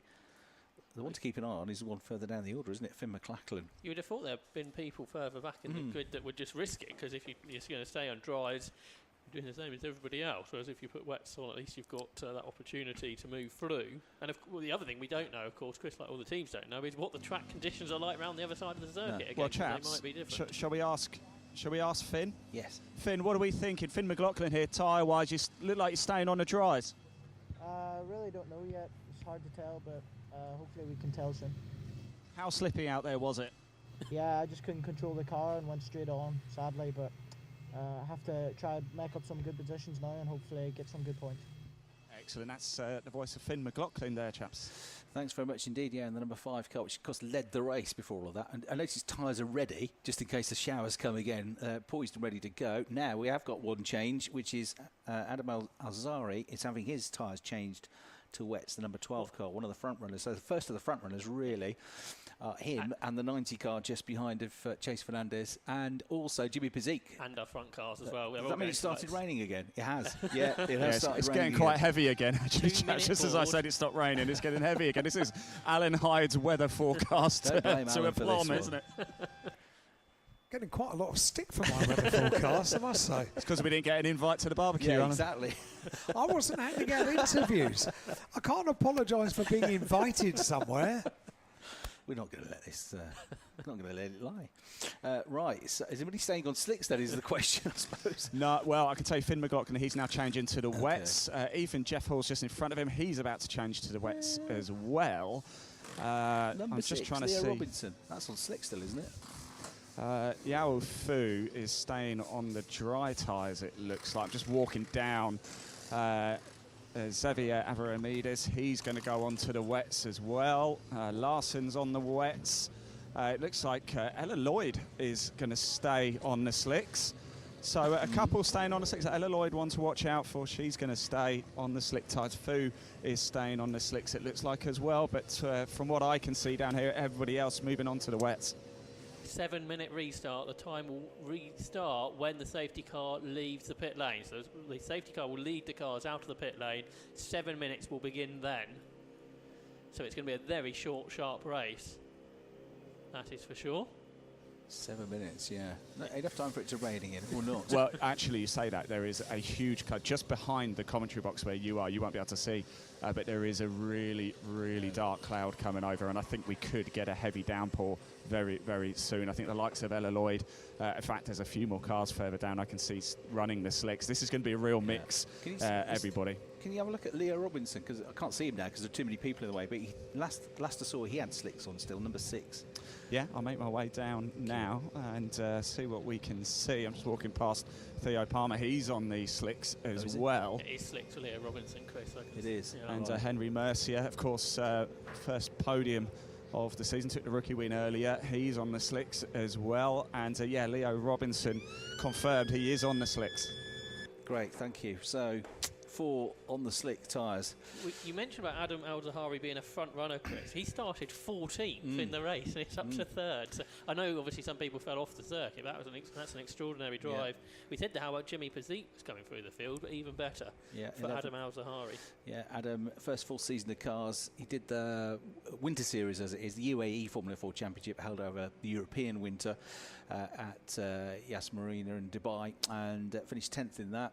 Did a bit of Spanish F4 as well, but this is first full season in British F4. It comes from the UAE. Azhari in the now on the wet tyres in the number 90 car. It's his birthday next week as well, so can he get an early birthday present being a podium? If it stays as it is, that will be the case. Okay, dare I give you a weather forecast? No.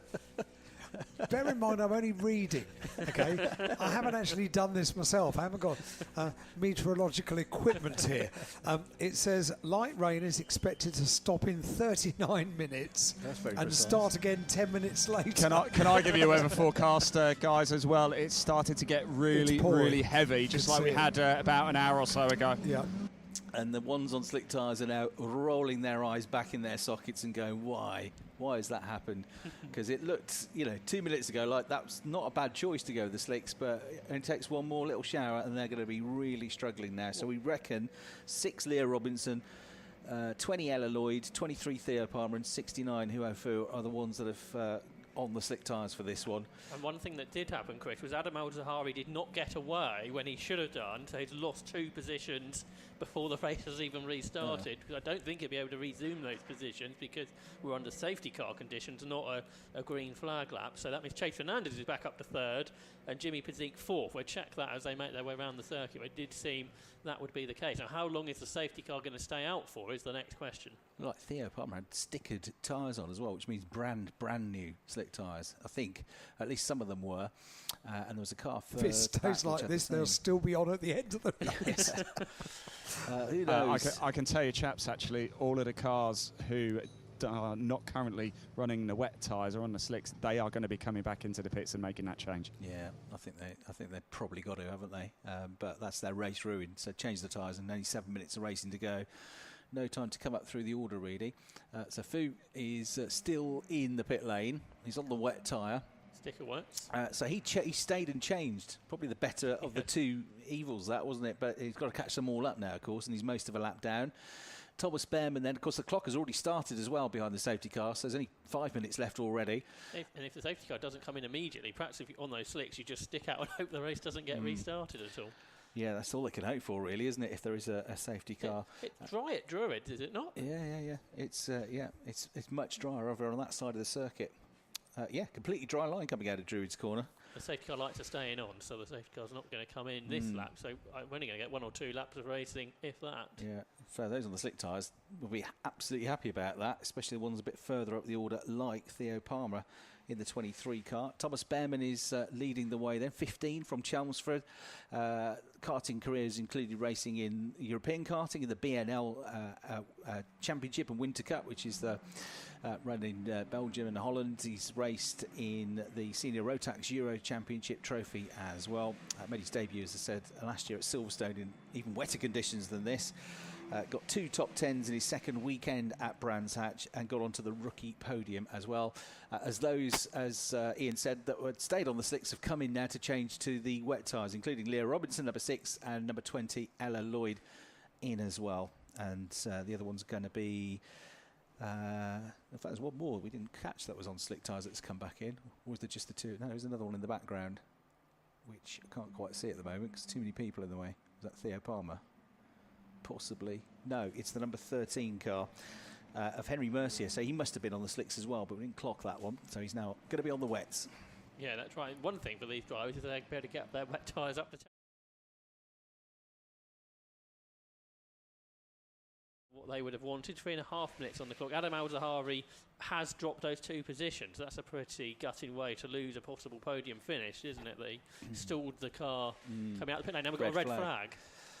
So you go back to the last complete lap before the race restarted. So they'll count that safety car lap, I guess, because the clock had started to tick down. But they go back a lap, so it's not counted.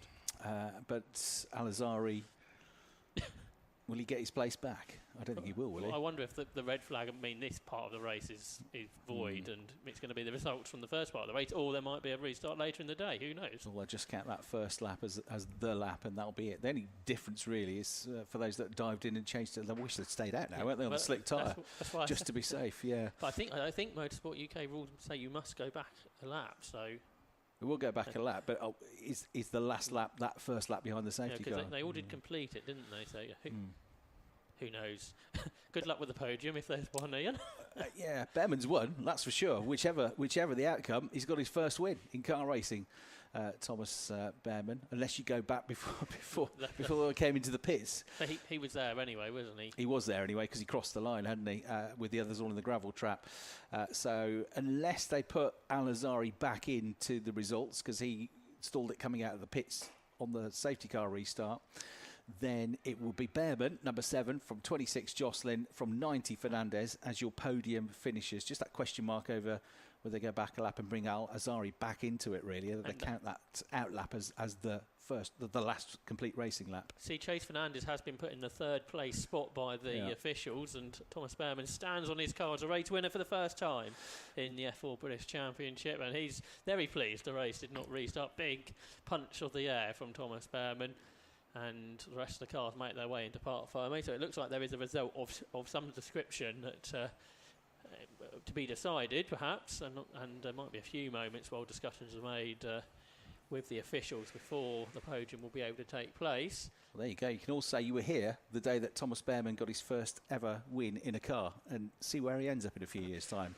Because his brother's doing quite well, isn't he, in Formula 1. So Thomas Behrman, a race winner in the British F4 Championship, the Veritools Championship. Provisionally, number 7 wins, top rookie as well. He's already winning the rookie championship. Number 26, Henry Jocelyn, gets onto the podium in 2nd place as well. So Henry Jocelyn, former Ginetta Junior racer, he's had now 5 podiums from the last 6 races. He got a podium in the last race at Snetterton, 2 podiums at Thruxton, podium yesterday, podium today. So he's on a real good run of form, Henry Jocelyn, doing a good job. And 3rd place, provisionally, to number 90, Chase Fernandez. How motorsport can change. Yesterday, his car stalled on the grids and he caused a bit of a pile-up and then red flag and all drama and all woe and disappointment. Today, it looks like he's ended up on the podium. Jimmy Pazik 4th, so a pretty good weekend as well. And Adam Al-Azari provisionally 5th in the number 12 car, with 6th place going to number 47, August Raber. 7th, number 23, Theo Palmer. 8th, number 42, Rowan Campbell-Pilling. 9th, number 6, Leo Robinson, and 10th, number 24, Martin Molnar, who has had a pretty torrid day. Different results are being shown on the ITV pictures, which puts Finn McLaughlin in 6th. Well, I can tell you, chaps, I'm down in Parc Ferme now. I've just been chatting to the team from F4. They've confirmed with me 3rd, Chase Fernandez, 2nd, Henry Jocelyn, 1st, Thomas Behrman in the rookies, Xavier Averimedes, Theo Palmer and Thomas Behrman. And I think we can hear from Thomas now. Thomas, just before you run away, how does that feel? That was unusual circumstances, but a win's a win, right? Yeah, exactly. We take it. It was a sketchy race, very mixed conditions. Started on the mixed conditions and then rained even more and got sketchier, but it was good. I mean, I'm not going to say I didn't want to race at the end there, but happy it ended prematurely, I guess. But I bet you're glad now because it's chucking it down now. Yeah, exactly. Yeah, it got very wet now. First winning cars, congratulations. And guys, we're going to head straight off over to the podium, so I'm not so sure whether we're going to have time to do that with you or not. In fact, very quickly, just stay with me 1 second if you can. Henry Jocelyn here. Henry, it's been a bit of a mixed bag this weekend, hasn't it? Yeah, no, definitely. I think we were really lucky in race 1 and we were really lucky in this last race here. Just we're lucky that we saw people coming off in front of us and yeah, just had to keep it on and end up P2 with it. Congratulations, Henry. Well done indeed. Yes, so we're going to make our way over to the podium. Not so sure whether we're going to be able to do this over the PA on radio or just locally, but Alan, if you want a mic, I will be at the podium waiting for you. Let's do take 2 of the round 14 race 2 of the day. Today's podium for the British Touring Car Championship.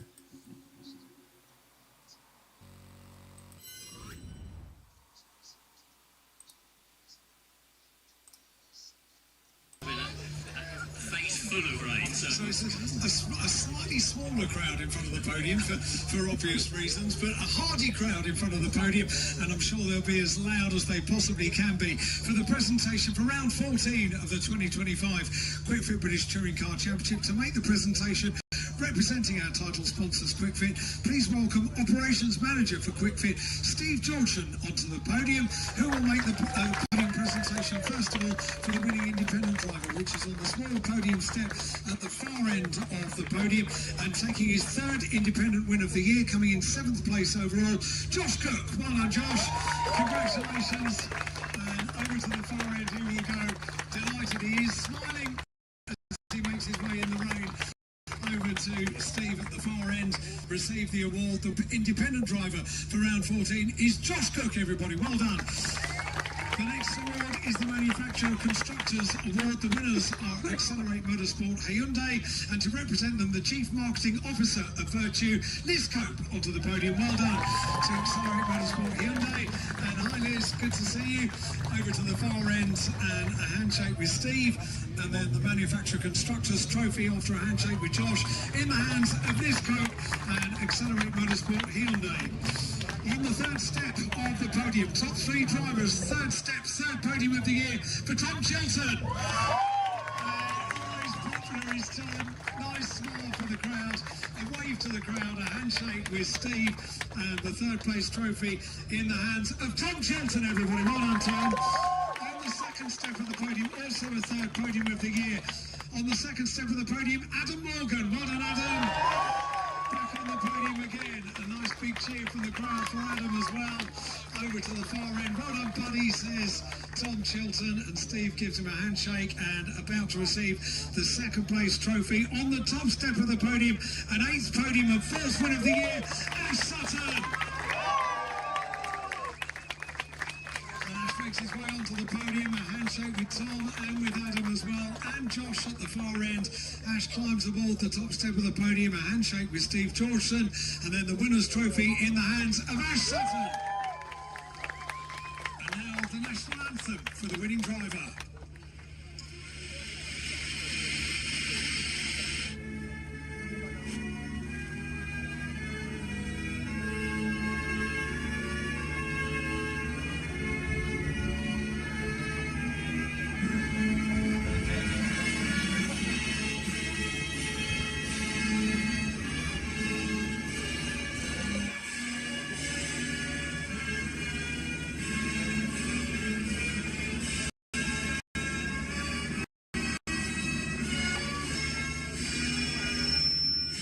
Sutton wins round 14 in the 2025 Great British Touring Car Championship.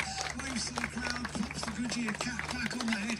No, Tom is way too eager to celebrate with his bubbly, and he says, I like that bit. Yes, after you pose for the cameras, and there are plenty of them here in the drizzle now, in front of the podium. That's it, all 4 drivers pose with their trophies, and now is your time, Tom, because they are about to celebrate with champagne. Somehow I'm going to get this, mate.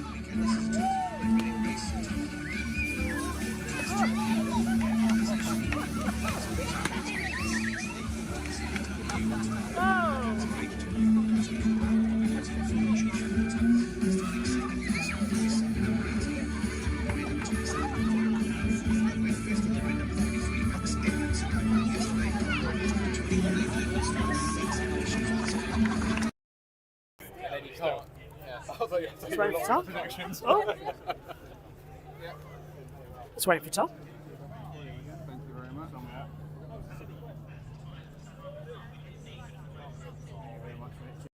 Tom, can I grab you for a second? Hello. Can you? I'll have to hold that because it started to rain. Yeah. And we had to put mic away. We spoke yesterday. You said you could get on the podium. You've gone and done it. How did that go? It's fantastic. We got another one. I know, another Third one. one of the year. That was good for the team as we've had a 1, 2, 3 in the first 2 races. The car's clearly very strong. Worked very hard on it, and hard work pays off. Yeah, thanks for the champagne shower, by the way. Look what you've done to my coat. You're well. so Thanks. I'll see you later on when Thank you're you. hopefully, I think, reverse grid looking good for you as well. 7th, I think. 7th, yeah. See you later, cheers.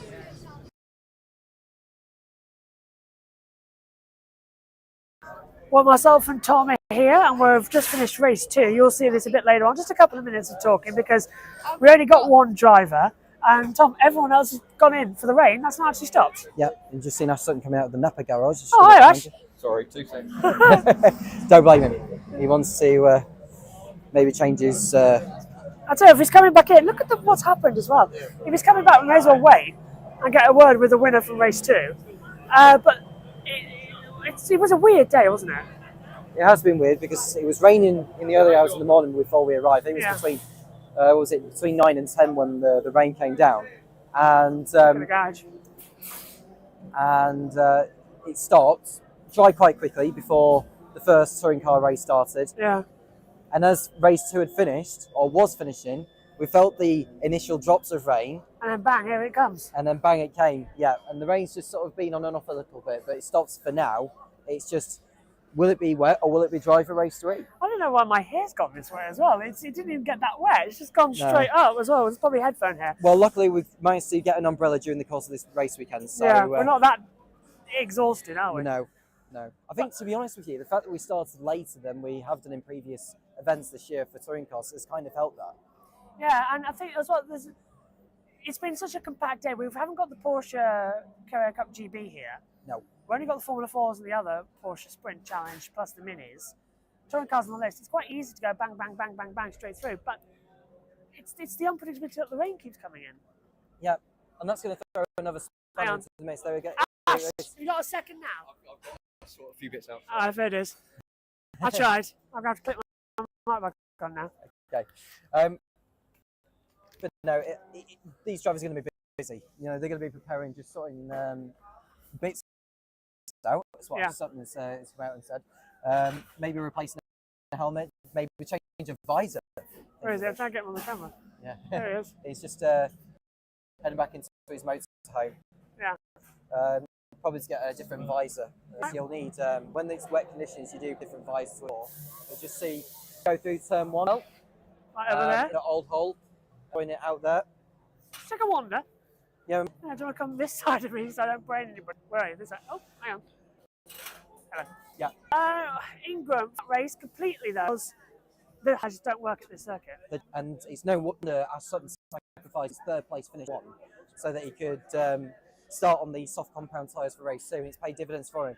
It was risky, but it was a risk that paid off for us, so it was really clever thinking. Yeah. And heading into race 3, it's putting back into the championship lead ahead of Tom Ingram. It feels more and more that it's going to be between those two for the cycle this year as we approach the halfway point. We're just walking past. We've just gone. This is the LKQ Eurocar parts. Dal Dion, what happened to him? That was a weird one, wasn't it? Yeah, it was a weird one. I don't know where it had gone for him, because we saw some steam or smoke coming out of his car at one point during that safety car period. Yeah. But I think he hit the back of someone as he... Can't take it about me. Can I say hello? Okay. Well, it just feels to me like... Did he hit the back of someone? I think he did. He looked like he did, didn't he? Several times in the race. It just looked like he had a little oomph moment a couple of times. And it was like, oh, is that actually going to work? Is that actually going to be fair? Finn Leslie. Yeah. What a disappointing. You know, couldn't get out in race 1. Rejoined several laps down and then had a problem in race 2. No, he needs a better race of it in the final race of the week too.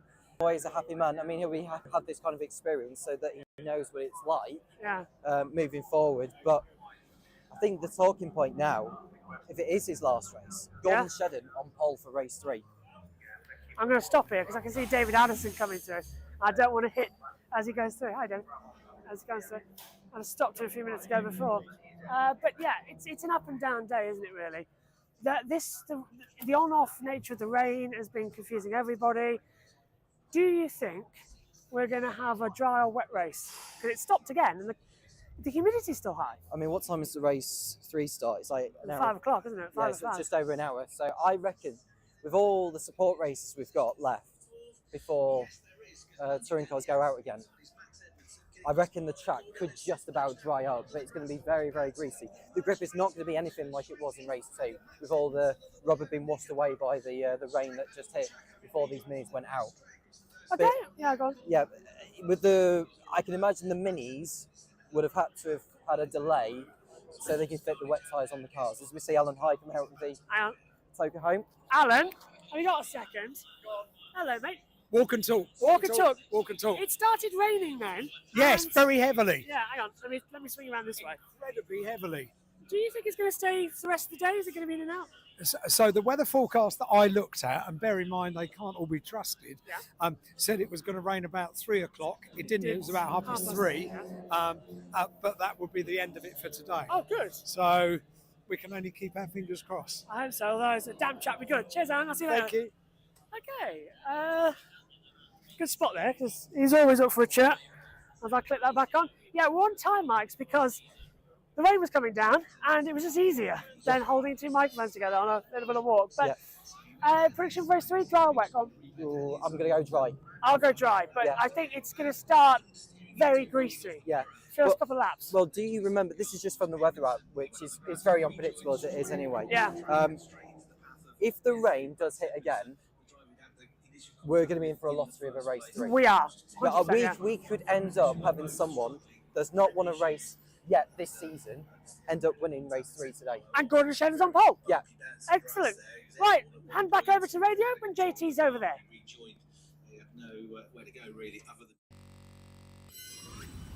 Hello everyone and welcome. It's time for race 3. I hope you enjoyed your pre-race build-up show. And let's go over to Louise Goodman and Jade Edwards, who are on the grid waiting the arrival of the cars, ready for round 15 of the year, the halfway point of the season.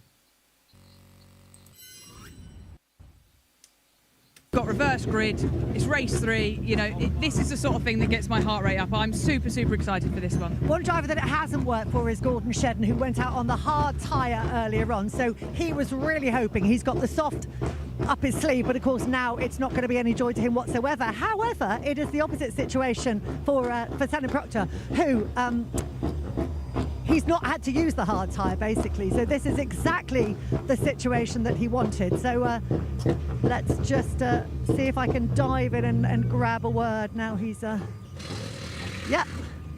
So Senna, that rain dance that you were doing in the truck when I saw you earlier on, it's absolutely worked, hasn't it? Yeah, absolutely it has, yeah. We don't have to go on the hard tyre now. You know, our strategy of soft. Compound tyre in race 1 and 2 worked, so you know, a bit better luck also. It's rained, we're on the front row, and you know, generally we're pretty good in the wet, so we should be okay. What is the track like out there? You've just had a couple of laps to get to the grid. What did you think? It's wet enough, definitely for wets, but there's not a lot of standing water about. It'll be getting dry towards the end of the race, but it's not bad at all. There's no standing water, so hopefully the race should be quite calm and we should just hopefully drive off into the distance. That's the plan. I mean, how's your day been otherwise? It's really been about fighting back from, I won't say, well, I will say the word track limits, because that was the bane of your life yesterday in qualifying, wasn't it? It really compromised you. The pace was there, but just couldn't get a lap in. Yeah, absolutely. You know, we were fast yesterday. We just, a little bit of my mistake in quali, just got a bit greedy with the track limits. You know, we were still 10th, and then we've just been about out of position all day. Two eighth places, bit of contact in race 2, but you know, this is hopefully redemption for us now. Good stuff. Right, let's see who else is here. Gordon Shedden is here, so let me dive in and grab a quick word with him. Now, he is a driver that it hasn't really worked out for. Gordon used up the hard tyre earlier on, so he would, under normal circumstances, have had a lovely soft tyre available to him now. Well, pole position, but not with the weather conditions that you wanted. No, it's quite tricky out there just to decide what to do. You know, we used the hard tyre in race 1 to try and leave 2 lots of the soft tyre, so I would really have preferred it to have been dry today in this race. So yeah, hasn't really fallen our way in some parts, but we just got to get on with it and make the best we can. I think it's in the middle for everybody. A lot of mechanics running around this car. Is it just tyres they're looking at, or are you making some setup changes whilst we're here on the grid to accommodate the conditions? Yeah, just some last minute setup changes just to try and help it a little bit. So, what are your thoughts going into this race? Is it how long do you think it's going to be before? I mean, we're going to see a dry line appearing reasonably quickly, or? Yeah, it could be. It's just how much you lose. You know, if you started on slicks, I don't really have the option from here, you know, from the front row, but you know, it could dry quickly as the race goes on, or it could rain again. So yeah, it's just one of those. You could look like a hero or zero if you make that difference in tyre choice. Okie dokie. I know that I think Paul was going to try and go to the back of the grid. Yeah, I think he's made his way down there. So let's go down to Paul and see who's got down at the back of the grid. Yes, I have. I've got Dan Lloyd with me. The damage on the side of this car is minimal. I cannot believe how fast Dan Lloyd's car went in. They have done a great job to fix this car as it is. I thought when I seen that on board, that car was not in a great way. Dan, good to see you back on the grid. The damage isn't that bad, is it? Team done a good job. Yeah, it's unbelievable, to be honest. When I got out that car, when I had the crash, I was just thinking crash damage. I was absolutely devastated. So to find out it is okay, do you know what I mean? It's just a massive, massive relief after that impact. Yeah. It's been a roller coaster weekend, hasn't it, mate? I mean, this could be very interesting, though, couldn't it? Yeah, I mean, we were supposed to be on the hards for the last race, so the rain's done us a favour. But you know, we had a chance of being qualifying on the front row. First race was great. We had mega pace in race 2, so just gutted. A weekend of what could have been. The pace is mega. The team are doing a fantastic job. We're just not capitalising it at the minute, but it will come. And I think in future I might just stay at home at Oulton Park, just have a beer and save some money. Don't talk about my circuit like this. Listen, quick one. My old team manager, Marvin Humphreys, who's now team manager at Accelerate for Tom Ingram & Co., he always said to me, this is definitely slicks. It's looking like it's a slick. It's a tough one. I mean, for us, it's an obvious choice because we had to run on hards. So realistically, we would be running round at the back doing nothing. This is probably a little bit of a gamble. Going out then it looks like it's definitely going to dry at some point. Whoever does go on slicks, it is a bit of a risk around here. Yeah. And very, very last question. What caused the accident, mate? Was it just too much curb? You got squeezed? What was the deal? Yeah, I got squeezed a little bit, you know. I got the run on Cook. He's a clever guy. He knew what was going on. He squeezed me enough so I had to go on the grass. But then he gave me room, but it was a bit too late by that point. And it's such a big curb on the inside. It just chucked me off. So yeah, like I said, I'm just glad the car's okay and we can move on. Good man. Focus, enjoy. Good for you, mate. It's going well. Back to you, Lou. So I'm up here with Josh Cook, who, as you know, normally has his own face on the side of his helmet. But on this occasion, Steve, in your honour, he's got a Steve Ryder mask. I can't think where he got that from, Jade Edwards. Anyway, let's talk about the upcoming race. I want to ask you first of all. We've just been hearing from Dan Lloyd, who's down at the back of the grid after that big incident. You were kind of just around about and there with him at the time. What did you see from your view? Wasn't really in the same race as him, so I saw him closing pretty rapidly on me going up the hill. So I just moved over to the right to let him come past, and all of a sudden he disappeared. I had no idea where he went, but I left him enough room. So, yeah, to be honest, I don't know why he tried to go on the outside of the next corner. But, you know, I wasn't in his race. I was just going to let him go. So I'm not really sure what happened.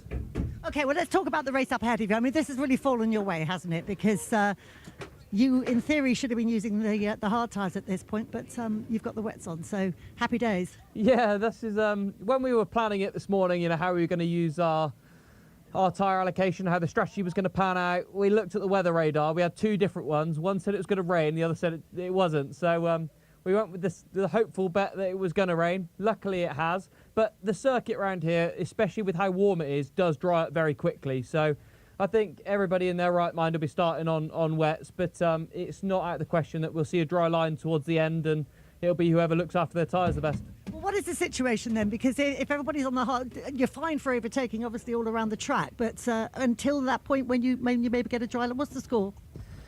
Well, it's a tough one. And to be honest, if you get to the point where everybody's on wets, they've worn them out, they're overheating, there's a dry line coming, it's just pure survival. You know, if you've got a good car balance, you can still work with it.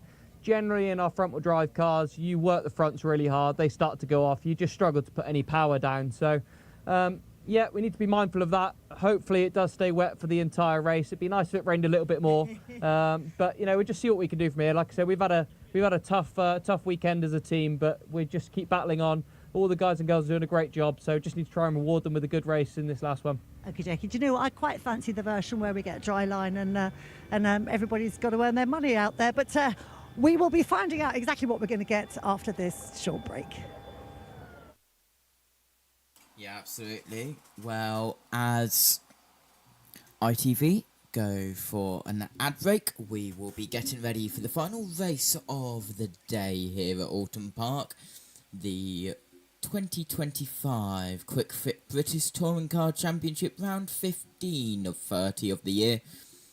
This marks the halfway point of the season. We are only 2 minutes away, hopefully, from the start of the formation lap.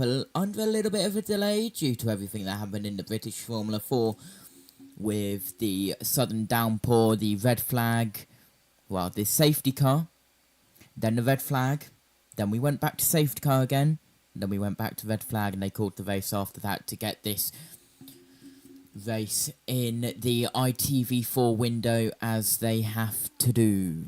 But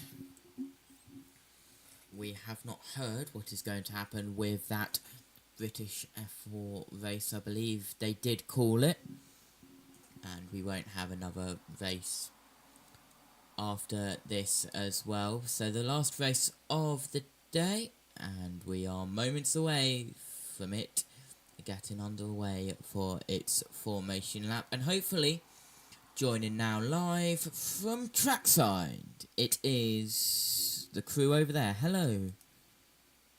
Oh, yes, well, it was raining, and now we've plugged our laptop back in, and it's stopped raining. And I'd like to thank Toyota, because they've given us a table that we can use during this race, because it's slowing down.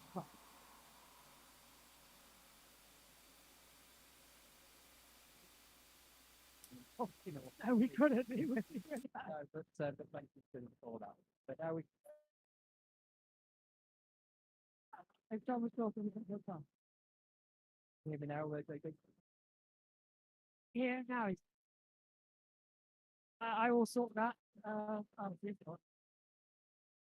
I have to put this out on maximum, mate, on your side. Yeah, we'll look again. Yeah, so Tom. Is it good now? Hear me, JB. Hello. Yeah, so anyway, we're about to go on the information about Gordon Shedden on pole position. We got that we're here down at Toyota. Yeah. And in those touring cars either, they could be over. Well, I think it's going to be Yeah. Where they go then on the formation lap here at Oulton Park? What's the certificate?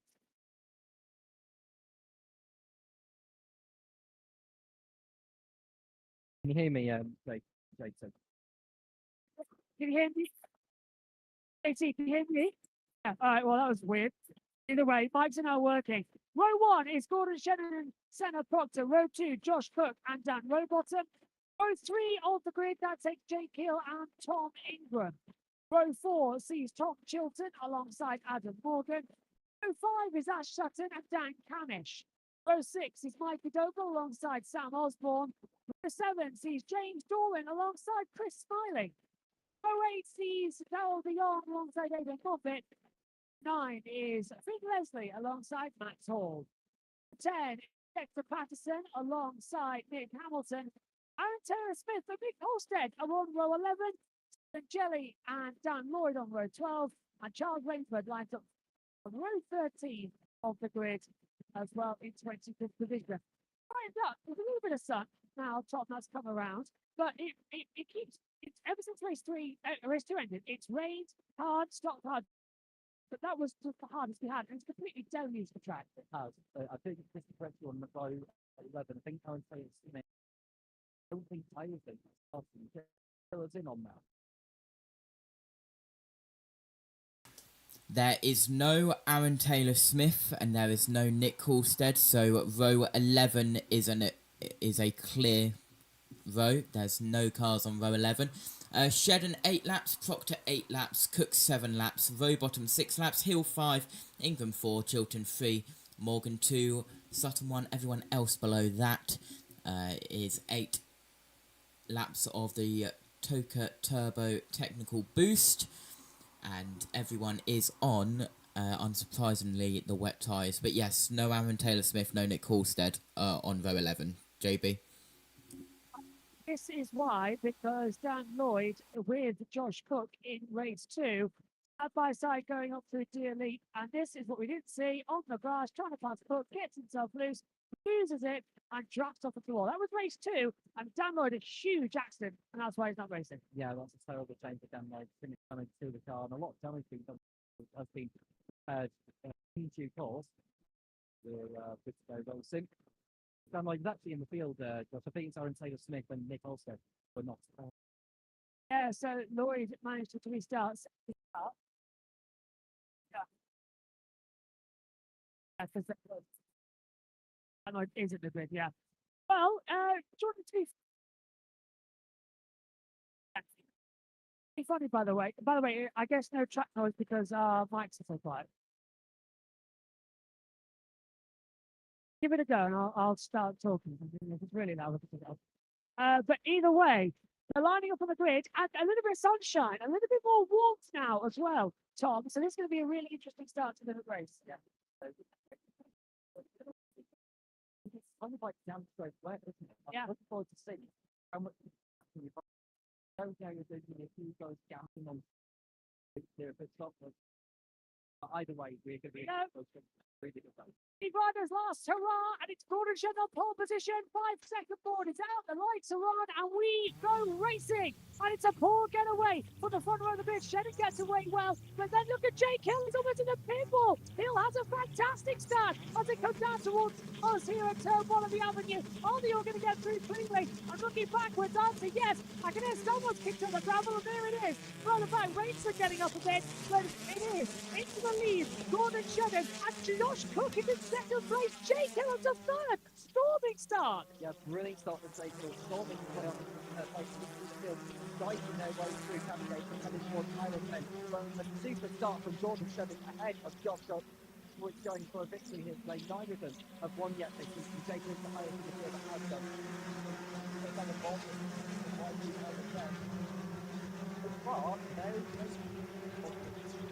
And unfortunately as well, it was in a Proctor starting second. He's got back, comes off! Right on down at Nickelbrook, could not even get it broken. And there's several other drivers following him. That's off in front of the back. Hill's going to take second position now. Shedden and enormous lead as they come up to the elite. Yeah, the track is going to change lap by lap as well, John. So breaking points. And yeah, a lot of things happening in the field and in the last sector. Adam Morgan having a terrible start, and he's finally out. Well, smiling and stops on circuit. You don't know what's happening to him. They're all going to let Adam Morgan to well be out of it as well. It's dry almost at the back half of the circuit, but something like here in sector 1, it's warmish now. The weather's sort of okay, but Hill's looking very slow, and Cook wanting to try and fight him. Coming up out the last corner, over the line. Cook comes down the outside. Ingram's trying to defend against Rowbottom as well, but Hill is trying to now defend with Josh Cook, who's trying to go all the way around the outside. Fabulous move for Josh Cook, and he is back into second position. Outbreaking himself, may as well do better. Hill's getting a bit sideways as well, and Rowbottom's waiting to come through. He'll stay second, Cook in third. A nice overtake from Jake Hill past John Shedden, but it's Dan Rowbottom in remaining fourth place with yellow flag around the circuit. Smiley. That'll be Smiley, who has stopped on the previous looks out of it. It looks like he is off on the cut through of the Knickerbrook chicane, so he's not actually on the track. I think he is on the escape road part. Just saw the yellow light. I think what's over at his side. So yes, you are right, Jake. Stop over Jake. There's no local yellow. There he is. Yeah. There is a local yellow. I can see now the green flag. There he is, just there on the inside. Jason's got it spot on with his trackside knowledge. He's got access to information. We don't. Shedden leads, and he's on course for his first win back in the touring cars. Second, third, Rowbottom fourth, and Proctor in fifth. And watch out for Ingram. He's on the back of centre. Proctor looking very racy indeed. All the time and looking at behind the top Ingram is down. Oh, he's looking up! And that's reached him this time. Josh Cook, what was it? Ambitious but rubbish. Can he get it out of that final corner? He tried to lunge on the inside of the hill, but I wonder if it's a brake problem. That's twice now. No, I think he just got offline and caught a jump cut. He's going to get away with it. He's fighting the day. Well down the order though, John. So John's goes down to the back of the field. I'm going to have a look again. Look at slightly different lines. You just see he almost tried to take Hill to brake and then the lodge, but just couldn't slow the car and ended up in the goal. I'm actually amazed he was able to get out of that because it looked pretty much beat. It's no wonder it's four-wheel drive because all the front tyres is covering that's Moffat and Hall off as well. So those two losing places left, right and centre. It's all kicking off back end of the field, and just plenty of drivers losing places. Aidan Moffat is one of them. There goes Sam from around the outside. It looks like Hall is really struggling as well. Yeah, Hall struggling. Moffat's going through, and now Leslie's going to try against Jones Hamilton. And there, Rowbottom battling. Hill round the outside of the chicane. Another stunning move from Jake Hill. He's now fought his way back up into second position. He's got 4 laps of hybrid left, but Shedden in the lead has all 8 laps to use. He can defend to his heart's content, but we know that Toyota not exactly where it was last year. No, Black and white flag, Tom Ingram. With the black and white flag and Cook slow. No, he's here with some form of damage from going off. I don't know if he's suffered a brake problem. He may be right on that.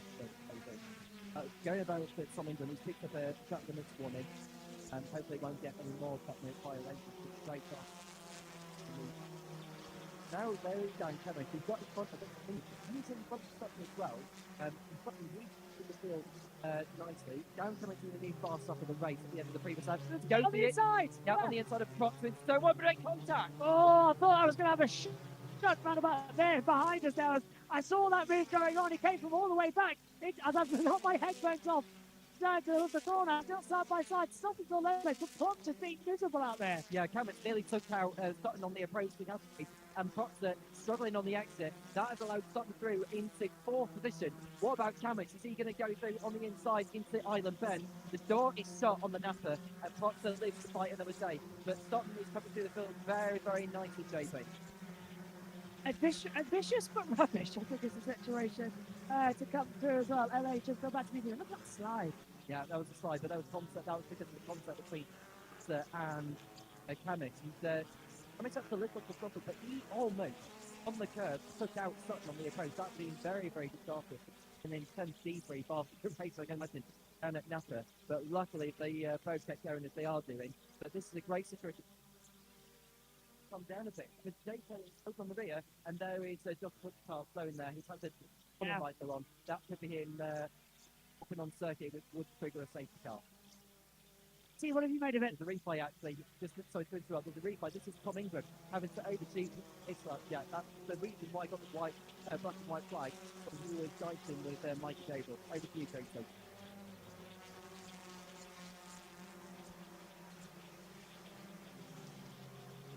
Oh, my JT cam, I don't know if he's talking about that.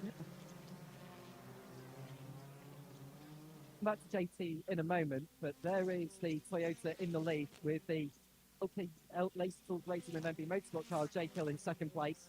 And it's Dan Rowbottom in 3rd, the highest of the Napa cars. It's Aspen in 4th, going to pop the 5th, and into the pits comes Harold de Leon. And I don't know whether they're putting another set of wets on, because probably he must have some form of issue. Hence why he's come in. He did have problems in that second race, and that car was steaming a lot after contact. The point flicks on. That's brave from Harold de Leon. That's very brave, and it's hard side as well. Oh, who's that off? It looks like that's one of the restarts. That's got it's gonna be is it Dan Lloyd off? Is it James Dolan? I can't quite tell. Probably Dan Lloyd then, surely. See as the sector the time. Yeah, I hear we started down there as well as the sector. Oh well, this is hang on. That's that's Jelly. Yeah. That's Jelly. Victoria 8 unsafe on the path of Maxwell. That'll be a penalty. Jelly's way, I think. What's going on with the World Motorsports today? That's 2 issues with brakes that were suspected. Yeah, and you just saw Aidan Moffat's car, the left side on the he's got damage to the left side of his car. As he goes through doing there, there's something off the wheel arm on the side, on the left hand side of the car. It won't cause too much. It was Dan Lloyd down at Island Bend. Thank you, yeah, it's all Dan Lloyd. Cheers, JT. All Dan Lloyd. At 6 of 15. In a fantastic final race of the day here. They're doing by 0.6 of a second going through. As they're still going on. And there's a few technical issues, we know that. Don't we? But no, fast up the race. Would you believe it? A bit of more sunshine. Breaking through here in Oulton Park. Brilliant. Now we're seeing here to the last one. Down that after that. That's the first the other Leah still going though, keep an eye out on the final result. I'm really concerned. I was down. Still to the water. Ingram's slowing out there. He's going to get past here as well. Ingram's Ingram's off. It's too busy sitting on the car alongside. I think.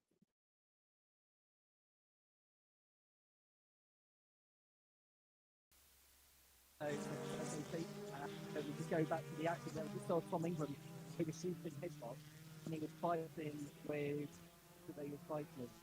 Who it was? It was James Dolan. It could be. Oh, look, Ingram's stopping. Ingram's got a problem. Ingram's got a problem. No, he's allowing it through. He's allowing it through because he overtook the yeah. That's the reason why Dolan is allowed through. Osborne too having to let things through. Shedden Hill is in a battle.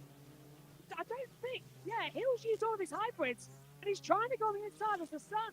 First out of the cloud for the first time today. Onto our commentary position here outside of the 23 Racing Hospitality on the inside of turn 1. Fantastic. Oh, absolutely. Hill on the tail of him for the lead. Can he get the drive out of Ireland then? And Max Hollins on. Oh, that'll be a safety car. Yeah, that'll be 100% safety car. Very important that Gordon Shen keeps Jake Hill behind here. If you can do that, that'll buy him some time. Having said that, they will add laps onto the race distance. And there goes Osborne on the inside of Safety car deployed. Safety car, safety car. Oh, this, and look, the sun's coming out. Now, this is critical because the sun will dry the track. The safety car is going to get the time, temperature's going to... This could, if anybody wants to pit for slicks, this is it.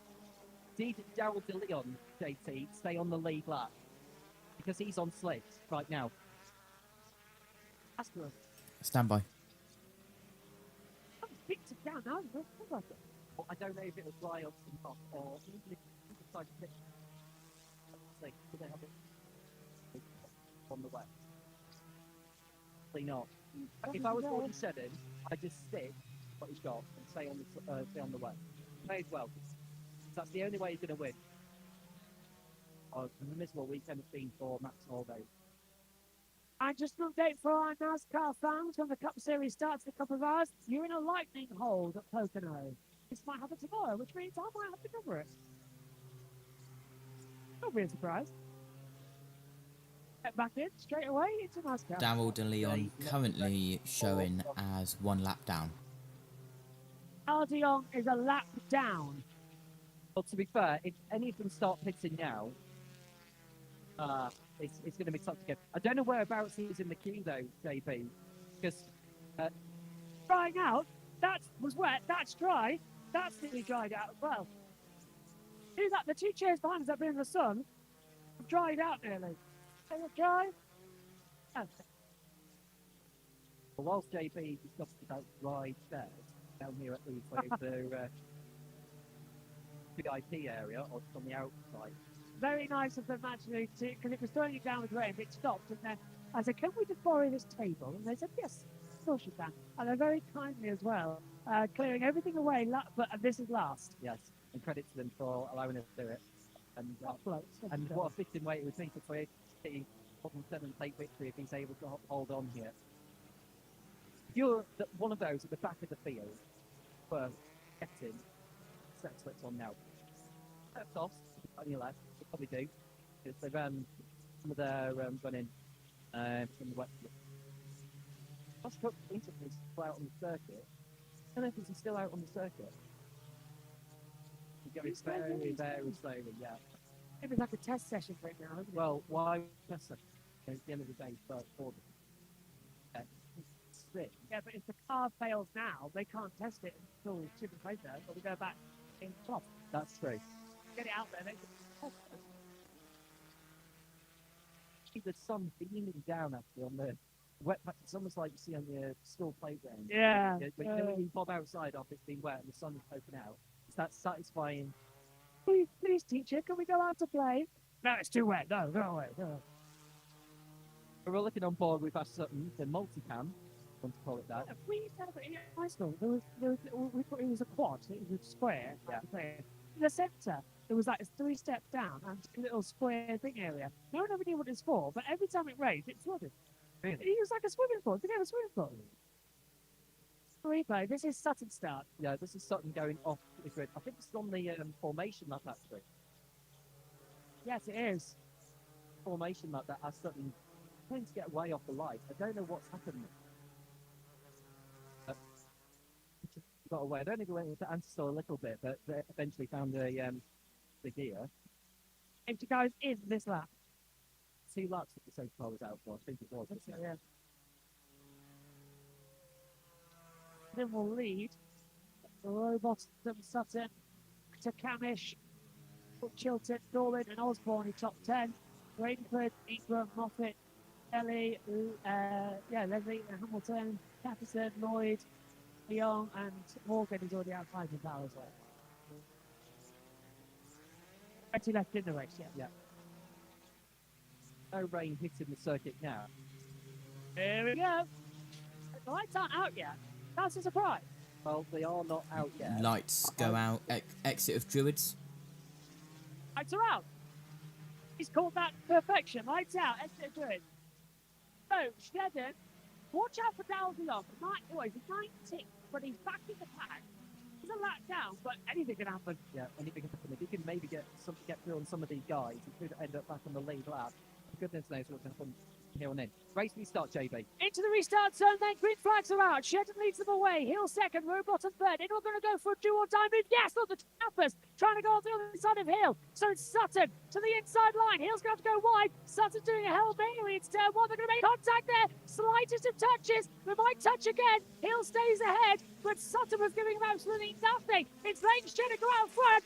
Hits him once, Hill hits him twice. Hill's drawn the inside line. Sutton backs off, and there comes Rowbottom. Yeah, very sensible for Rowbottom to let Sutton through. Not the first time we've seen him do that, but Sutton is through on Rowbottom, and now he can challenge Jake Hill for second place. But Gordon Shedden's having a good restart so far. No mistakes whatsoever from the Scotsman. Never just seeing some of the virtue front. Was that Leon getting laps there? Was that Rayford? Leon coming back through the field.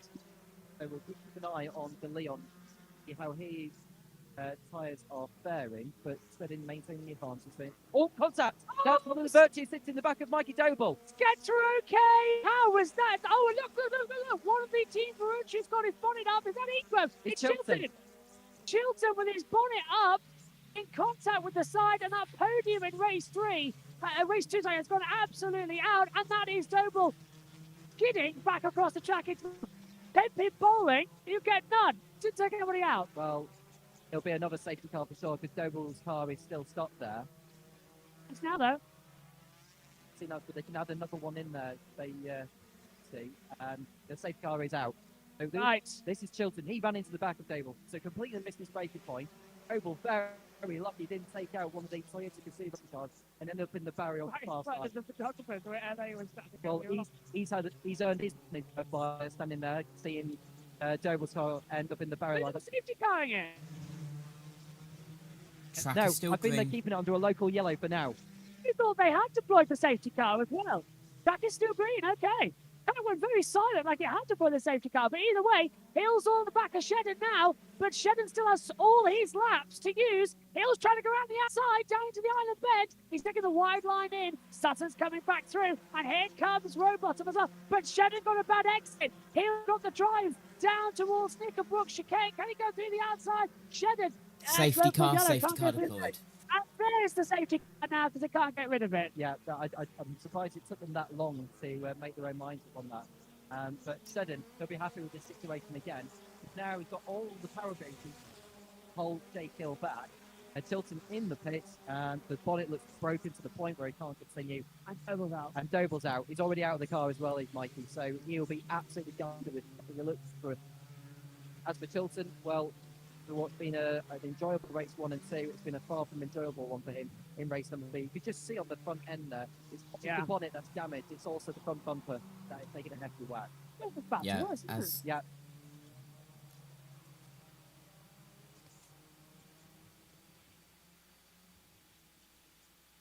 He just couldn't slow the car down. Yeah. Chilton couldn't slow the car down. I mean, I know the track gets changing. Yeah. I feel that Doble cut back on his line just as they were going to the braking zone. But yeah, I don't know what to make of that, in all honesty. It just felt to me like Doble cut back, maybe just before the braking point, Chilton just couldn't slow down. What do you make of it, JD? Can you talk? Yeah, that's what normally happens in touring cars. They deploy the safety car at the last moment they possibly can, and they deployed it down the hill in towards the Knickerbrook chicane, so I don't think you could have called it any later.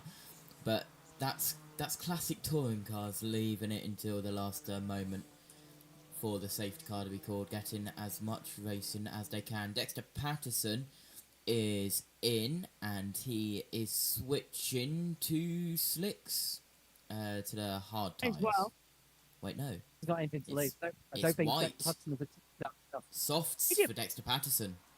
Oh, that is an interesting one. Keep an eye out on Dexter Patterson, running in 16th position, still on the lead lap, and he's now on the slicks. Have we run the maximum added laps as well? No, one more to add. There's one more to add, so hopefully if the safety car goes in, which I don't think it will, because Doble's car is still there, There'll be at least another lap before the I safety car. don't want Steve's last race to end with a red flag. I'm no, sorry. no, it's the last thing we want. And it's easily movable, that car. If they could just move it out of the way. Yeah. Del de Leon at least is up to 17th position. Morgan has gone no further in this, by the looks of things. I know he's gone further, he's just moved up on the time turn, but he's a number of laps behind everyone else. But there is David's car that's about to be fucked away. Dan Lloyd. Yeah, the back. Is it worth him going on slicks now? If you are Nick Hamilton, go on Slicks, now. yeah. If I was Nick Hamilton at this point, I would take a gamble and go on slicks. Slicks all the way. Yeah. I'm with you. Slicks all Watch the out way. for any cars that actually come into the pits this lap. Oh, they're all Oh, no. What's happened to Ingram? Ingram's stopping. Ingram's slowing. Yeah, he's got a problem. I think. Has he got a problem? Or is he just trying to cool the tyres? He was just trying to cool the tyres. He's trying to find damp patches to cool those wet tyres. JT's got news. Ingram's dropped down massively in that order. Hilton's blocked. Marshall's indicating to the telehandler driver that it is a tow, not a lift, so that'll be a quicker clean-up. If it was a lift, then it would have been a little bit longer, but it is just a tow, so that's good. Points as it stands, guys. 232 to Ash Sutton, 216 to Tom Ingram. So in race 2, after race 2, it was Tom Ingram leads by 1 point. Now it's Ash Sutton leads by 16. I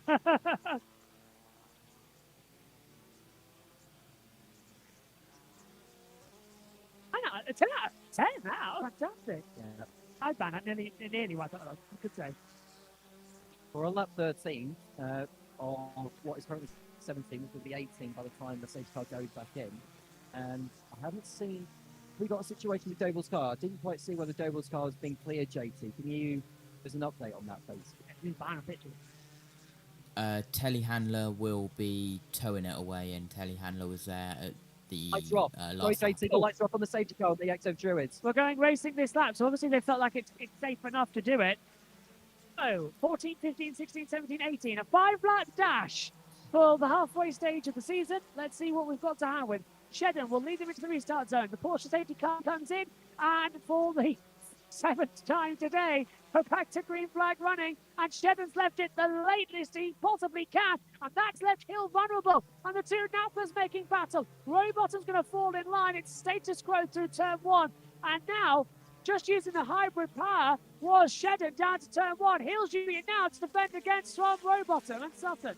Yep, as they go through cascades again, Shedden, he may as well use the boost he can do, but it's just where he uses the boost compared to Jake Hill.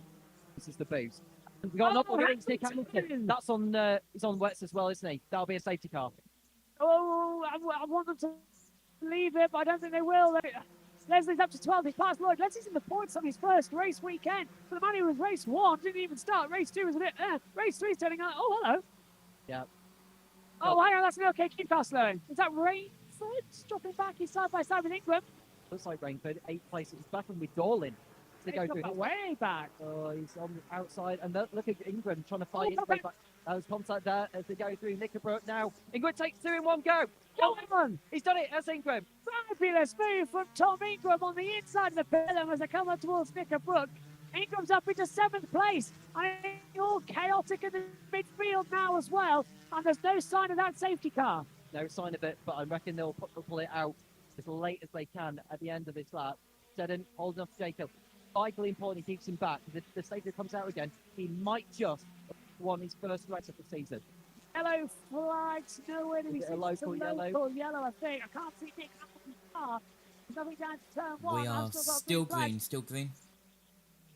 It's yellow at turn 1. So Hamilton's behind us. Where is he? Oh, he's in the wall backwards behind us. Yeah. That's out of the way, I think. Yeah, I think that's away from the firing line, so I'm happy for them to keep that under a local yellow. Over there, we can see it from our commentary position. Yeah, so he'll be over there. It's no wonder we saw the reaction from the fans when he... Stop! That'll be Stephen Jelly, I think. Another one. Hey, Stephen Jelly. I think they'll have to put the safety car out with there being 2 stopped vehicles in separate places. Back, so you can't go from moving to the hairpin as Ingram tries to send around the outside of Camish. Camish has the inside line. Ingram does the cutback, tries to get some traction on, but there's just nothing up the hill. Just spin the wheels. Shedden's brilliantly holding off Hill. This is Gordon Shedden we're talking about. He can hold off anybody. And the cheers behind Nick Hamilton getting out of the car. Yeah, the car goes straight on. Osborne. Is that Osborne going straight on? It is. Avoiding the stricken restart racing car. I think that is to the side. Gets out in front of James Dorlin there. I don't think he gained the position. Or did he actually gain the position?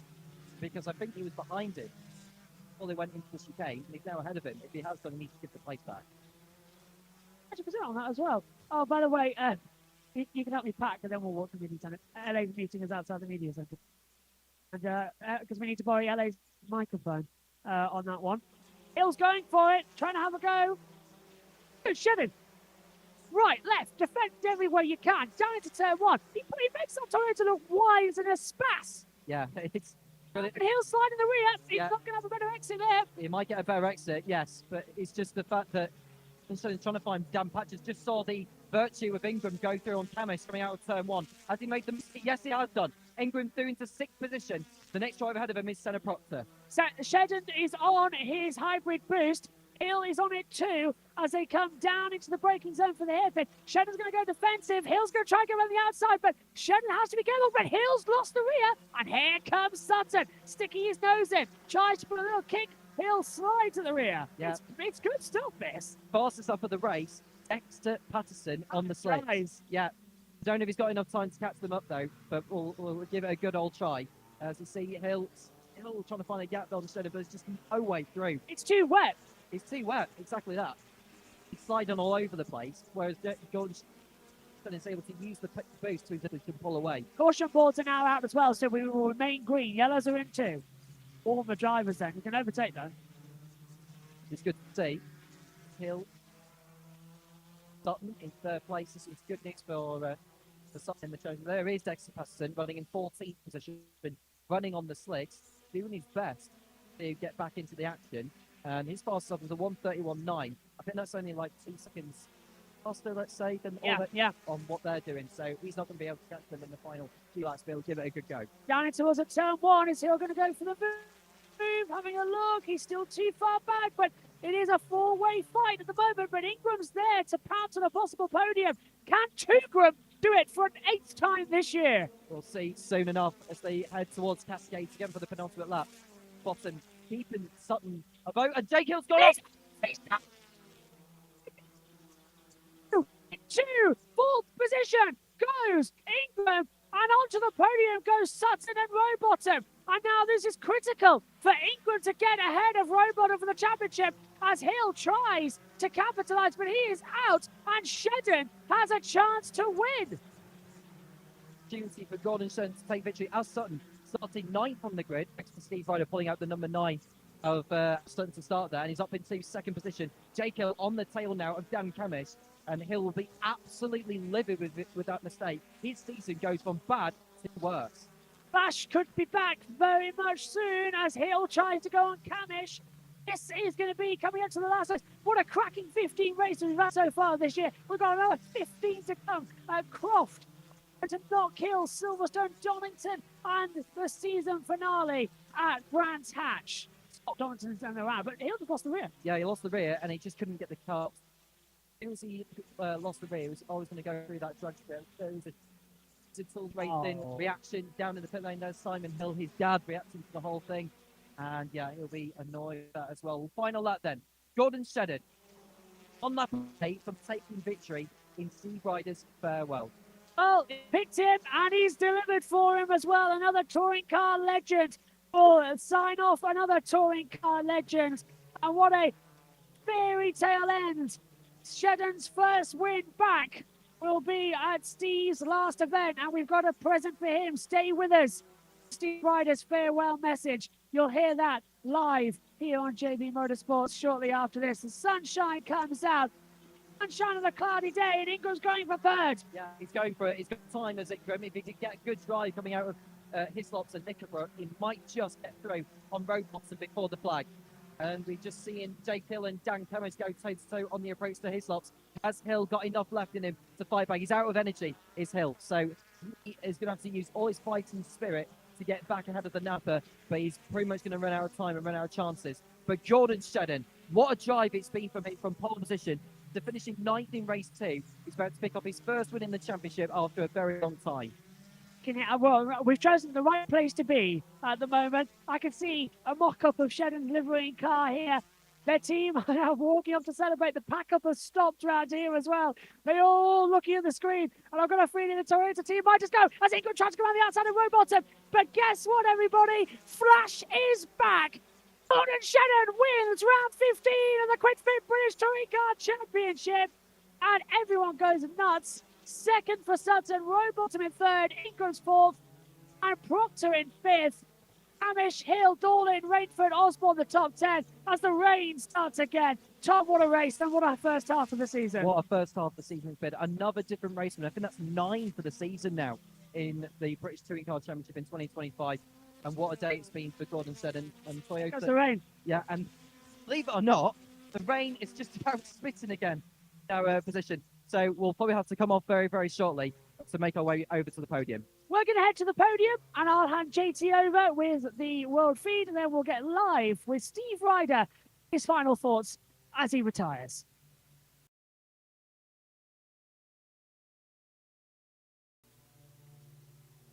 Thank you to JB and Tom over there trackside at Oulton Park. Let's go over to ITV for the reaction of Gordon Shedden's first win of his return.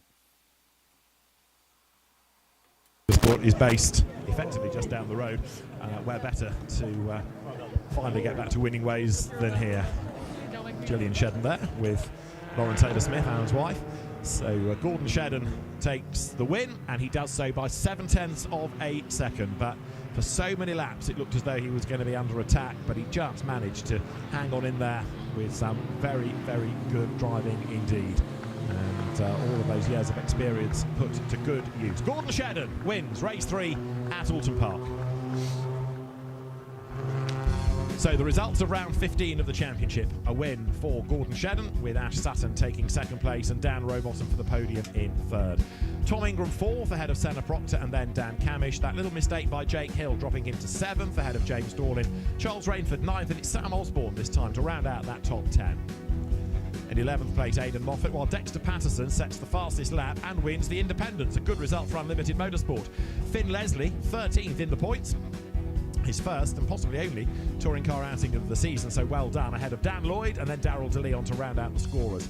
But he was a lap down. Adam Morgan was 2 laps down after an early pit stop. Stephen Jelly's nightmare day continued. In the wall was Nick Hamilton, in the pits was Tom Chilton, in the barriers was Mikey Doble. Max Hall was in the gravel. Josh Cook was just in, generally, because of all sorts of problems with the Honda. And we lost Chris Smiley on the opening lap of the race at the escape road down at his lots. So a really tumultuous day of racing. So what does it do to the championship? Well, the net result of all the action of the day is that Ash Sutton is the championship leader by 11 points from Tom Ingram. Dan Camish is now third. Dan Rowbottom slips to 4th, and it's Jake Hill 5th ahead of Adam Morgan. Then Tom Chilton, Josh Cook, Chris Smiley, and in 10th is Charles Rainford.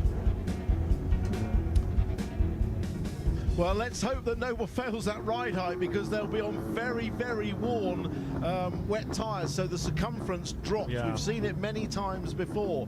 The teams knew the track was going to be wet, but they have to reset the ride height a bit higher in order to pass. Looks like the Toyota's absolutely fine, because he's already cleared that check, but it's always a worry at the end of a wet race on warm wet tyres. Yes, it was Knock Hill a couple of 3 years ago, wasn't it, when we had the top 2 excluded for failing the ride height. But the Speedworks Toyota looks okay. So Gordon Shedden, Ash Sutton, Dan Rowbottom are the top 3 then at the end of this final race of the day. Gordon Shedden's car makes its way down towards the winners area into Parc Fermé. And it's been a long, long time, like I say, Croft 2022, that Gordon Shedden last arrived as a race winner in the BTCC the last time he went to the podium. So he's back, everybody. Gordon Shedden wins at Oulton Park, and no doubt he will have an awful lot to say for himself right after the break.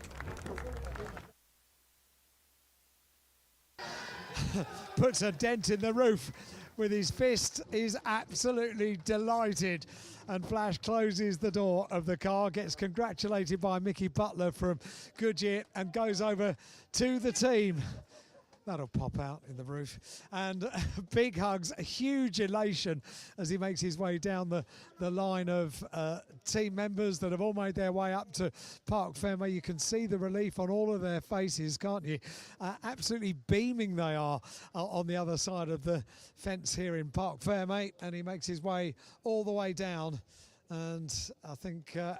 let me see where Gillian is. There she goes. She gets a big hug, makes her way through to the front of the crowd, and Christian and Amy Dick as well. They get a double hug with Flash. Rest of the team are all there to congratulate him. Still got his helmet on at the moment. Still got his helmet on, and I think ITV are probably in a gap. So. We've got a moment. So I might.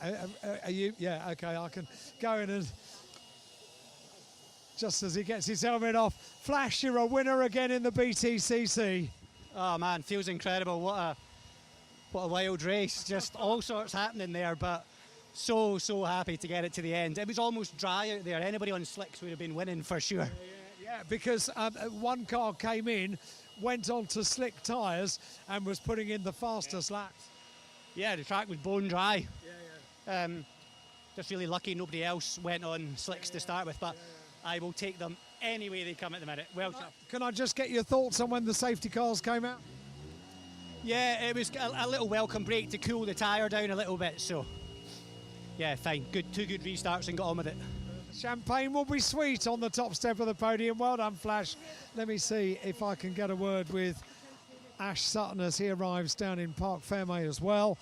He climbs out of the car, casually puts his thumbs up, closes the door, and he can be pleased with the work that he's done today. Over to the team he goes, still with his helmet on, and his teammate Dan Rowbottom is just going through his checks now. And let me see if I get there. A big hug with Ash and Pete Osborne, the owner of the team, and down to his engineer, Antonio Carroza, who gives him a big hug as well. There are drops of rain in the air once again.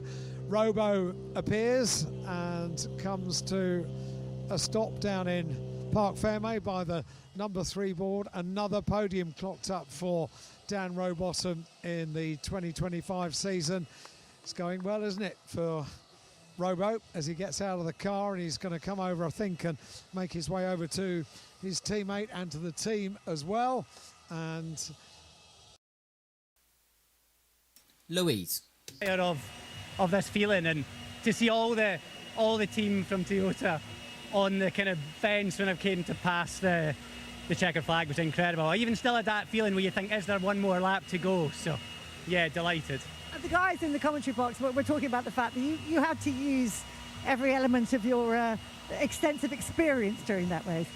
Yeah, and I could position the car in a place that it was strong and try and not leave myself exposed in places that it wasn't. But, you know, obviously all sorts happening behind me, and just, you know, a couple of safety cars. But, you know, there's a lot of effort happening to try and make us as competitive as we can be, and you know, what a nice way to go into the summer break. Fantastic result, well done you. Let's bring in Ash. Well done, coming home second. There was a slight delay down at the patch. Everything all right with the car, do you know? Your guess is as good as mine with that. Yeah, obviously we've got some damage on the rear, I believe. I haven't had a look yet, but we had a bit of contact there from, I think it was, I might have been Dan Camish getting into the rear of me, so yeah, just maybe a bit of bodywork damage, not 100% sure. But yeah, overall really pleased with that. I mean, such a lively race, and you were putting some very opportunistic moves there, which you were probably no doubt thoroughly enjoying. Yes, yeah, I did, and I thought we had second done a bit earlier, but then Jake threw his car up the inside at turn 2, and after what happened with Jake last time at Fruxton, I gave him a bit more breathing space this time. So yeah, I was thinking about points the whole race, obviously with Tom being behind us, that was key, getting some points. But yeah, mega way to round out the day. Well done, well done. And let's bring in Robo, another podium. I mean, they're just, I love the fact they keep coming for you. You need this, don't you? Yeah, we need them. You know, we had a really tough day yesterday. It started off great, but qualifying it didn't materialise. So we took a risk in race 1. We put the hard tyre on. Unfortunately, it rained. I think we'd have been in the pound seats for race 3. But you know, we've got a set of softs to carry over. So yeah, good end to the day. And a great way, as Ash has just said, to go into the summer break on a bit of a high. Yeah, for sure. You know, it's not really a break. We've got a busy old few weeks. We've got the Grand Prix and then Goodwood, and you know, it's all going on. But yeah, I think Napa Racing UK, we've turned up in the first half of the season. So let's see what we can do in the second half. Good stuff. We will see you there in that second half. For now, though, let's get back to the studio. Okay, thanks very much indeed, Louise. Well, what a great way to finish our day at Oulton Park. Flash is back. He certainly is, and it was great to see. But it was a carefully controlled race. He knew when he had to defend. He knew when he could extend his lead, and he knew how to look after his tyres. Yeah, absolutely. As well, we will rejoin with that later, but we also have our members trackside at Oulton Park, which in a couple of moments we will be able to link back up with as well.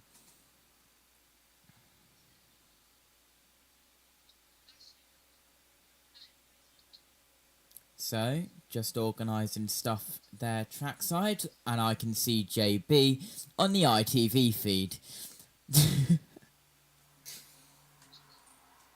So, let's go over to the Let's go over to ITV, as JB is hiding behind Tim Harvey.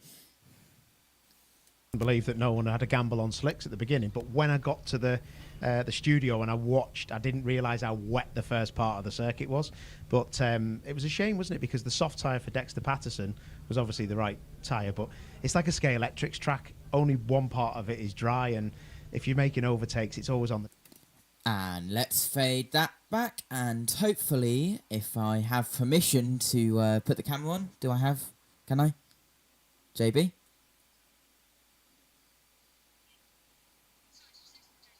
Yes, hello. Are we good to go trackside with you with camera and voice? Yes. Okay, and bringing in now, live from trackside, even with camera and a little bit of the ITV studio and Tom Gray somewhere else as well. It's Joshua Birch and crew. Thank you very much, JT. Yeah, it's here at the end of the day. Very good podium. Tom's with me. Tom, crazy weekend.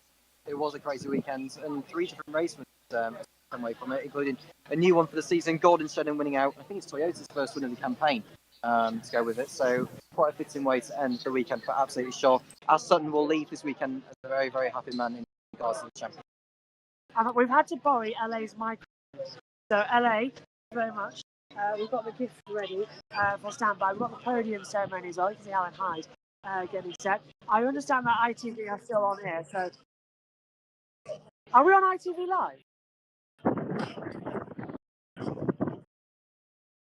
They can see Tom. Can they see me? Right, hang on. If I stop there. If I move in, I've got a microphone. Hello. Not bad. Enjoyed it? Yes, very. Drenched? So, Sunday, sleep dry and full of about 50 odd liters of caffeine. Have you been camping? Just come down for the day. No wonder you sleep. I've come down for the night. I agree. That's what we've done. That's the only reason we're here. My first touring car race, that man be a constant in my motorsport viewing lifetime. True legend, and we've got to see so many people here. He's coming out here. Oh, if you look, Louise Goodman's got a... So that's all nice. I hope they flash that on air. About it. The flash comes through as well to come in. Yeah. Oh, I see the week. So we've got a cake. That's good as well to come through. Am I on? I believe it'll be a good bye to Steve Ryder coming up shortly as well. Louise with a slice of cake. This is the second time I've been trackside and a cake has been given to Steve Ryder. It's getting quite funny. It happened last year. It's happened again. It happened last year for his birthday. He's 74 last year. So I believe ITV and Steve Ryder do, and that's because if you take us around, Goodman is here. The handing up well. Keep an eye on our stuff as well. Coming back in. Keep an eye on our stuff. So, bring it back this way. We've got sets all ready to go. Yeah, Louise Goodman, Tom, going in to give a cake. Lovely to see. It's a fitting way to say goodbye to Steve after all the years he's done in broadcasting, not just in his involvement in touring cars, but Formula One, football, grandstand, you name the lot. He's been an absolute legend within the broadcasting world, has Steve, and we can't thank him enough for everything he's done. Not many people would get 2 stints at a Formula One career, let alone a 45-year career as well. Come through. Whatever you do, Louise, don't trip. Please don't. And she's in. There she goes. You're on now. They're on air and they're presenting Steve Ryder. Right, JT, can we go live? Let's get Steve's last thoughts.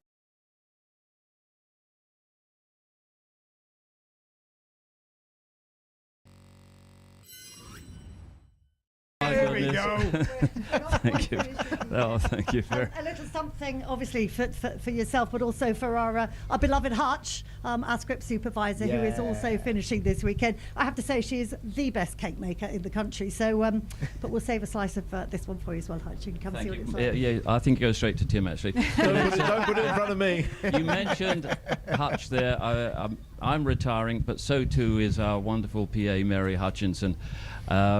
She's been the voice in my ear for about the last 30 years, so it'll be nice to have a bit of peace and quiet from now on. We're all great fans of Hutch, and we wish you all the best, and I think you've got a bit of a fan down in the pit lane as well. Hello, Hutch. It's Tom. Hope you're all good. I hear a terrible news. The terrible news is you will no longer be joining us because you're retiring, which seems daft. You and your sparkling eyes are going to have to leave the paddock, and I'm not going to have these intimate moments with you ever again, which I'm sad. Frankly, I'm very sad about. So, in your upcoming retirement, keep my number, drop me a text whenever you're feeling lonely, and frankly, have a wonderful, wonderful time. Isn't that nice? The challenge now is that Hutch has got to count us off the air. So I think, any help that anyone else can provide in that respect would be great.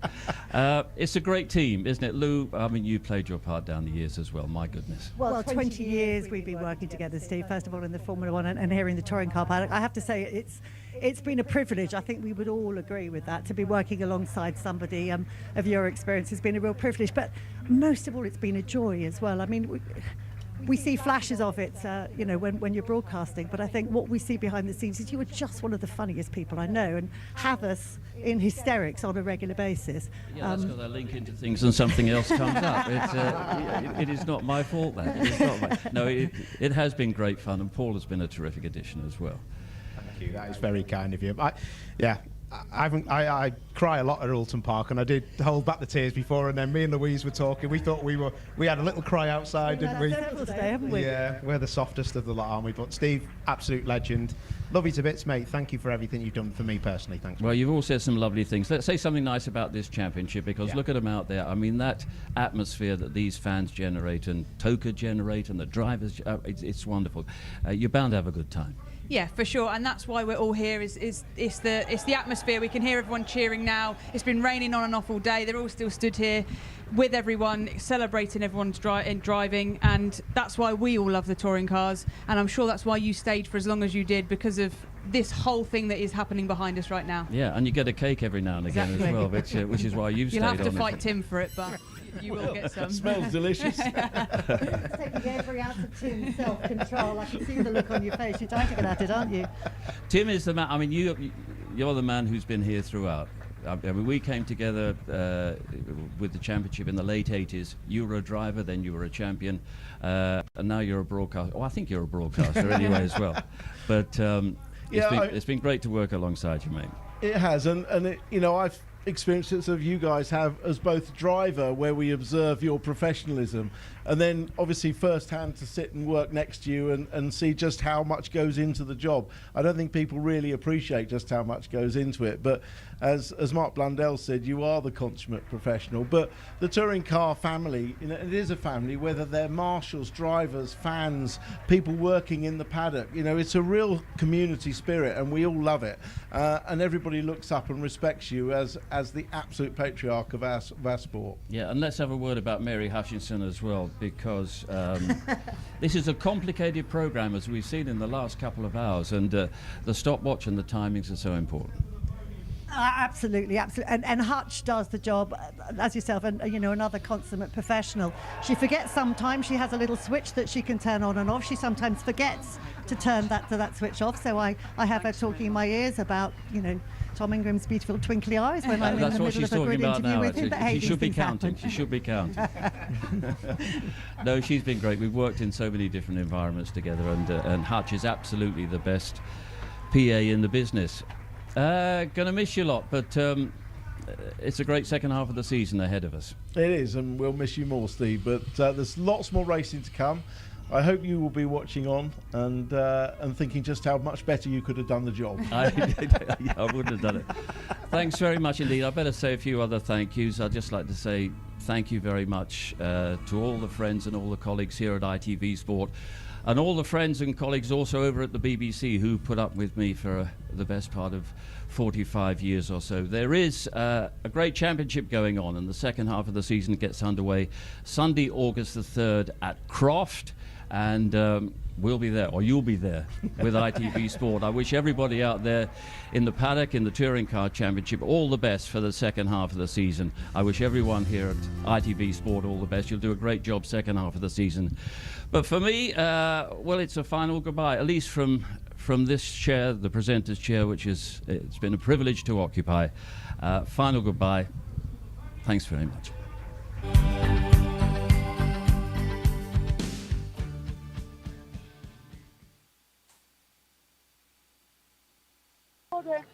Getting a drenched shower, as we all have. And JT, are we back? Yeah, cool, we're back. ITV have wrapped up. He's completed his last shot. We're going to wait for it to be a bit emotional. We're catching the driver. Better hurry up.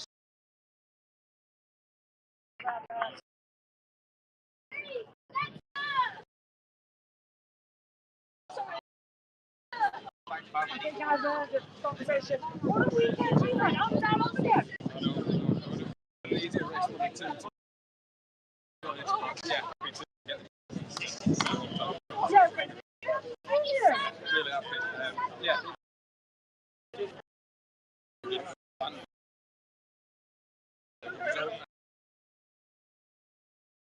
Look, see you got. Take care, brilliant job.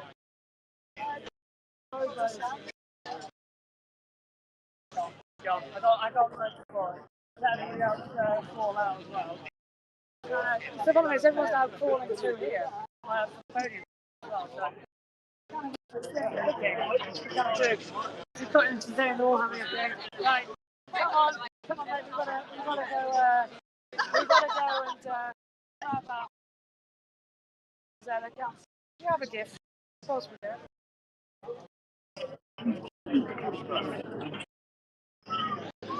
Oh, is the mic? Oh, hang on a minute.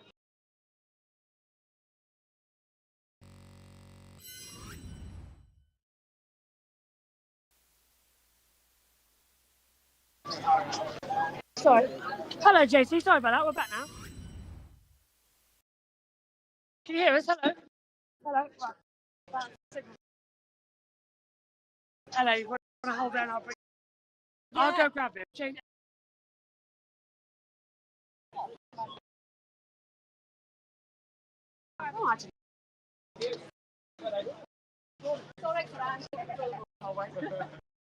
Yes.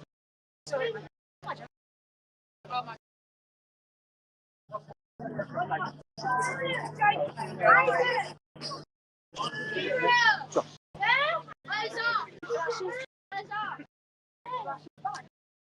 Wait, first can I get inside right here?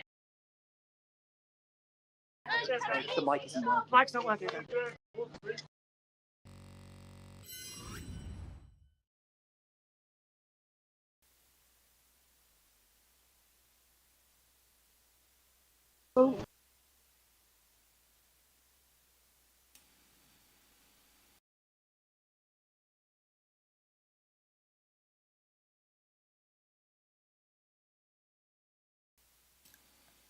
Just bear with us as we are working out if there is any microphone issues, and we will be back with you in a moment.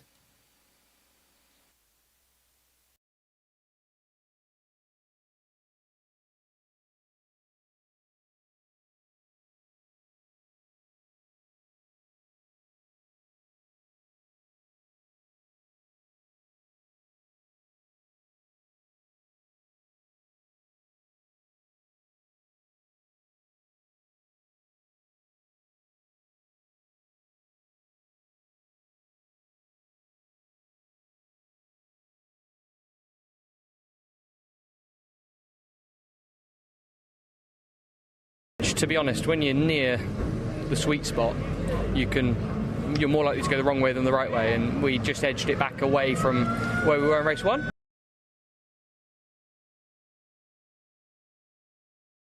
Compete with some of those other guys at the minute. Is it a little bit of a feeling of 2 steps forward, 1 step back? We're both just watching which.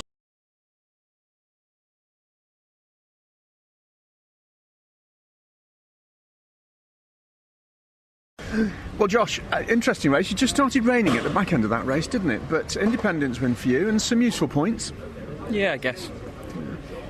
Yeah, that's not really why we're here, but it was a difficult race, but I think we made the best of it. But yeah, it's not where we want to be. What was it? Just the lack of speed, the setup? I mean, there's so many variables been this weekend with the weather temperature and the track temperature and things. Is that making it more difficult? To be honest, I think in race 1 the car was actually really quite good. Race 2, in the pursuit of something more, which, to be honest, when you're near the sweet spot, you're more likely to go the wrong way than the right way, and we just edged it back away from where we were in race 1. But it wasn't terrible, it just wasn't quite as good, but we just can't compete with some of those other guys at the minute. Is it a little bit of a feeling of 2 steps forward, 1 step back? We're both just watching which ball's being drawn, aren't we? Yeah, I'm just hoping it's let's just wait and see, shall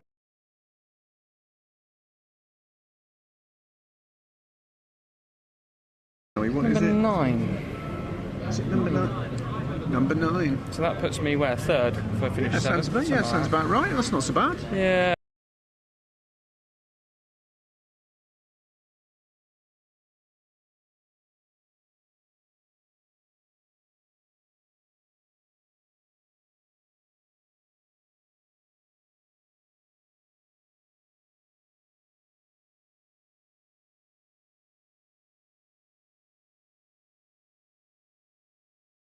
Adam, congratulations, P2. It's just started raining. It's a good job it didn't do that 5 minutes ago. That is absolutely perfect timing. There's a little bit of rain just at Druids with about 2 laps to go. And I was just praying, please, please, please, don't chuck it down now. But, having Ash in front's a good reference, so that's all right. But, yeah, P2, good haul of points. We might have got away now without using the hard tyre. We could have used 2 soft tyres and race 3 could be wet, which is the perfect situation. So we'll see what happens. You had a good launch and it was a very, very consistent drive. You look really good out there. Thank you very much. That's very kind to me. No, watching your lines and following, it was a good, solid drive. Like I've seen you done many times.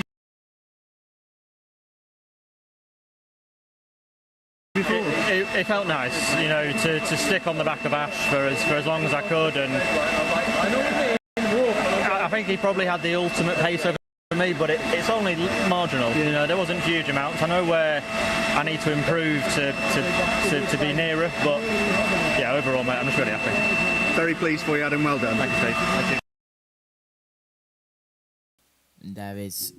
you. There's some interviews from after race 2, but let's hopefully go back trackside to JB and Oulton Park. Over to you. Yeah, hi guys. Yeah, it started raining again, and all the mics have gone dead. So if you can't hear quality, you know why. Tom, there's Tom still here, but I want to see LA because I was fucking LA yet. Hello, LA. Have you had a good day? All right, yeah. I'm great, yeah. I'm not being branded. It's just it's actually a good waterproof tablet. It's throwing it down again. Apologies for the branding. Yeah, it is now throwing it down. We're waiting on Steve. Apparently we can continue with this, so I'll happily do with that. I'm not wearing any mics, but it's throwing it down again, and that's typical. How many times did you go for it in there for? Were you on the show? Yes, I was. It's all right. I'm from Manchester, so I'm used to the rain. I wish I was used to the rain as well, which is not the greatest. Well, I'll swing the camera around. We're waiting on Steve to go out, and when Steve's there, I'll hand it to you, Tom, as well, very kindly, and then we'll all say goodbye. But that's getting so hold that on the inside, as the rain is not going to. And it's a heavy rain, isn't it, Tom? No, I'd say it's light. It's like bigger drops. Light It's rain. very light rain. Oh, there's oh, it's there's a button. There we go. LA to the rescue, brother. Oh, A few more under. I'll get under. Yeah, 4 under. it's starting to rain again. We got last of the yeah. So we're just waiting for Steve at the end of the day. Good news is we'll miss all the traffic. A A lot of people went after. Yeah. Say again? A lot of people left. Actually, you're right. Yeah. Sorry, the mic has to be a bit closer because you can't hear. Oh, sorry, we were having a conversation. Oh, I thought you were still talking to me. Oh. A bit confusing. There's all the people from the grid. ITV Sport team and crew all coming over from the television centre. We've still got about 30 cans to get. Oh my gosh. There's Louise. I think it's a goodbye. It's all starting to throw it down with rain, which isn't great, as we'll wait. JT, what have you made of the day? Fill some time for us. It's been going well. It's been an absolute mess in the production booth here, but I've made it work out of absolute nothing, so it's been alright. I need to find an update about NASCAR though, because I am meant to be on in 9 minutes time, but that can wait, because I think they're still under lightning delay. I'm back now, hello. Go and stand in that enclosure there. It's absolutely messy right now. The thing is, we're going to get him. It feels like a post-race. It feels like post-race, doesn't it? And a final Grand Prix. Everyone trying to grab everybody. There's Louise. Louise is not still coming through. I might have to. Do it here, we're going to start a song. Steve's last race is certainly turning into an eventful one, isn't it? Okay, I'll go. We'll come get everything. We wouldn't like to do more.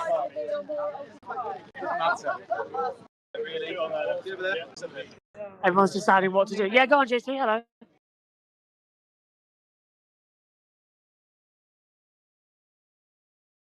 Steve! Sorry, you're going to have to cut across you there, JT. I'm going to interrupt you for a second. Yeah, Tom, I'll take that.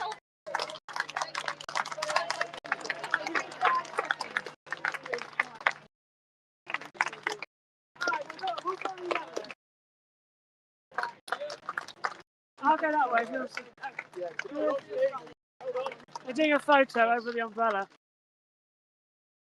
Comes through. Steve's lack of honour. Hi, Tim. You're right. Yeah, you. Well, You're yeah. right, Oh dear, I'm actually so. I've lost the team. I've completely lost the team. No, I'm a professional. Joyce, well, that's great. Real. Well, JT, you're getting behind the scenes of behind the scenes. It's the ITV team. I've lost where LA. I think I can see Bono. Oh, there you are. Hey, I see you. I have found it. Cool, guys, just have to squeeze JT, you still live? Then you're hearing pure behind the scenes, everybody. This is the ITV goodbye photo. I can hear you, JT.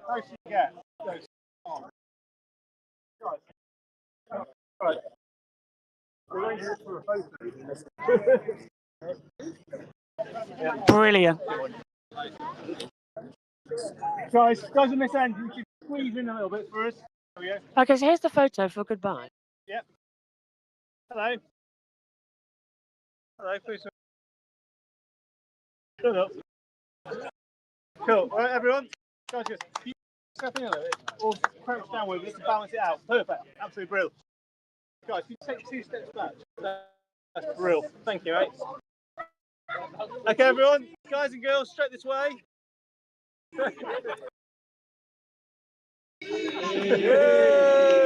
And after 3, give us a big cheer, everyone. 1, 2, 3, go! Same again. Straight to the camera.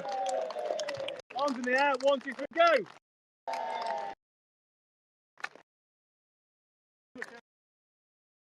Right.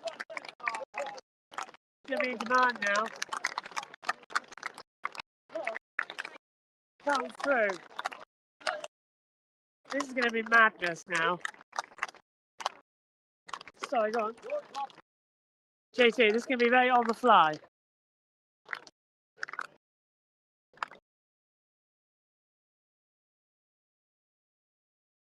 So, hello. Be very much on the flash. Tom's around here somewhere. We've completely got off mic. He's on his way. Yeah. Hang on. Oh, he's not. Oh, clever man, going around the outside. Right, we need to. That's that. Oh, I went through the centre. It stopped raining for a turn now. It has actually stopped raining, which is the weirdest thing. Right, just shove it on the floor. Just shove it down there, yeah. All of our stuff. Because then we'll capitalise. It's still live, yeah, it's still on. It looks ridiculous as a result. That guy's got 5 minutes left. Yeah, no worries. There you go. So that. Right, I'm gonna now. Okay, JT, could you behind the scenes also just make sure that Megan has given the positionings over? Hang on a minute. It's coming over now. Tom, do you want to go around where LA is? Yeah. Just drop that there, it's fine. We'll grab him. Hang on a minute, there's one. How did you find that one then in the rain? Which one? The rain, that's one.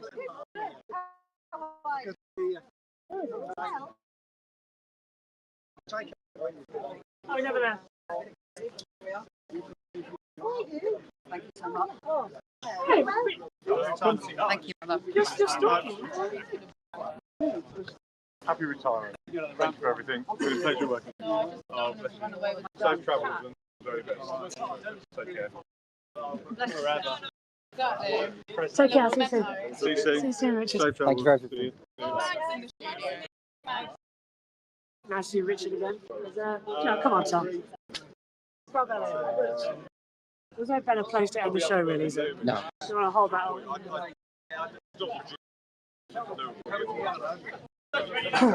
I want to grab that in. How's the hip? Mate, I don't think it's an awful lot wrong. It feels it. I know what you mean because of the rain, but it's inevitable when that happens. So. This is now behind the scenes. Okay, coming up. You're right. There you go, like. Are you alright, Tom, coming up? Yeah, let's do it. Well, if it had gone the other side, which I know. is only little. We're running out of time. Whoa. Hey, we're live. Hold on, we're media as well.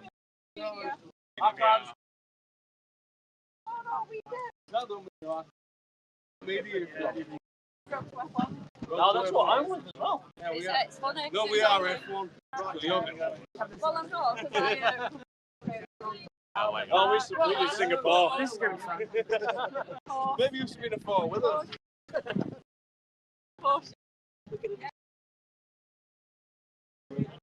This is going to be a cracker. You can't. This must be what Murray was like at the end. All the way back. JT stands up to Max. Back in, was it Indianapolis' last race, Yeah, wasn't it? yeah. But Silverstone was the more emotional and fair really for Maui.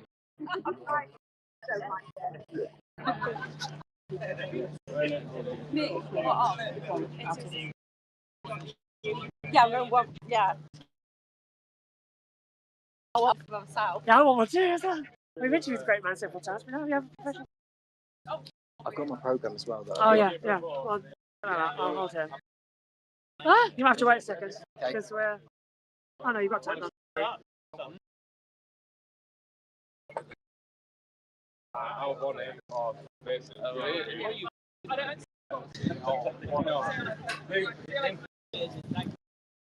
got it.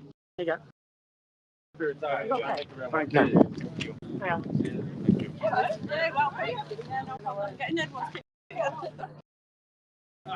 Well, I've got a pen, but it's not like a Sharpie pen. Get that out.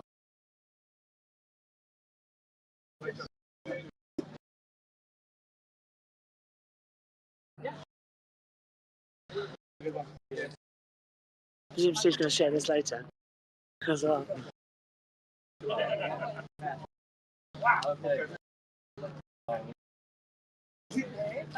I'm Ellie. Oh, hi. Yeah. Hi. How are you? Yeah. JT, we'll be up here. I'm getting shouted at.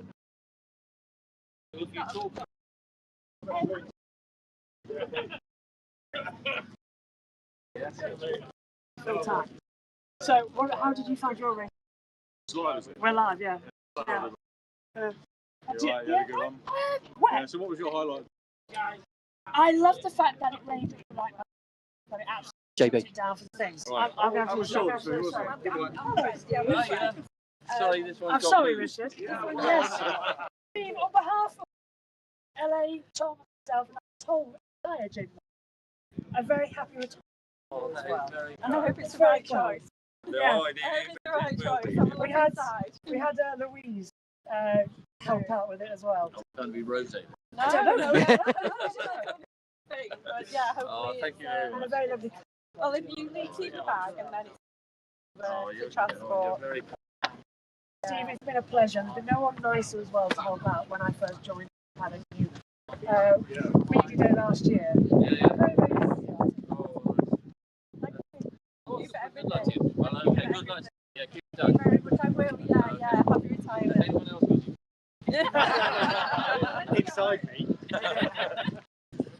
I'll hold that and I'll let JT sign off as well. And well, actually, I'll get Richard's last words. Richard, I'll come back to you. Oh, Yes. well, thank you very much for coming back. It's very nice, very considerate having been on. Sorry, I know you forgive me. That's fine. Steve's more important. Yes, he's back.